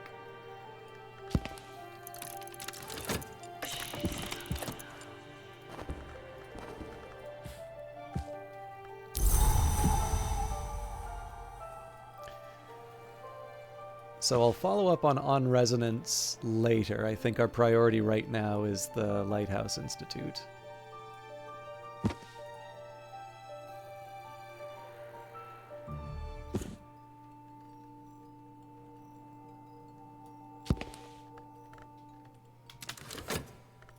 And we can speed it up a little bit just because we're waiting on the one dish. I mean, again, it may not... This is purely because I want the inaugural meeting of the Lighthouse Institute to be a real rager. But I don't feel that any of this is really really important. It's important to me because this is how I want my first meeting to go. Okay, here we go. So we should have 1, 2, 3, 4, 5, 6. Yeah, there we go. So we are hosting this in the Hall of Division. Ava DeWolf first furnished this as her Hall of Division, holding feasts where the guests were selected by unusual and exacting criteria. Later, Thirza Blake, 7th Librarian, employed the speculist Pomander to add more mirrors. Lots more mirrors. We will be inviting Magister Hokabald, metallurgist, gourmet, corrupted immortal, and now supposedly a long-ago King's Byblow, the treasurer of the Lighthouse Institute. We have Lieutenant Arthur Thomas Moore, retired. Hero, pilgrim, traitor. He's always been a soldier, but never again can he only be a soldier. He is the Secretary Vigilant who ensures the Institute's safety. Father Stanislav John Schaller, priest, diplomat, gardener, a soft-voiced man with a very steady gaze. He is the Secretary Salvant. The Secretary Salvant leads the Institute's healing and restoration efforts. We have Constance Lee. When it comes down to it, the Suppression Bureau is just another cabal deciding what books everyone else should read and then reading them itself. My letter of resignation is ready. I'll send it from somewhere safe without a return address. Here's how to reach me if you really need to. And Connie is the Secretary Nunciant. The Secretary Nunciant communicates and negotiates with other organizations.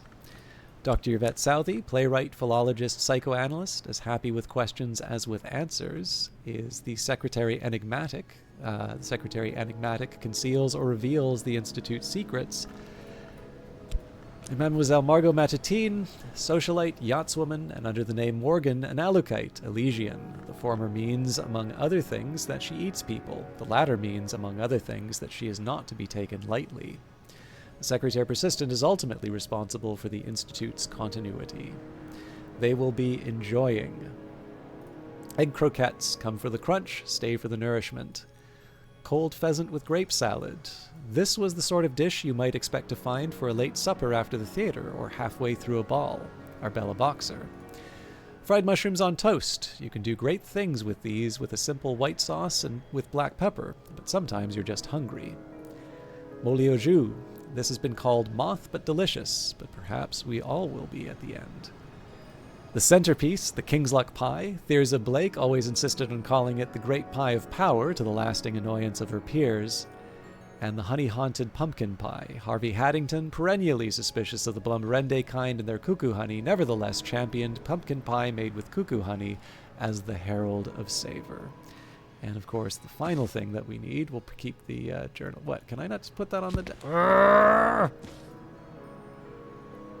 This is the point where, like all the other players in the community, I declare that the game's soft locked because I can't do the thing that I want to do. Keep that further away from the drinks. All right.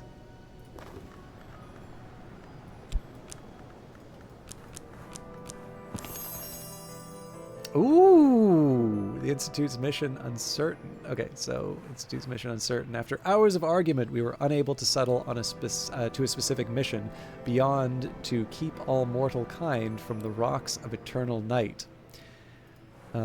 Institute's mission, Stone Consumed. The gods from Stone came before the hours we now know. Their return would be earthquake, famine, wilderness prowling the streets. It will not be permitted, but they are resource. Sorry, let's try that again. The gods from Stone came before the hours we now know. Their return would be earthquake, famine, wilderness prowling the streets. It will not be permitted, but they are resources as precious as oil or gold, or the knowledge in the marrow. The Institute will study them, uncover them, repurpose them for the benefit of all mortal kind. Mission, Better Gods. The Institute will strive to create alternatives to the hours, substitutes to the cosmic primalities that will be more benevolent or more biddable. Or the mission, Revelation. Knowledge can be dangerous, but ignorance is more dangerous still. The Institute will work to free all mortal kind from the tyranny of Calyptra. Anybody have any feelings on this one?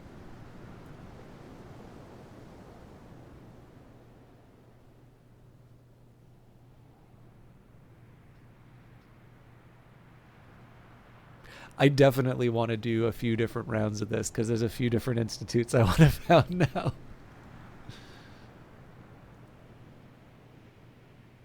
I'll give people a couple of minutes to have their feelings be expressed. I'm curious if there's a follow-up if you get to do multiple entries on these.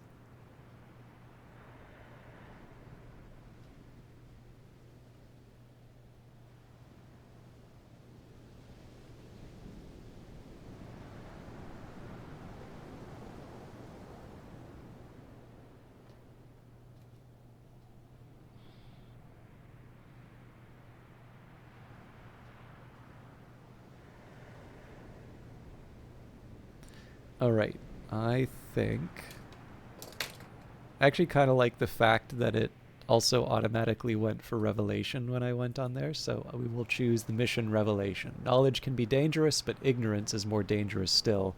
The Institute will work to free all mortal kind from the tyranny of Calyptra.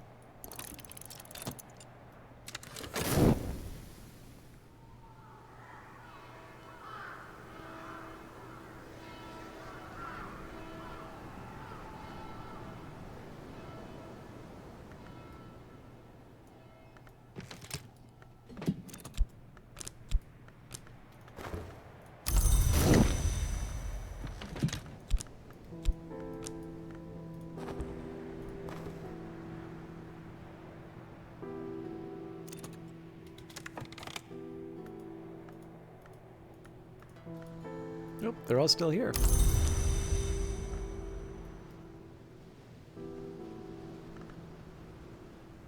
So I'm curious if we just keep recycling these. The Institute's mission revelation. Okay. So if I... It doesn't give me the refill option, but... Ah, ally. So the Institute has resolved to work with... So... Oh man, this is interesting. Okay, so foe none. The Institute's founders couldn't agree on the nature of the most significant occult threat. Foe devourers. The Institute resolved to guard mortal kind first against the perils of the hidden world. Alukites, Mansa spirits, hungry ghosts. Foe the Carapace Cross. The Institute resolved that the returning Carapace Cross and the changes that might come are the most significant occult threat to mortal kind. Foe Ys. The Institute has resolved that Ys, the city beyond the wave, has been left unchallenged too long. Its seductions might capsize the waking world. So we only have one ally. The founders of the Institute couldn't agree on who to work with, or ally the Chandler. The Institute has resolved to work with the Chandler when the Chandler finally becomes manifest. I'm curious if we get to pick both, but let's do the ally first.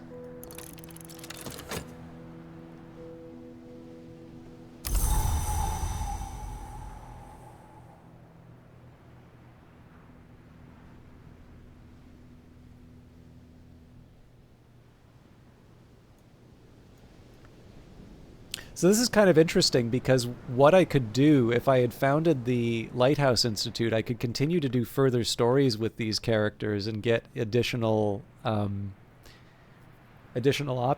So I'm kind of locking myself into a particular path with people's existing interests, but I still think this is kind of a neat way to go about it. So, all right, so we got to pick a foe. So Devourers. It is interesting to say, let everybody glare at Margot. So I'm thinking between the Carapace Cross or Ys.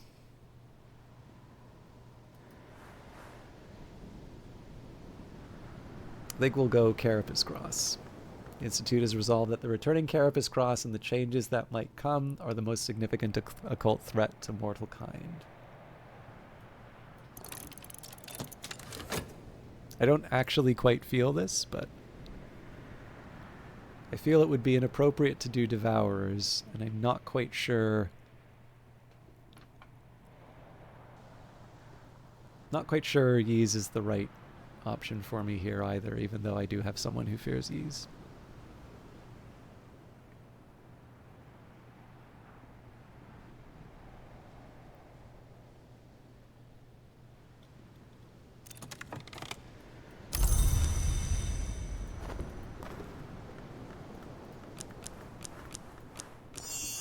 My work is complete. I've laid the Institute's foundations, steered the negotiations, overseen the early operations, helped establish its mission of disseminating occult knowledge. It's up to them now. My work is complete.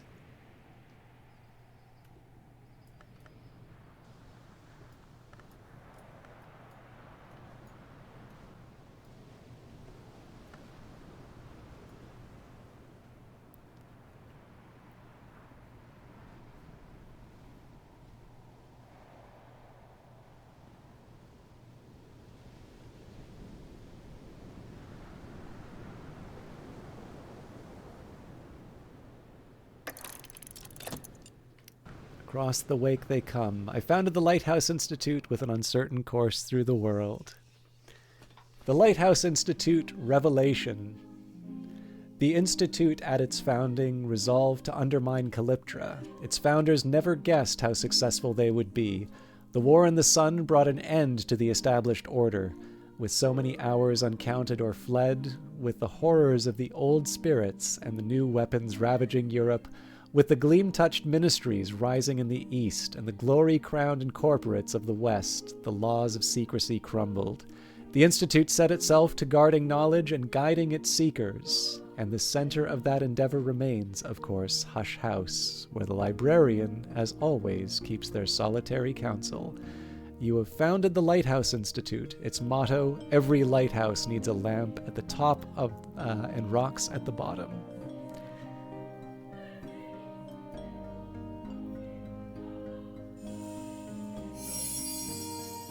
Morgan, the secretary persistent, is ultimately responsible for the Institute's continuity. When there are insects in one's kitchen, one does not consume them. One takes the appropriate measures. I have helped the Institute take those measures. Connie, the secretary nunciant, communicates and negotiates with other organizations. The Bureau's done good from time to time. I suppose even Calyptra had a point, but tyranny is tyranny. It's good to let the light in. Stanislav, the secretary salvant, leads the Institute's healing and restoration efforts. I had feared that we and the Cross would not understand each other. I did not wish to be right. It makes me despondent. But for now, I must treat the change as if it were a sickness. I'm getting better at that. Hokeball, the treasurer, is responsible for the Institute's finances. It is a very great pity that the new king came so far, only to die at Caen in this silly war of Earth. I have no patience for heroes, but sorry, let me try that again. It is a very great pity that the new king came so far, only to die at Caen in this silly war of Earth. I have no patience for heroes, but there are flames that still burn in darkness. The Chandler is only delayed, not denied, and when he arrives, the Institute will share in his bounty, or perhaps hers. I have a theory. I will share it only when I know I am correct. In the past, I have been too generous. Yvette, the secretary enigmatic, conceals or reveals the Institute's secrets. Yvette doesn't really know what she is doing here at the Institute. Yvette fears she might be a pawn. One day, Yvette will be something unexpected. And the secretary vigilant ensures the Institute's safety. Light, that's always the answer. Even the moth knew it. It's been messy the last few years, but I had sought the mercy of shadow for far too long. I'm enjoying the sunlight. What do you guys think? I'm delighted by Oswin's response. Did we make the right choices? Are you happy with the... I actually really want to read the description again, because this is... like, I have sometimes seen in the subreddit some people saying, like, that's the ending? But this description here is absolutely huge, right? So the Institute, at its founding, resolved to undermine Calyptra. Its founders never guessed how successful they would be. The war in the sun brought an end to the established order, with so many hours uncounted or fled, with the horrors of the old spirits and new weapons ravaging Europe, with gleam-touched ministries rising in the east and the glory-crowned incorporates of the west. The laws of secrecy crumbled. The Institute set itself to guarding knowledge and guiding its seekers, and the center of that endeavor remains, of course, Hush House, where the librarian, as always, keeps their solitary counsel. So, I mean, this is effectively, this is Secret History's World War II that just erupted. You made choices that are so perfect for you. There are a couple of others that I would definitely, I think, kind of knowing how it shapes now, there's definitely a couple of other ones that I think I would maybe go for. But there's definitely a couple of unexpected turns in terms of how some of the stories wound up going. But I'm very, very happy with how this went. And I'm happy that everybody felt that this was an appropriate ending for the run. Unless this is starting a new game. There we go. So this is our third win. Our first was the Twiceborn victory, the royal prerogatives. Twiceborn victory, royal prerogatives. In this history, the new king will enter the paths of the sun, and the second dawn will change everything. I will have my third choice. Very soon, the king will begin his royal progress. By day, he'll travel the roads of Britain. By night, he'll walk the paths of the sun. Herald names will cry the dawn before him, and I will walk among them, in violet and under the protection of the Dawn King. You've proved yourself as librarian, convinced the hours to accept a history, changed the world, won the game. This is the memory that does not die. Please accept our congratulations. They actually have physical... I have the Lucid Tarot, so there's actually a physical version of these stained glass cards, too. Our next one, this was the YouTube victory for Judgment. The Artist Victory, all the colors and more. New hours, it's a risk, it's almost a cheat, but it'll be all the colors and more. Yeah, I did buy them for myself, so I know I'm apparently not, I'm not allowed to do readings with them or whatever, but they just look great. Also, they like sold out within an hour of going online, so I think if I tried to... I think if I circumvented the... Or if I tried to circumvent the rules, I wouldn't have got them. Artist Victory, all the colors and more. New hours, it's a risk. It's almost a cheat, but it'll be all the colors and more. The new King's foundries and glassworks soar with light. I begged to visit. I wasn't disappointed. I can see the colors of eternity in those fires. Those colors will kindle 100 windows. Dawn will come. All I have to do is make absolutely certain that my part in it is known. Oop. And the Revelation, which we just saw. So yes, for those of you who don't know, when you complete the game, there is a Histories tab. So my... not really, Jamie. Like, I like them... I like the art style quite a bit. But Weather Factory has 2 tarot decks. So there's the Tarot of the Hours, which was their first tarot deck, and that was one that they used the game art for. So like the Thunderskin and the Crown Growth, those are sort of the major arcana. But then there was the Lucid Tarot, which was something that they'd worked on for a very, very long time, and they created these very nice sort of stained glassed images. And when so the first batch that they released was a limited edition numbered run in sort of this nice velvet bag and such. And so I spent probably more money than I should have. But I don't know, it's part of it's more because it's Secret Histories rather than... I'm largely unfamiliar with tarot. I wouldn't know how to do a reading, for instance, although I do know the rule of not buying a deck for yourself. Sorry, Oswin. But yeah, so for those of you that don't know, there is you get to keep a record of your histories when you commit them. And so one of my commitments for this game has been that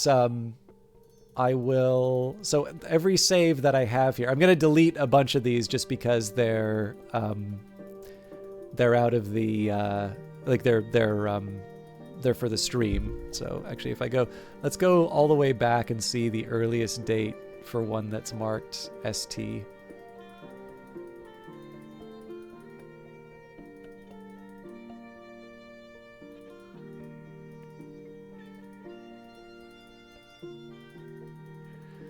It's not so clear to me, though, that some of these are House of Light, though, so... This is House of Light Twitch on November 7th, 2024. It's a lot of YouTube. I should probably delete these ones, because they're not... Yeah, so... Aganalia from last year.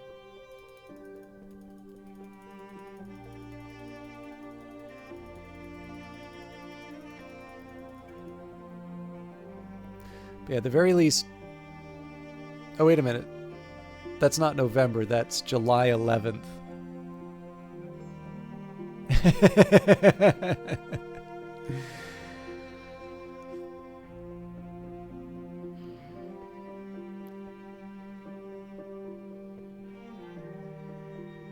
Actually, I never noticed this is the Elegist in the background here. That's really cool. But yeah, obviously I've been playing this for a very, very long time. So with that in mind, I feel I'm basically wrapping up for tonight. But I wanted to give people a bit of an idea in terms of where the stream's going to be going, because I love playing this game. I'm really happy that I've done 2 live wins in Book of Hours, and I fully intend to keep going. So my promise to myself was that every history that I start, so I'll call it history, basically a continuity in terms of saves. So the House of Light Steam or the House of Light Twitch stuff is now done. The House of Light YouTube still needs to be completed, and that'll be the Archaeologist. But all of the different saves that I've started, including the ones that I started way back for like the Steam streams and the GOG stream, not all of those have been finished. And so my goal has always been, one way or another, that I will complete every single history that I start in this game so that I can get a nice little collection of histories. And of course, we have a few years before Traveling at Night comes out. But I've also been reflecting on the fact that once upon a time I was a variety stream, and one of the reasons why I found Cultist Simulator, and of course now Book of Hours, was because I was willing to try new and different things. And I know some people have been really looking forward to me getting back to certain games or trying certain games in the first place. So I'm going to be putting Book of Hours away for live streams for a bit, and that's going to be so I can return to previous topics and also to do some new ones that I've been looking for. This doesn't mean that I'm done covering Weather Factory stuff, but what's more likely is going to be that it's going to be some more... there's going to be some more like YouTube stuff, and that will also include some Cultist Simulator.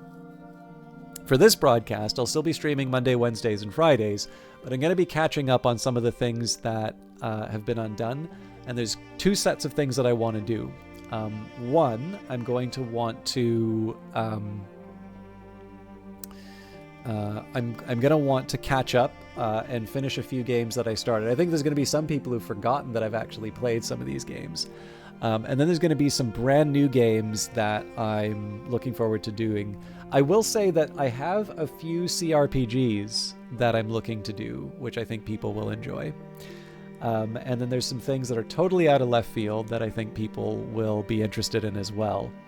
But I will also say, for those of you, I appreciate there's 2 halves. So I think the people who used to watch me for the strategy stuff may have already moved on. And there are some people who may already be familiar with me from Book of Hours, and that's all that they've known me to play. And so that may be a bit of an interruption in terms of what they're looking for. And I want to try and find the best balance that I can. So I'm very, very happy to answer Cultist Simulator and Book of Hours questions when I'm playing a different game. For those of you that like the Weather Factory stuff and are not happy with the other direction, I am open to being told that, obviously respectfully, and I'll see if I can find a better balance. But my hope here is that I can spend a little bit more effort on the Weather Factory stuff on YouTube. I can catch up a little bit on some of the stuff that I want to do on the mainstream, and then what I might do is I might make Cultist Simulator or Book of Hours to be a like once a week or something along those lines. But essentially, I've been playing Book of Hours, it feels like, for over a year constantly, and so I want to try and bring that equilibrium back.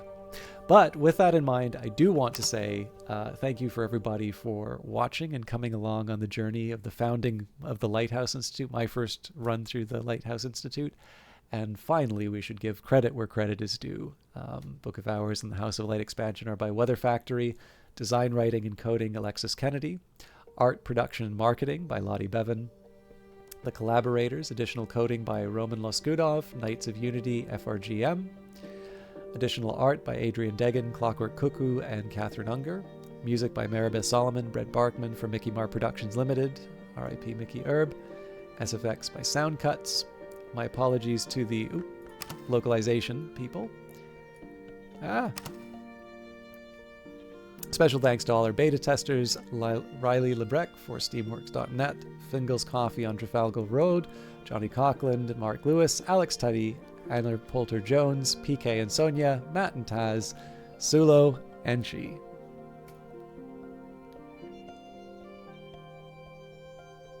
Well, thank you very much. Actually, Jamie, you were talking about Hellblade, right? That was one of the ones that you were talking about. Now, by the way, while I'm looking for somebody to host, anybody who would like to talk about some games that you'd like to see coming up, I realize I'm giving you all a very, very narrow window in which to do all of that, but... I don't like hearing my own voice. Yeah, please let me know what you'd like to see. I'm definitely open to suggestions, and I've always found the best suggestions are ones where I don't do the exact game people are asking for, but an opportunity comes up, and I get one that... I get basically an opportunity comes up that nobody was expecting, and those have always been special ones, but I think you're all going to be pretty happy with some of the stuff that comes out. I just need to sort of iron out what I'm doing. Actually, I need to figure out what I'm doing on Friday. All right. Thank you, everybody. This was a lot of fun. I like that ending a lot, and I'm more committed to playing some Book of Hours on my own time just so I can see some of the other Lighthouse Institute endings. I don't have anybody doing Book of Hours or Cultist Simulator tonight, so I'm going to put you in the very capable hands of Will Shand, definitely an original broadcaster, somebody I found in Vancouver, a local streamer when I lived there. He tends to play a lot of very unique, very hard, not hard to find, but sort of very like obscure indie, usually horror games. And I don't know, he's definitely a fun one to hang out with. Lots of sort of animations and little doodads. But anyways, I hope I don't lose all of you. But please enjoy Will Shands. I'm gonna get some sleep. Well, actually, I'm gonna do some things and then get some sleep. And then hopefully we'll see you all on Friday or whenever I see you next. Until then, take care.